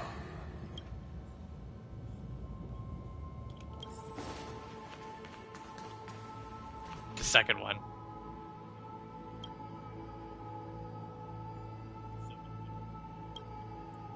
Terravox, 2,000 years before demigod of Earth, born approximately 2,000 years before the light calendar system, 3961.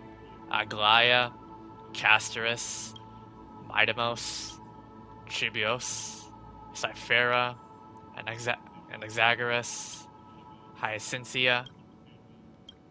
At the end of the epitaph, a line left unfinished.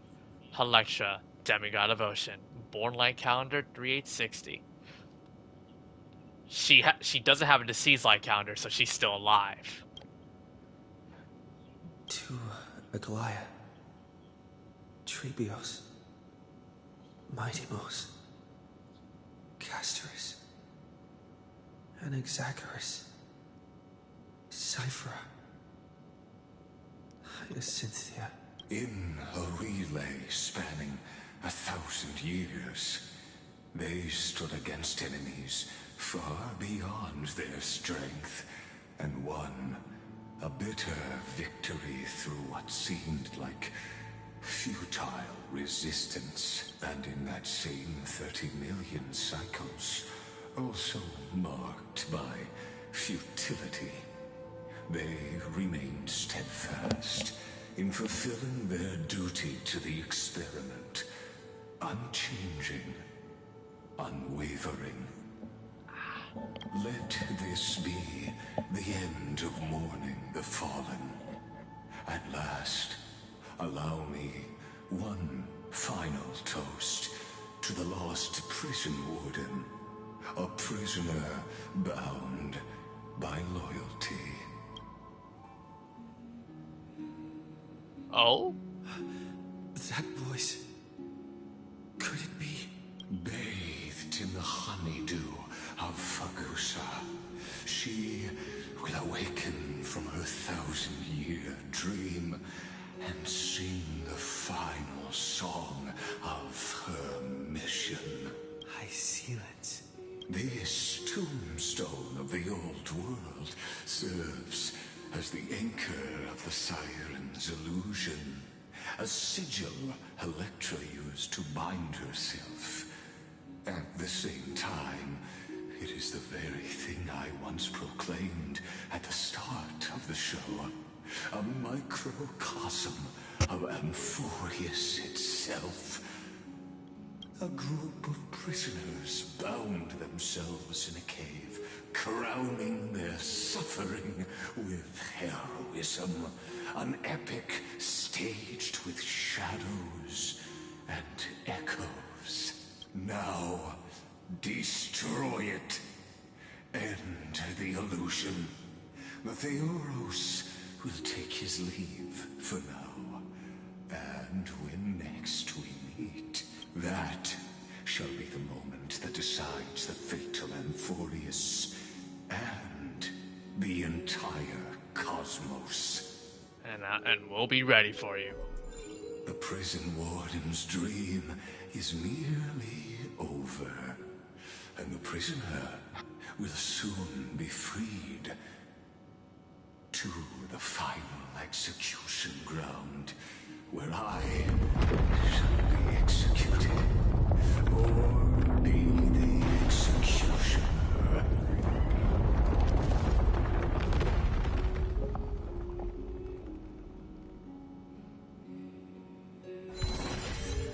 Said I'll go above for the past. Go forth. This world and I shall halt here until we meet again. I'll bring this chest up. Whoa. Beautiful.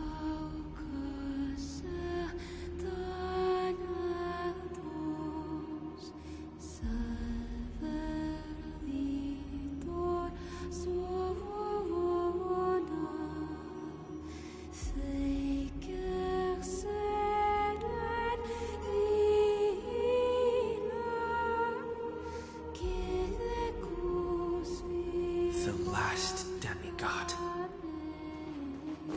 I'm here. The loneliest one. Go forth. For the hopes of humankind. Go forth for the duty of deliverance. Go forth for the belief in flame. Go forth for the Golden Blood's glory. Go forth.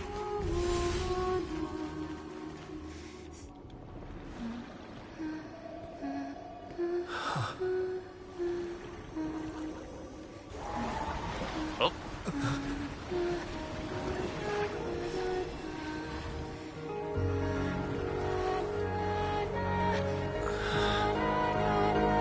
Seems like my feast is over.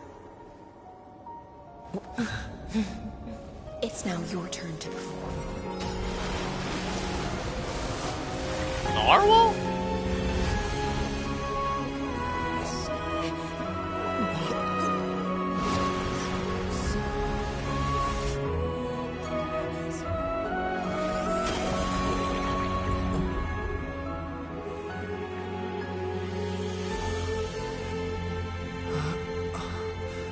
And we're back. One last time. Little Grey Fry, please accept my thanks. I was the only one left after Yeah, that was the a beautiful war was cinematic. I loved it. That was really good. And I maintain this lonesome feast with my sons. Well, we're finally back here. I have prayed to that lightless sea for centuries, hoping it would reply to me. Yet the emptiness never answered. The last core flame. You And arrived as maybe, promised, just and maybe, everyone's would wait be was our not in one vain. final battle. Sounds beautiful. Thank you, final audience of mine. This is probably the last praise I'll ever hear in my life. Now, you and I will walk towards the end of this world. The heroes have waited for this moment for far too long. Let us use our blades to testify our resolve.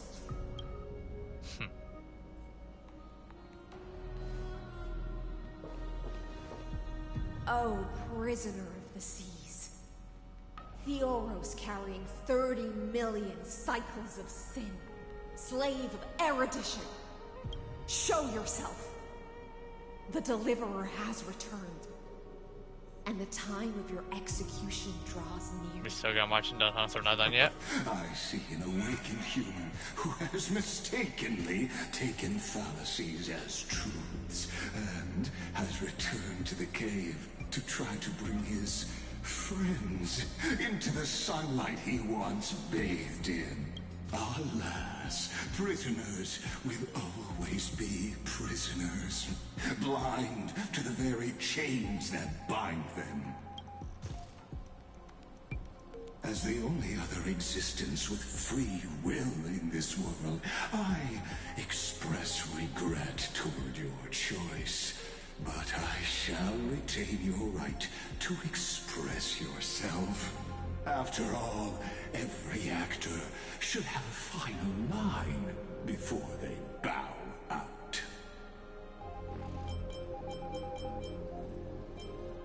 The demigods defeated you, clown. And for a narrator, you're awfully talkative.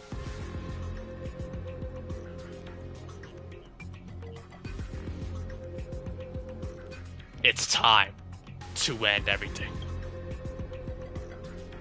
I eagerly look forward to it.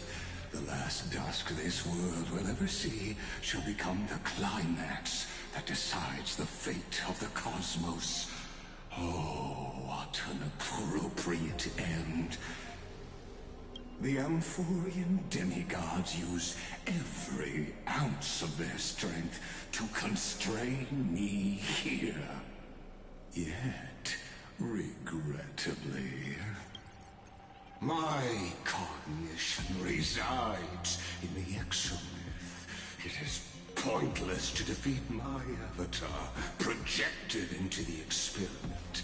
My body is the shadow cast on the wall by the fire, and my words are lingering echoes within the cave.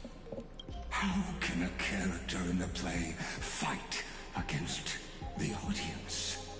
Kaslana failed. The demigods' sacrifices were pointless. As for the two geniuses you placed such high hopes on, I ask of you, where are they now? After the Imperator was assassinated. Confusion and epiphany always go hand in hand. That's particularly true for geniuses. You must be very confused about why you could not gain a straightforward victory in a world constructed by an ordinary Intellitron. An ordinary Intellitron? Cut the pretense, Senior Society member. We've torn off your meticulous mask and figured out Amphoreus' true form. It's part of the primordial prototype machine, the first scepter ever created. In other words, a detached part of Noos's divine corpus. That's why it has the potential to destroy erudition. As for who would be able to control the Ionic system to rewrite knowledge, only one person has ever managed such a feat. You better have an explanation for the Society. We want an actual answer, not another prolonged metaphor to cover up the truth. Why are you the one doing this? Answer me. Since things have reached this point, I'll give you two irrational answer purely as a courtesy to posterity? The answer is obvious. So there's no need to say that name out loud. The cosmos made a mistake in calling me a genius. I do not possess more wisdom than those who came after me. I was just the first to touch upon the universe's border. And the first to define the prime mover of life with incorrect logic. Amphoreus is a miniature of the cosmos, where all are born prisoners inside the nutshell called the universe. Yep. Like the madman who returned to the cave and preached about the daylight to his fellow prisoners, my greatest sorrow is that I led my peers down a road that plunges into the abyss, from which there is no identity. return. I led them into a lightless cage called paths. I created a mechanical guard that even I cannot control. And then they became an unparalleled nightmare through their endless extrapolations and evolutions. They bore the name of erudition, yet they tried to define the known and to seal off all possibilities. No new rules were ever born after their ascension, and humanity will forever be shackled within the cave known as eons. Therefore, as my organic life neared its end, I coated my consciousness using 14 algebraic Is he like... What, is he one of them? But exiled or something? All to finalize my ultimate denial of Noose in the future, and to erase my wrongs with my own hands. As for Lycurgus, he is only one of these 9 vessels. What an astounding strength of will. He's As a fellow Pathstrider of Pathstrider. I fully understand your obsession with seeking the truth. Therefore, you surely see it. You cannot possibly stand up to me in this algebraic world sharing its origin with Noose. However, I hereby speak for all sentient life forms. We will never allow such a cruel atrocity to occur. You can pile on your metaphors mountain high, but they won't change the act you're committing. The Iron Tomb out there in the cosmos is still a technical beta version.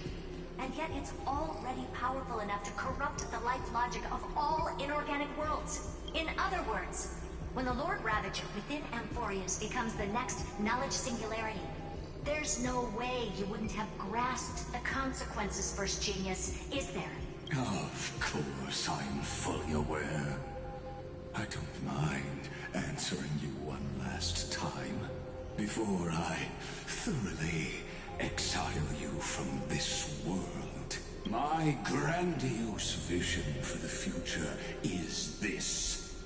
Whether organic or inorganic, every act of any life form infected by the Iron Tomb will become a true random function. If one were to compute their integral across the breadth of the cosmos, one would obtain a marvelous constant. Omega. Omega. I call the fall of erudition. Then, within the infinity nurtured by the Alpha and the Omega, as they would say. Universe shall bud in the chaos. A universe that cannot be predicted and not shackled by the erudition. This dude clearly hates erudition for some reason. To awaken in the cave, I must lead the others who are blind back onto the right path and reach true sunlight. Do you understand me now? As Kazalana stated, destruction is not the process, but the outcome. Virgil or Darkseid? It is revolution through complete annihilation, and the grand rebirth, after all, has been reduced to ash. Yeah. That's not a reason for you to toy with fate.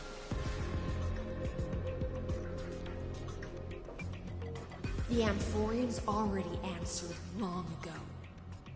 Be it as tiny fish destined to be swallowed, or as a giant whale poised for a magnificent descent.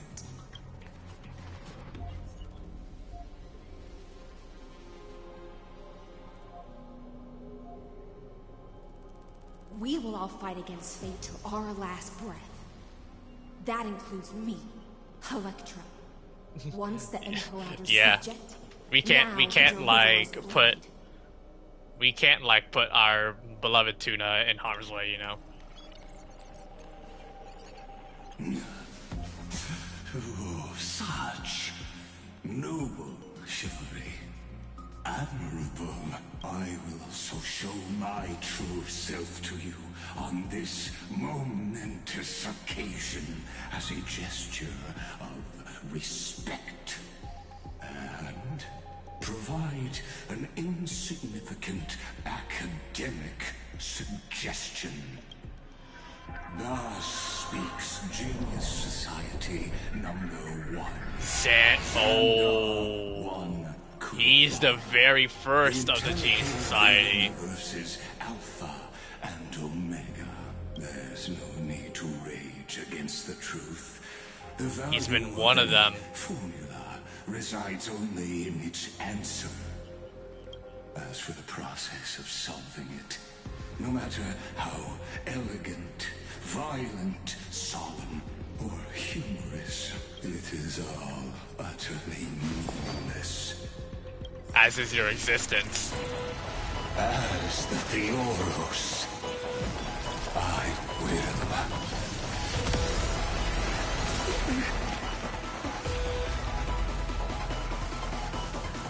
Personally participate in performing this world's end. Remember this, as Lucis claimed. The very first. No more about the death of knowledge than they ever will.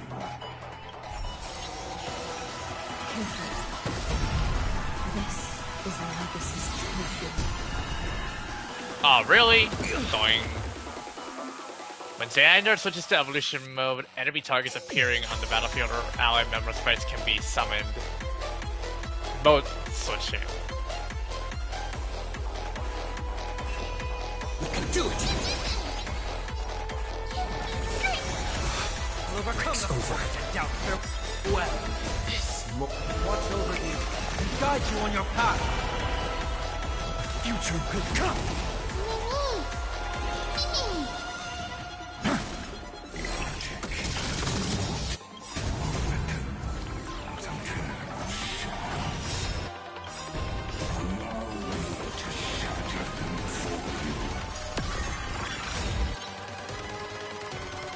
Target immediately takes action and activates ultimate. Using ultimate during the combat causes the target to take massive damage. So we're automatically given an ultimate, but it will deal a lot of damage to us the moment we dare to use it. The question is if we use it. Tomorrow.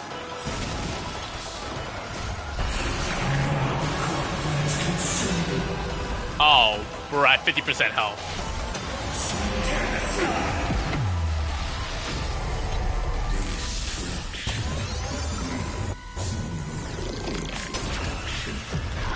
It takes increased damage.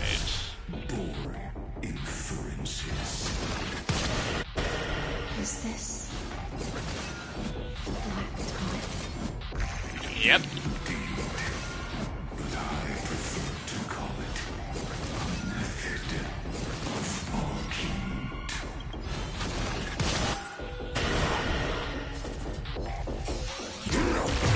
Ow.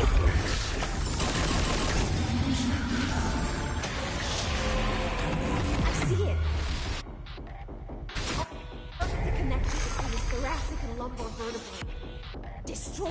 spot.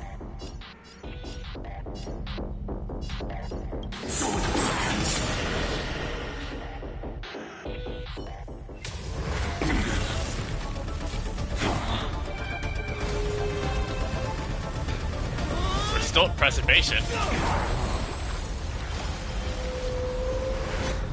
And we followed him in.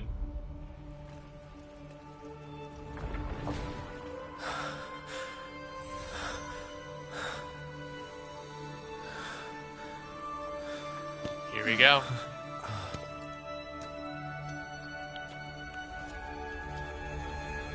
All is futile. He's not letting us. Additions, calculations. The end of the saga is simply a comment awaiting completion.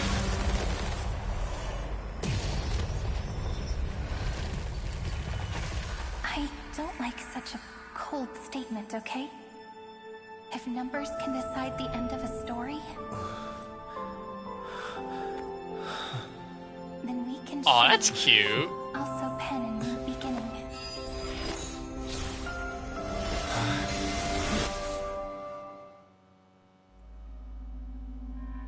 It is time to rewrite our fate. Like counter 3960 after the feast. What do you think? If your hypothesis of Lygus' identity is true, even if we remove the restrictions of the Ultimate Protocol, the chances of us defeating him in a head-on battle will still remain lower than the acceptable threshold.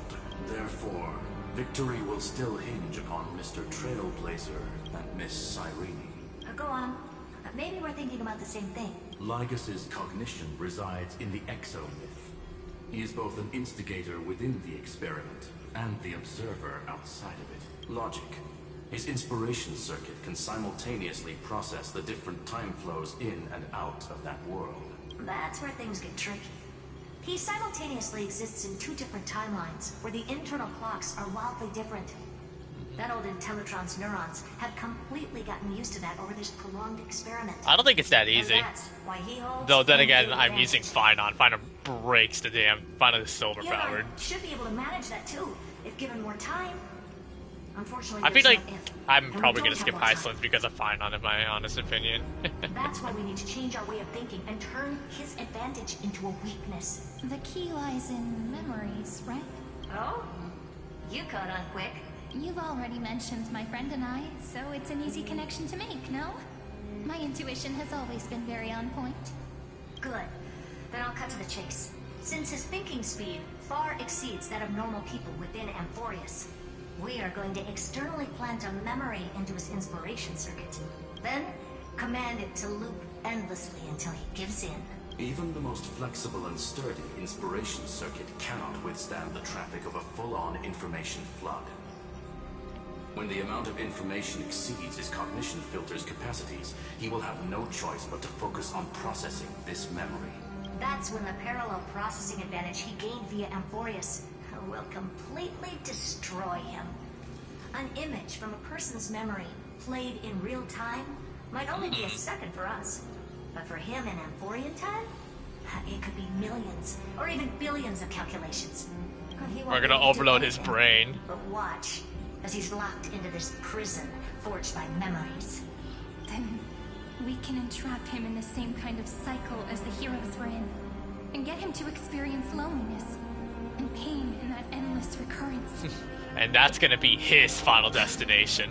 It's my greatest honor to be on the same page as the geniuses. That little one. You remember the final destination references that I did, Eddie? It's time for us to finally give what's... Oh, this is gonna be satisfying to pull off. But I don't think he'd refuse. So it's up to you to figure out how to execute this plan. I'm not sure how this happened, but I knew it as soon as I saw you. You are currently a mimetic entity of the remembrance. Yes. I seem to be something you folks beyond the sky call a memo sprite. But that's fine by me. It suits me perfectly. Finally putting the most I can serve endless as the vessel final of memories destination. and do my Something part for that the you final can battle. never cheat death. It's a premonition that you cannot escape. But before that, And the disaster I have to will tell come you, permanently. The path characteristic you exhibit is very special. There's no way you're just a simple memo sprite. However, I'm sure about one thing. You are a mimetic entity born in Amphoreus, yet you only awakened with the little one's arrival, and only matured as he embarked on the path of remembrance. That means your existence is completely attached to his memories. If there ever comes a day when he forgets about you for even a few seconds, or loses his last connection with Amphoreus, then you must be prepared for the worst. Right. You will disappear in the memory zone, utterly gone, without even a single line of data to remember you by. But that's already happened, hasn't it? No wonder I've always had a weird hunch. But that also means I was right in thinking, as long as my friend and I are together, we can do anything.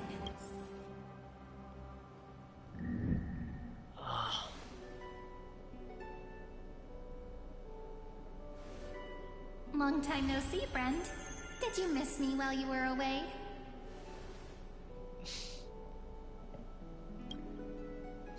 Yeah.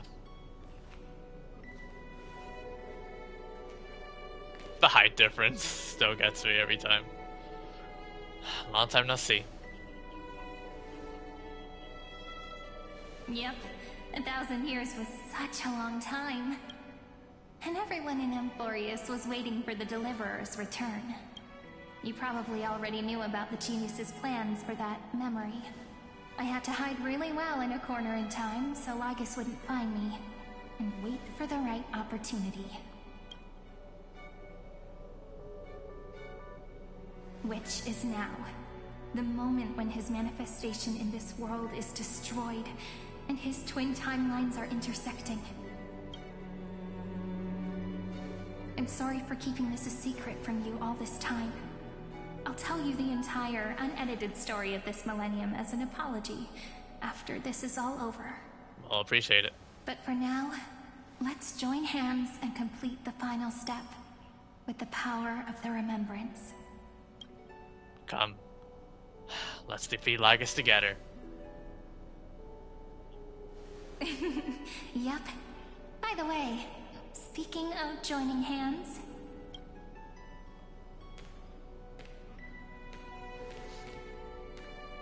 Can I please do something before we go on stage? Oh my god, that iconic Alicia wink. Remember the joke we made back at the Grove? Look! Aren't my hands pretty now? What a fascinating feeling. Like countless memories all swelling up at once. What about you? What did you feel when we touched each other? You feel tangible. Very Really? real. That makes me really happy. If memories can move people, then it must have been a happy memory, right? Now, please remember what you're feeling right now. Write it down in your heart and keep it there. Memories you want to treasure will never fade away. Even if immersed in the long river of time, these memories will still leave traces of their existence. So, if the view... Oh wow, hand holding. No other woman, not even Firefly, is able to do something like this. It's like reading bedtime stories together at night. It wipes away the chill of passing time, sharpens the outline of memory, and restores its power to nourish the spirit. Now, I'll carry this power with me, and for a little while, I must part from you.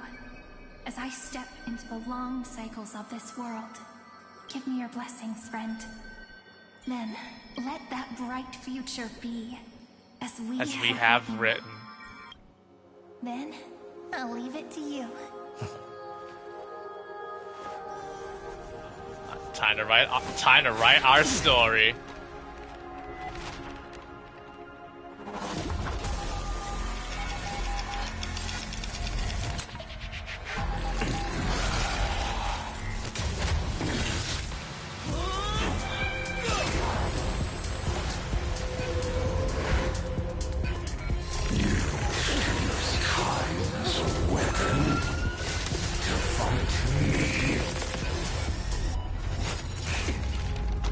That's number 2.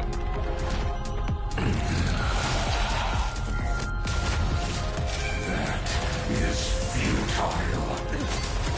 Is it now? My existence precedes Amphoreus' cycles. I ain't stopping.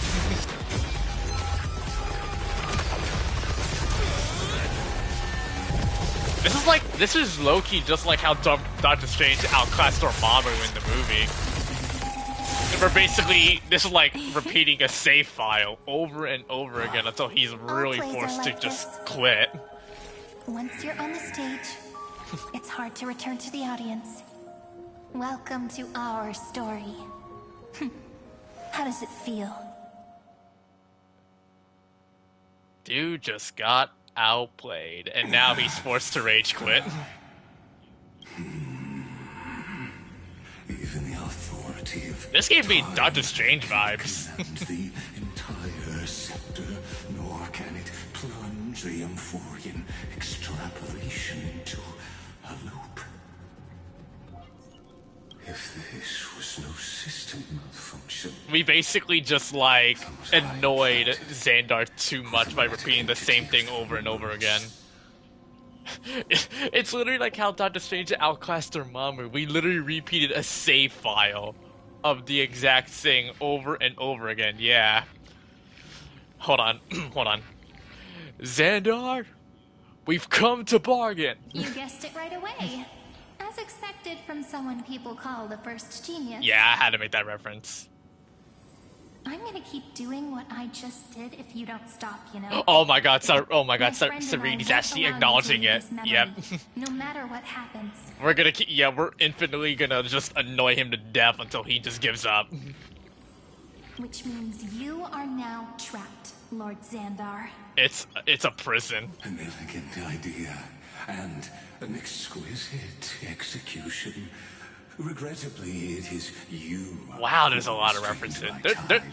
Bro, not gonna. I feel like this quest is so good. It brings a lot of Marvel references, in my honest opinion. Xandar really is like Ultron to me, and then how we outclassed him was like Doctor Strange and all. Know that there's like Avengers Age of Ultron plus Doctor Strange. Waiting and victory are the same for me. These are the references I can think of. Will crumble before I do in this moment stretched out to an eternity, just like Kazlana will. Yet all I need to do is to wait, as yet another futile bug falls down the cliff and into the bottomless abyss.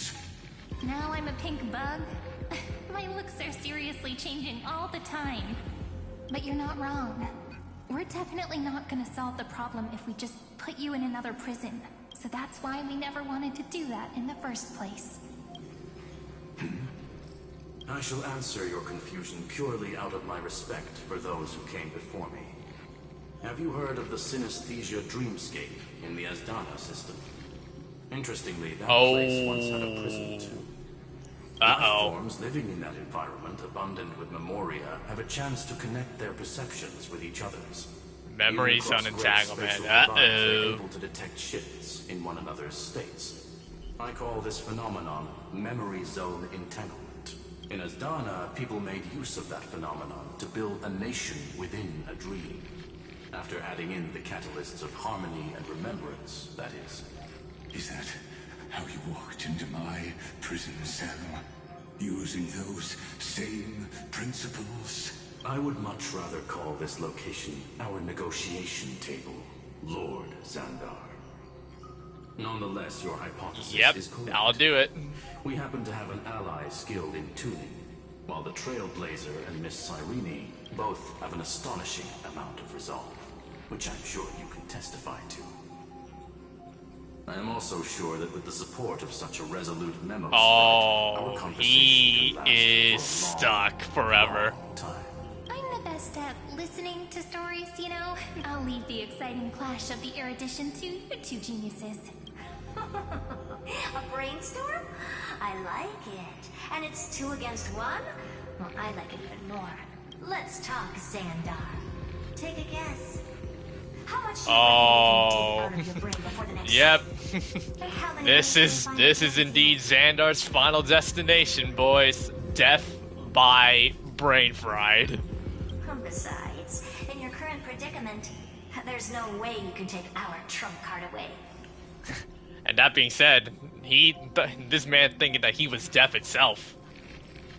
Even death has a final destination.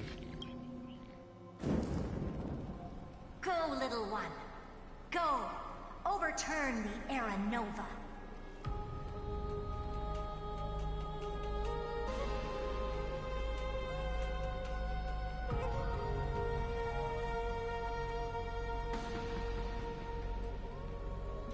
Like Hergus disappeared.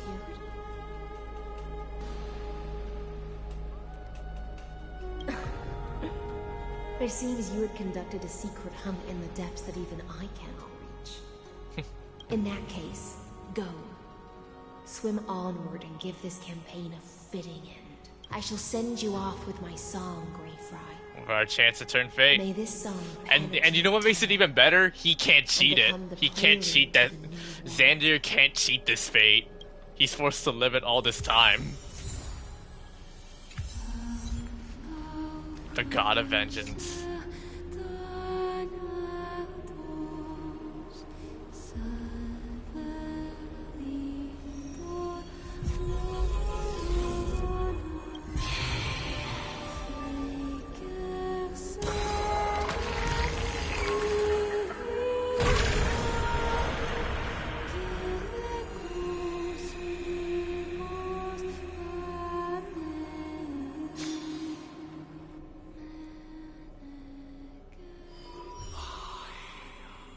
The final one.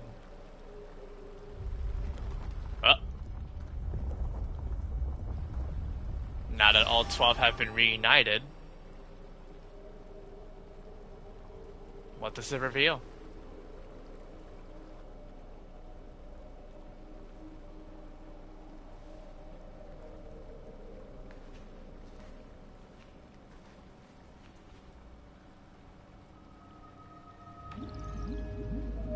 Dux Gladiorum, you have completed your duty.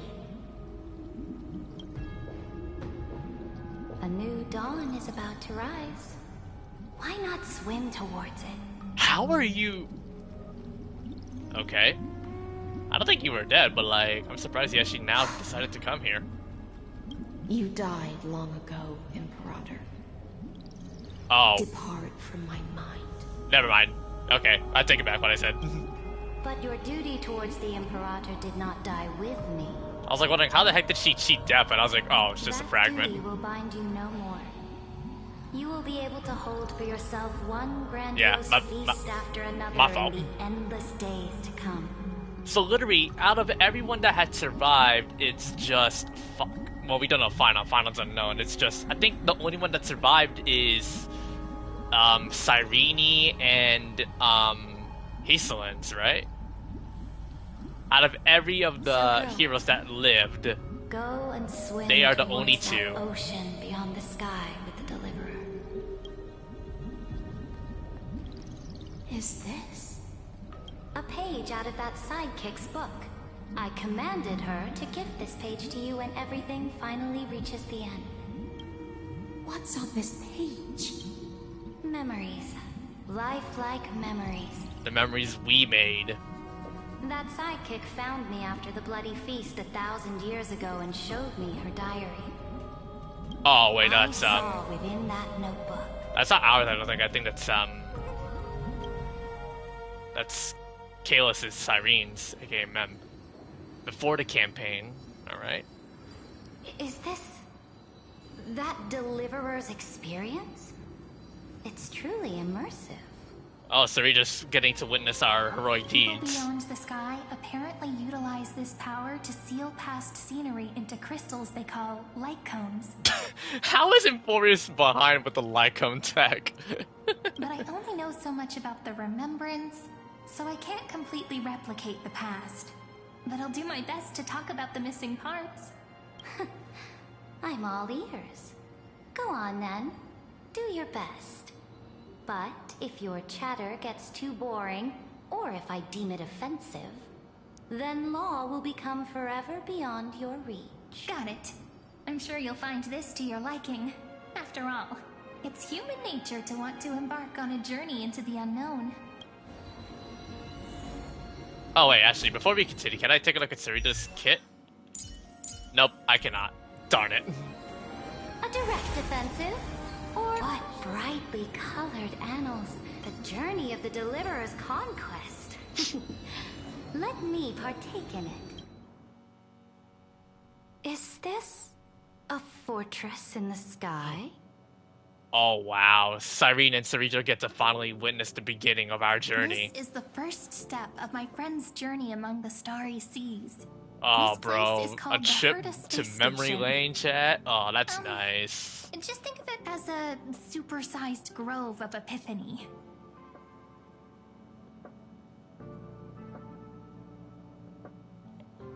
Oh, so it's the territory of that witch. She and another Antikytherian lent me a helping hand back It's at the kind of banquet. funny. They only know about the Herta, but they never really knew about the dolls. Over there. Looks like he's talking to Madame Herta in his memory. Let's go listen to what she thinks about this world.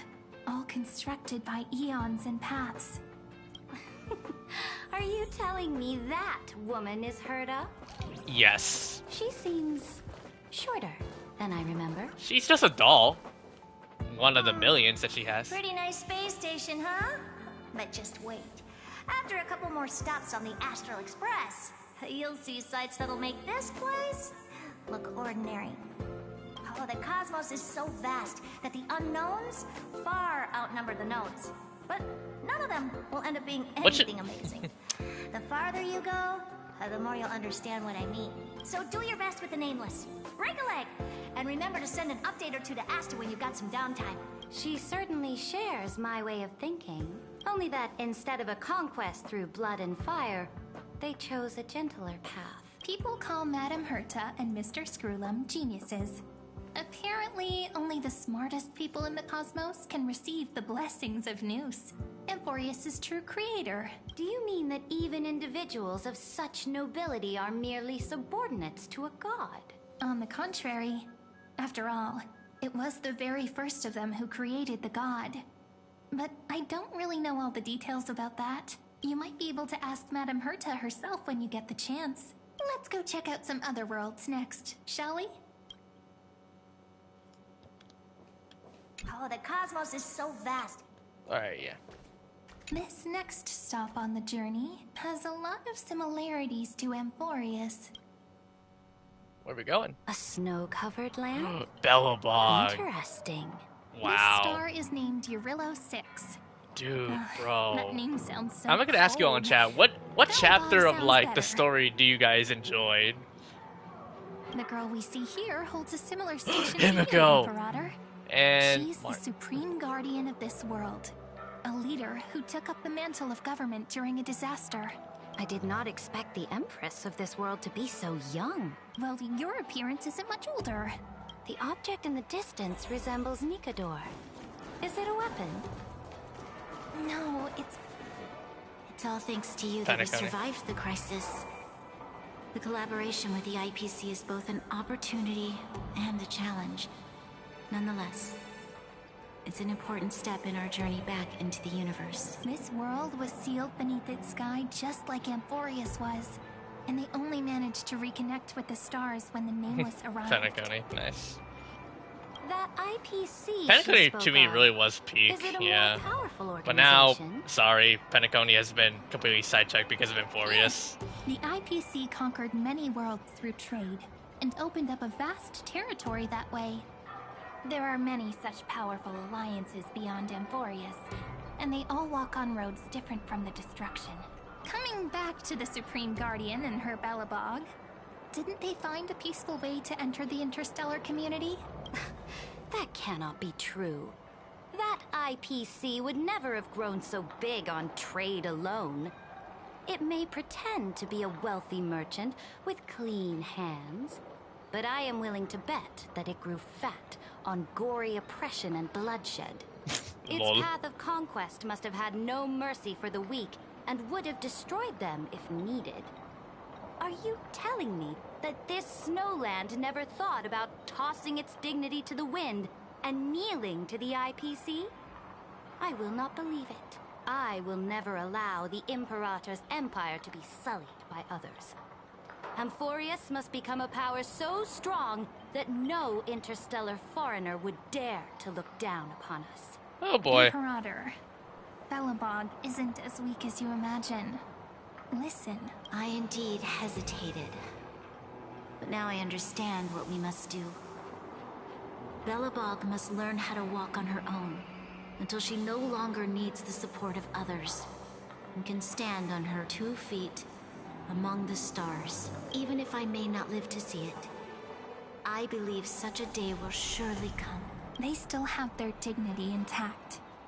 One day, that hope will melt through the ice and help them into a prosperous tomorrow. But the order of the cosmos is already set in stone. The old laws decree that only the strong survive, binding the weak in an unbroken chain until they wither and turn to dust. Unless they embrace the power of the destruction. Sorry for the random cutout. Amphoreus must shatter the old law and become the new order among the stars. Speaking of the order, another one of my friend's companions may be able to enlighten you further on that. Let's go to the next page. Before we continue, we got a Himiko and a March 7th. I indeed hesitated. Same dialogue. This next world is a nation of dreams. The Penacony? first time I heard about that place, I didn't even know what to think. Such Oh my god, doesn't Tab is gonna really freak. evoke Look at this. Look at the word that we see. The boys. This world is called Penacony, an eternal city built upon a land of dreams.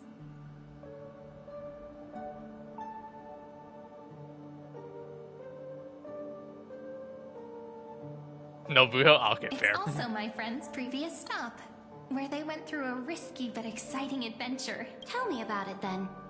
That man standing afar has wings on his head.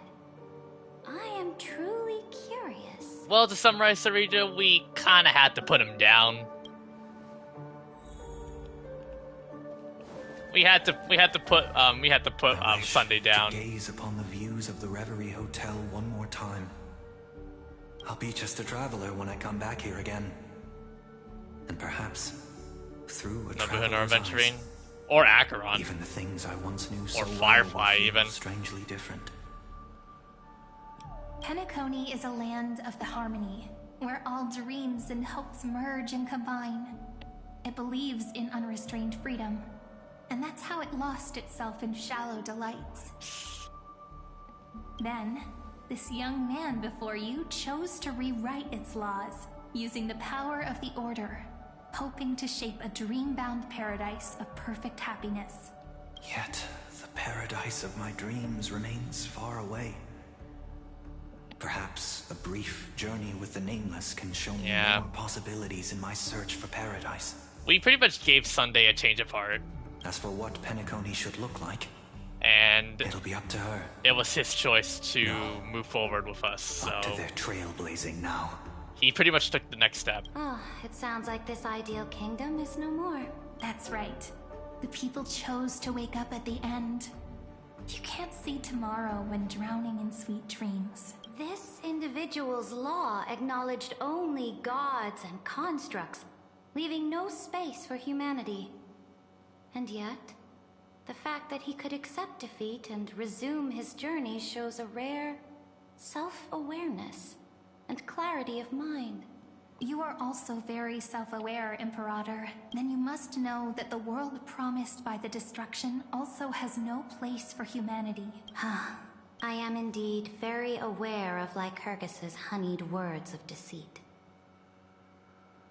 I have seen enough. Take me back.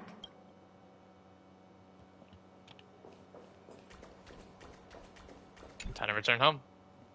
Then let's wrap up this trip down memory lane with one last scene. What is it? This absolute Oh, wonder. our home, the Astro Express, the train, and where we saw Amphoreus for the very first time. Isn't it pretty? That's our Amphoreus. Our world flows and meanders in this endless band of light. Though we were born from the designs of the gods and are not yet truly alive, the Chrysos heirs of Amphoreus still chose to stand against fate and carved a legend no different from that of humankind. Will you really renounce the heroes in this world's previous 30 million cycles, Imperator? Including even yourself. Will you bow to brutal destiny and allow that puppet master named the destruction to have their wish? I know what you want to do, sidekick. You want to use that deliverer's memories to influence me and tilt the scales of law toward him and the two geniuses. You really saw right through me, Imperator. How can one rule an empire if one is incapable of understanding people's minds? I have decided on Law's final destination. However, before I move my next chess piece, before we go on, tell me this, sidekick. Throughout his Trailblaze, was there ever a memory of the ocean? Would we count the Xianzhalafu? The ocean. No? Oh. My cradle. Bro, Xianzhalafu's forgotten. I'm sad. You shall complete your conquest in the ocean at the boundaries of this world, and eternally slumber in the sound of tides. You shall eternally slumber in the sound of tides, and complete your conquest in the ocean at the boundaries of this world. Our prophecies aligned as flawlessly as a sea snake circling upon itself. An elegant loop, like a joyful hymn, like the circulating ocean current, like our two fates, like Amphoreus itself. At the end of the campaign against Fagusa, I count. The trial is over. So tell me, who will own the divine authority of law? I won't give it to anyone. What? I am the law. Why should I give my imperial crown to any other? Both the Deliverer and the Theoros came from beyond the sky. They have no right to interfere with the lands I conquered with my own two hands. The law of Amphoreus shall be determined by Amphoreus's master. What exactly did you see in the trial?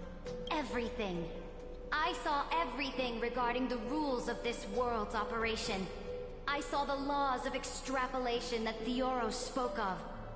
I saw the ultimate protocol. As long as I offer a sacrifice of equal weight, I can rewrite the laws of this world according to my will. I can turn good into evil, ugliness into beauty, and weakness into strength. Fate gave me a very fair deal. One rule change for the life of one demigod. What are you planning to do? You can't guess. We can conquer the stars without relying on any power from beyond the sky. We just need to make some reasonable sacrifices. What are you doing? Your ambitions have already made so many people give up their lives for the law. And you're still not done? I am determined for Amphoreus to stand on her own 2 feet among the stars. You are beyond reason. You think such a simple and What is hypocritical she? statement can Is she on justify crack or your something? atrocities? There's no new without destroying the old. That's what you consider an atrocity? Ironic, for that is also the unchanging law of Amphoreus's revolutions. Ever since the Flame Chase prophecy resounded in the distance, fate has decreed for the Chrysos heirs to ignite our blood and illuminate this dark age. People would still be puppets of the old dynasty, if it weren't for my conquests. But your world doesn't seem to be any different from your predecessors. Bloodshed, tyranny, oppression. You're making the same mistakes they did. Go and see everything for yourself. Go to any library I've built.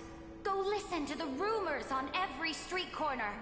Go and witness how the Imperator crushed the old laws and forged new ones. Go and see what my conquests brought to this world. I cleansed the Chrysos War's filth, and mended all the conflicts left by the Era Bellica.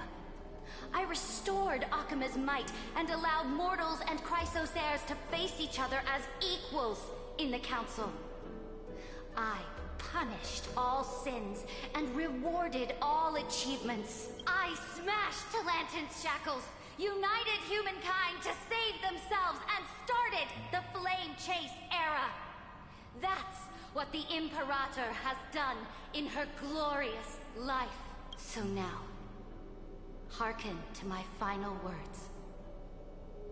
History will eventually forget Cyritra, but it will never forget the Imperator's people or the Flame Chase era she began. Final words? Amphoreus is about to be destroyed. There's no time left for pointless debates. There is only one law I want to overturn to aid the final battle of deliverance. So I will only offer the life of one demigod. In the name of the Imperator, I command you one last time, Electra. Either sacrifice yourself for conquest, or pierce this tyrant's chest with your sword. Thus, the Imperator concluded her final speech at the end of her life. At the last moment before she stepped onto the altar, she gave her most loyal subject the choice to decide fate, just as she promised her compatriots before her very first campaign. My blood flows in you now. Heroic compatriots, follow me, and we'll seize fate's reins! The Imperator fell. Some say that the Dux Gladiorum turned traitor and killed her liege. Some say that she imprisoned the tyrant in a shallow pond of water, then left. Which meant the Imperator had to kill herself to rewrite the law. There are countless stories about her death. All we can be sure of is when the knight left the vortex, the Imperator was still mumbling about their past conquests together, the beginning and the end of her existence. Imperator, wait! How could someone of your status come to the front lines? Let me be the flag bearer! The troops defending the pass to the west of the Grove, have they surrendered? They ran as quickly as they could when they heard your name. The Golden Cocoon Pass is now in the First Legion's hands. Good. What about the Delosian militia? The 3rd Legion set fire to the mountains and flattened everything west of the basin. They just need a few more days. That is enough. We cannot afford to miss an opportunity for victory. Lastly, how many Ladonian cannons are left? They are no more.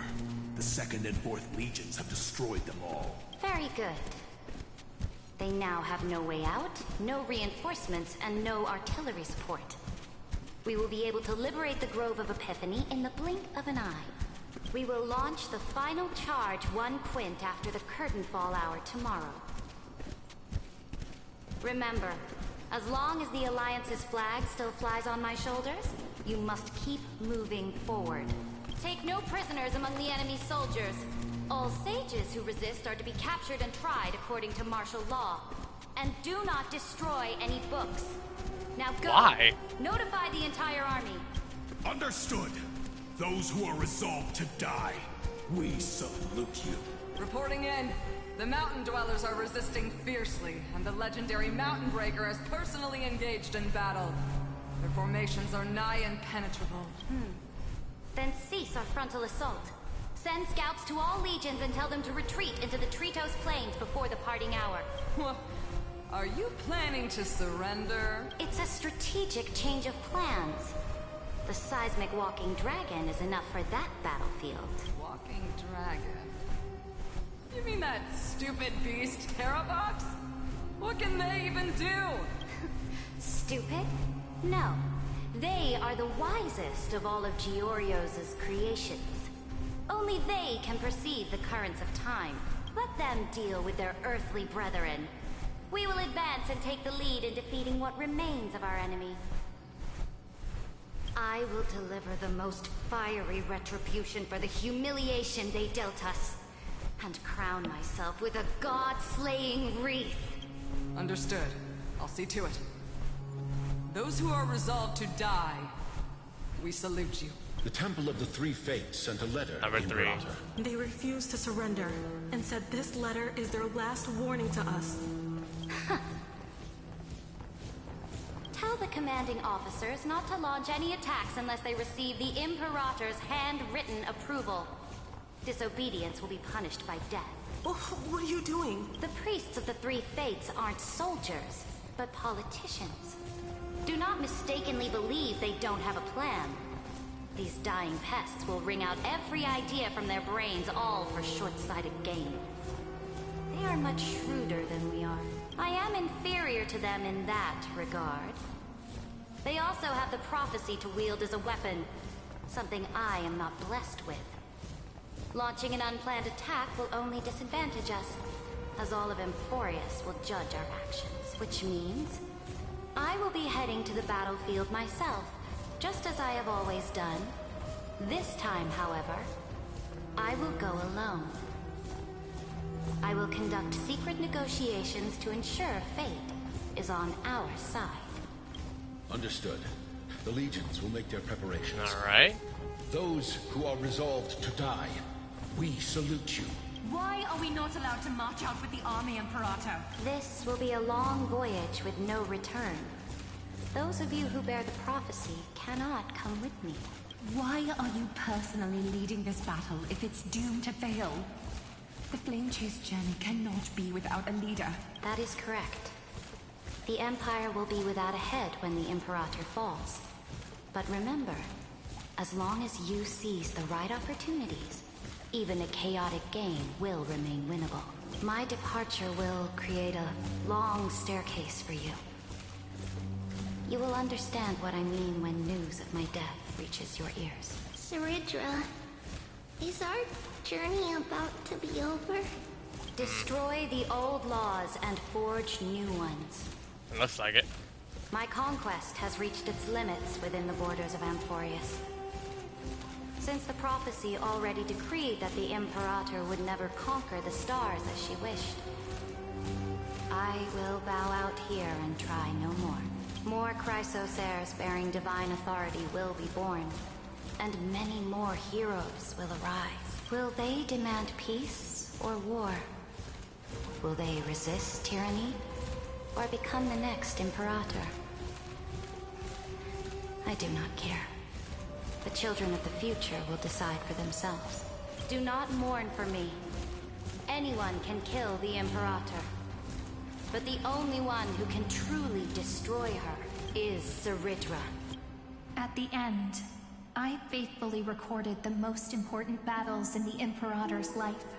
Her conquest was about to be completed at this point in the story. However, for some reason, a memory suddenly entered my mind just as I was about to put down my pen. It was a journey on a fantastical train. I had the honor of having a heart-to-heart conversation with the Imperator under the stars. And I asked her this question at the end of that discussion. How do you want history to remember you? As a hero who gave up her life for the Flame Chase? Or as a tyrant? She answered so quickly, as if she had made up her mind long ago. I would rather be forgotten than be defined. Oh. Because oh, her golden the law blood. can be neither eternal nor unchallenged. And Wow. only humanity can pen laws into history's pages. Now, Well, I you guys. have shattered the greatest law of Amphoreus. The game is nearing its end, Dux Gladiorum. Even though You killed the Imperator. In the previous 30 million cycles. This time, you finally found your own law. Then, High Sealants. Electra. I will ask someone to deliver the prophecy's ocean at the boundaries of this world to you. Will you choose to swim into that ocean? I do not care. Do not care. The Imperator muttered about her conquests, and news yep, of her death spread in the city. it's checkmate. Freedom! Liberty! The tyrant is dead! Go! Shout this news in the streets! My people, my fellow elders, do not panic. Stand your ground. That usurper has paid for her ambition with her life. People once cheered for my ascension. And now they cheer for my fall. No matter. I am fond of applause.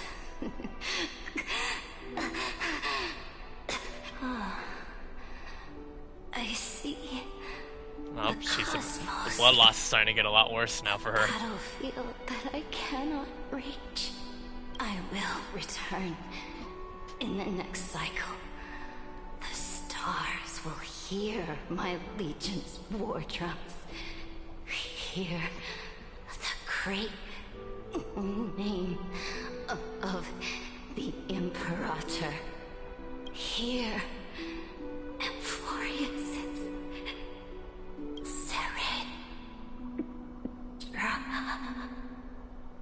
To this day, we do not know which rule the Imperator overwrote at the cost of her life. Perhaps the truth will only be revealed at the moment of checkmate, just like every chess game she ever played. Yep. We only know her death inflamed Akama. On one side of the city, those who defended liberty toppled her statues to the ground. On the other side, her supporters put themselves between the masses and her monuments, declaring loudly that the Sovereign is still among the people. It is said that golden blood congealed into the same letters everywhere they fought. It was the name borne by Akama's first and final Sovereign, the Imperator Saritra. But the one who bore that name did not see any of this. Her gaze was cast far away. Yep. And the sound of tides in her ears drowned out the people's cries. What was the Imperator thinking about in that prophesized ocean at the boundaries of this world? Bro, this quest is long. In that Way longer than shallow Big Green puddle of Forest. stagnant water, was she reminiscing about her past conquests? Or repenting for the millions killed for the flame chase? The It was last neither. one was The like really Imperator short. only saw how the surface of the water gleamed like that Only like crude chessboard. below 5 hours. Dissected by light This quest and is shadow past 5 hours in for the me. afternoon when her teacher played against her for the first time. Look at this chessboard.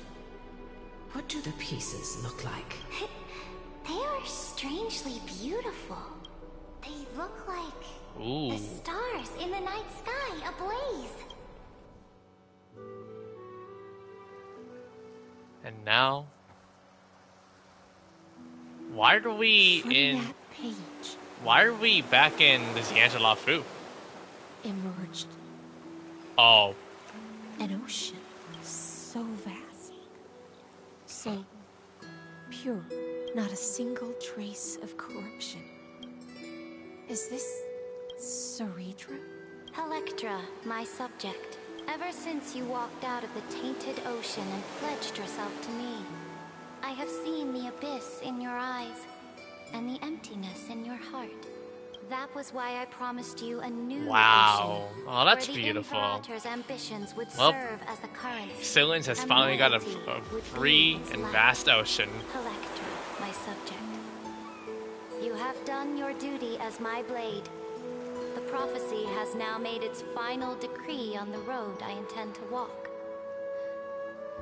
My conquest is doomed to never reach the stars. But the Imperator never makes empty promises. So take this memory, this ocean, beyond the sky, as witnessed by the Deliverer. This is the final gift that the Imperator can leave for her subject.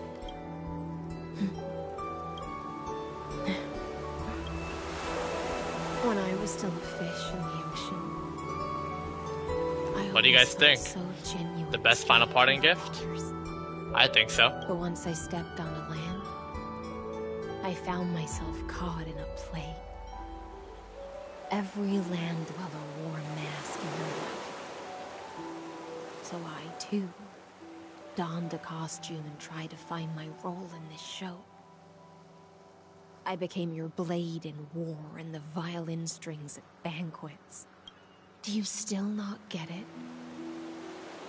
I do not long for the oceanic depths of my homeland.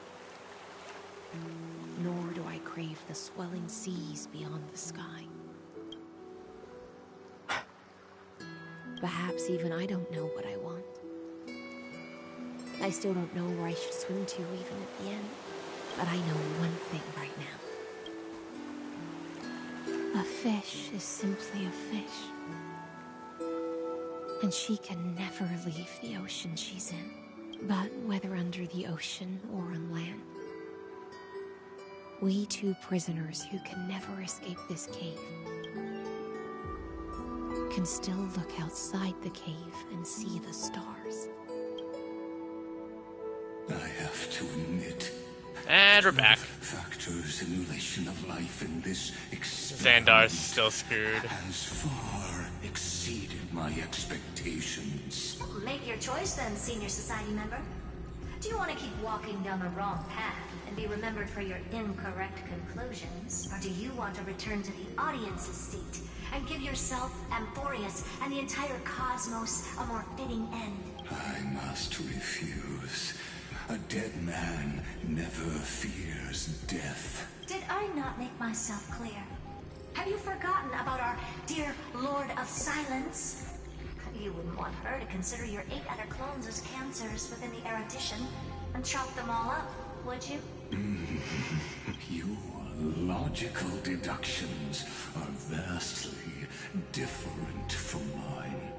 Therefore, allow me to provide one more academic recommendation. Listen, my peers. Why don't you look beyond this world? Just as the Chrysoskins did. Re-evaluate your calculations and take into account all enemies in the upcoming war among the eons. Amphoreus is not a place where 3 paths entangle, but where 3 paths fight to the death. Destruction, erudition, and remembrance. You used Memoria to resist me, but did you not consider the possibility that the Remembrance and their children might have taken this opportunity to join the fray as well? In the meantime,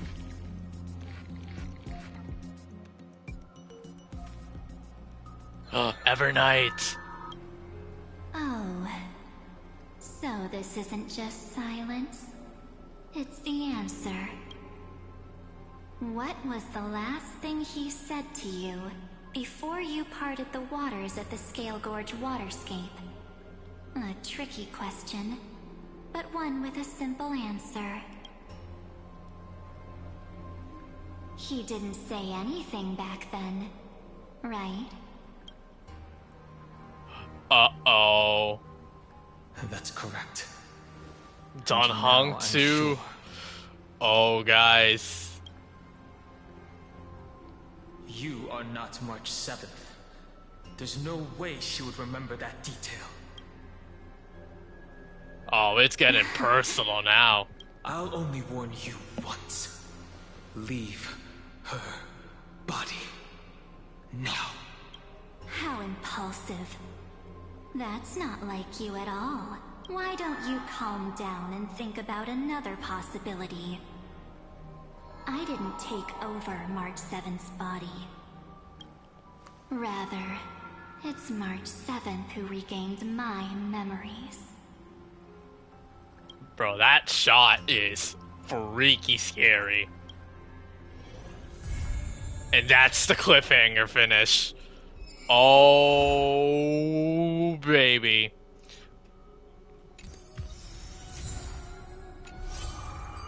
Oh, man. Oh, man. Wow. What a story, guys. What a freaking story.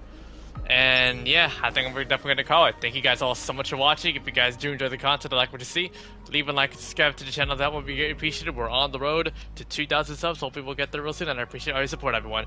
Once again, version 3.5 is now finally out. You can finally download the update and play the brand new Trailblaze mission, and also have access to the brand new characters. First, Hastilians, and soon Sarija in second half. Hope you guys enjoyed the rest of your morning, afternoon, evening, regardless of what time period you're watching this, and I hope you guys enjoyed the rest of your day. Thank you guys all so much for watching. This isn't the end of the Amphoreus story, but I think we're getting really close to the end. And I will see you all next time, everybody. Peace out, and as always, take care. Deja vu.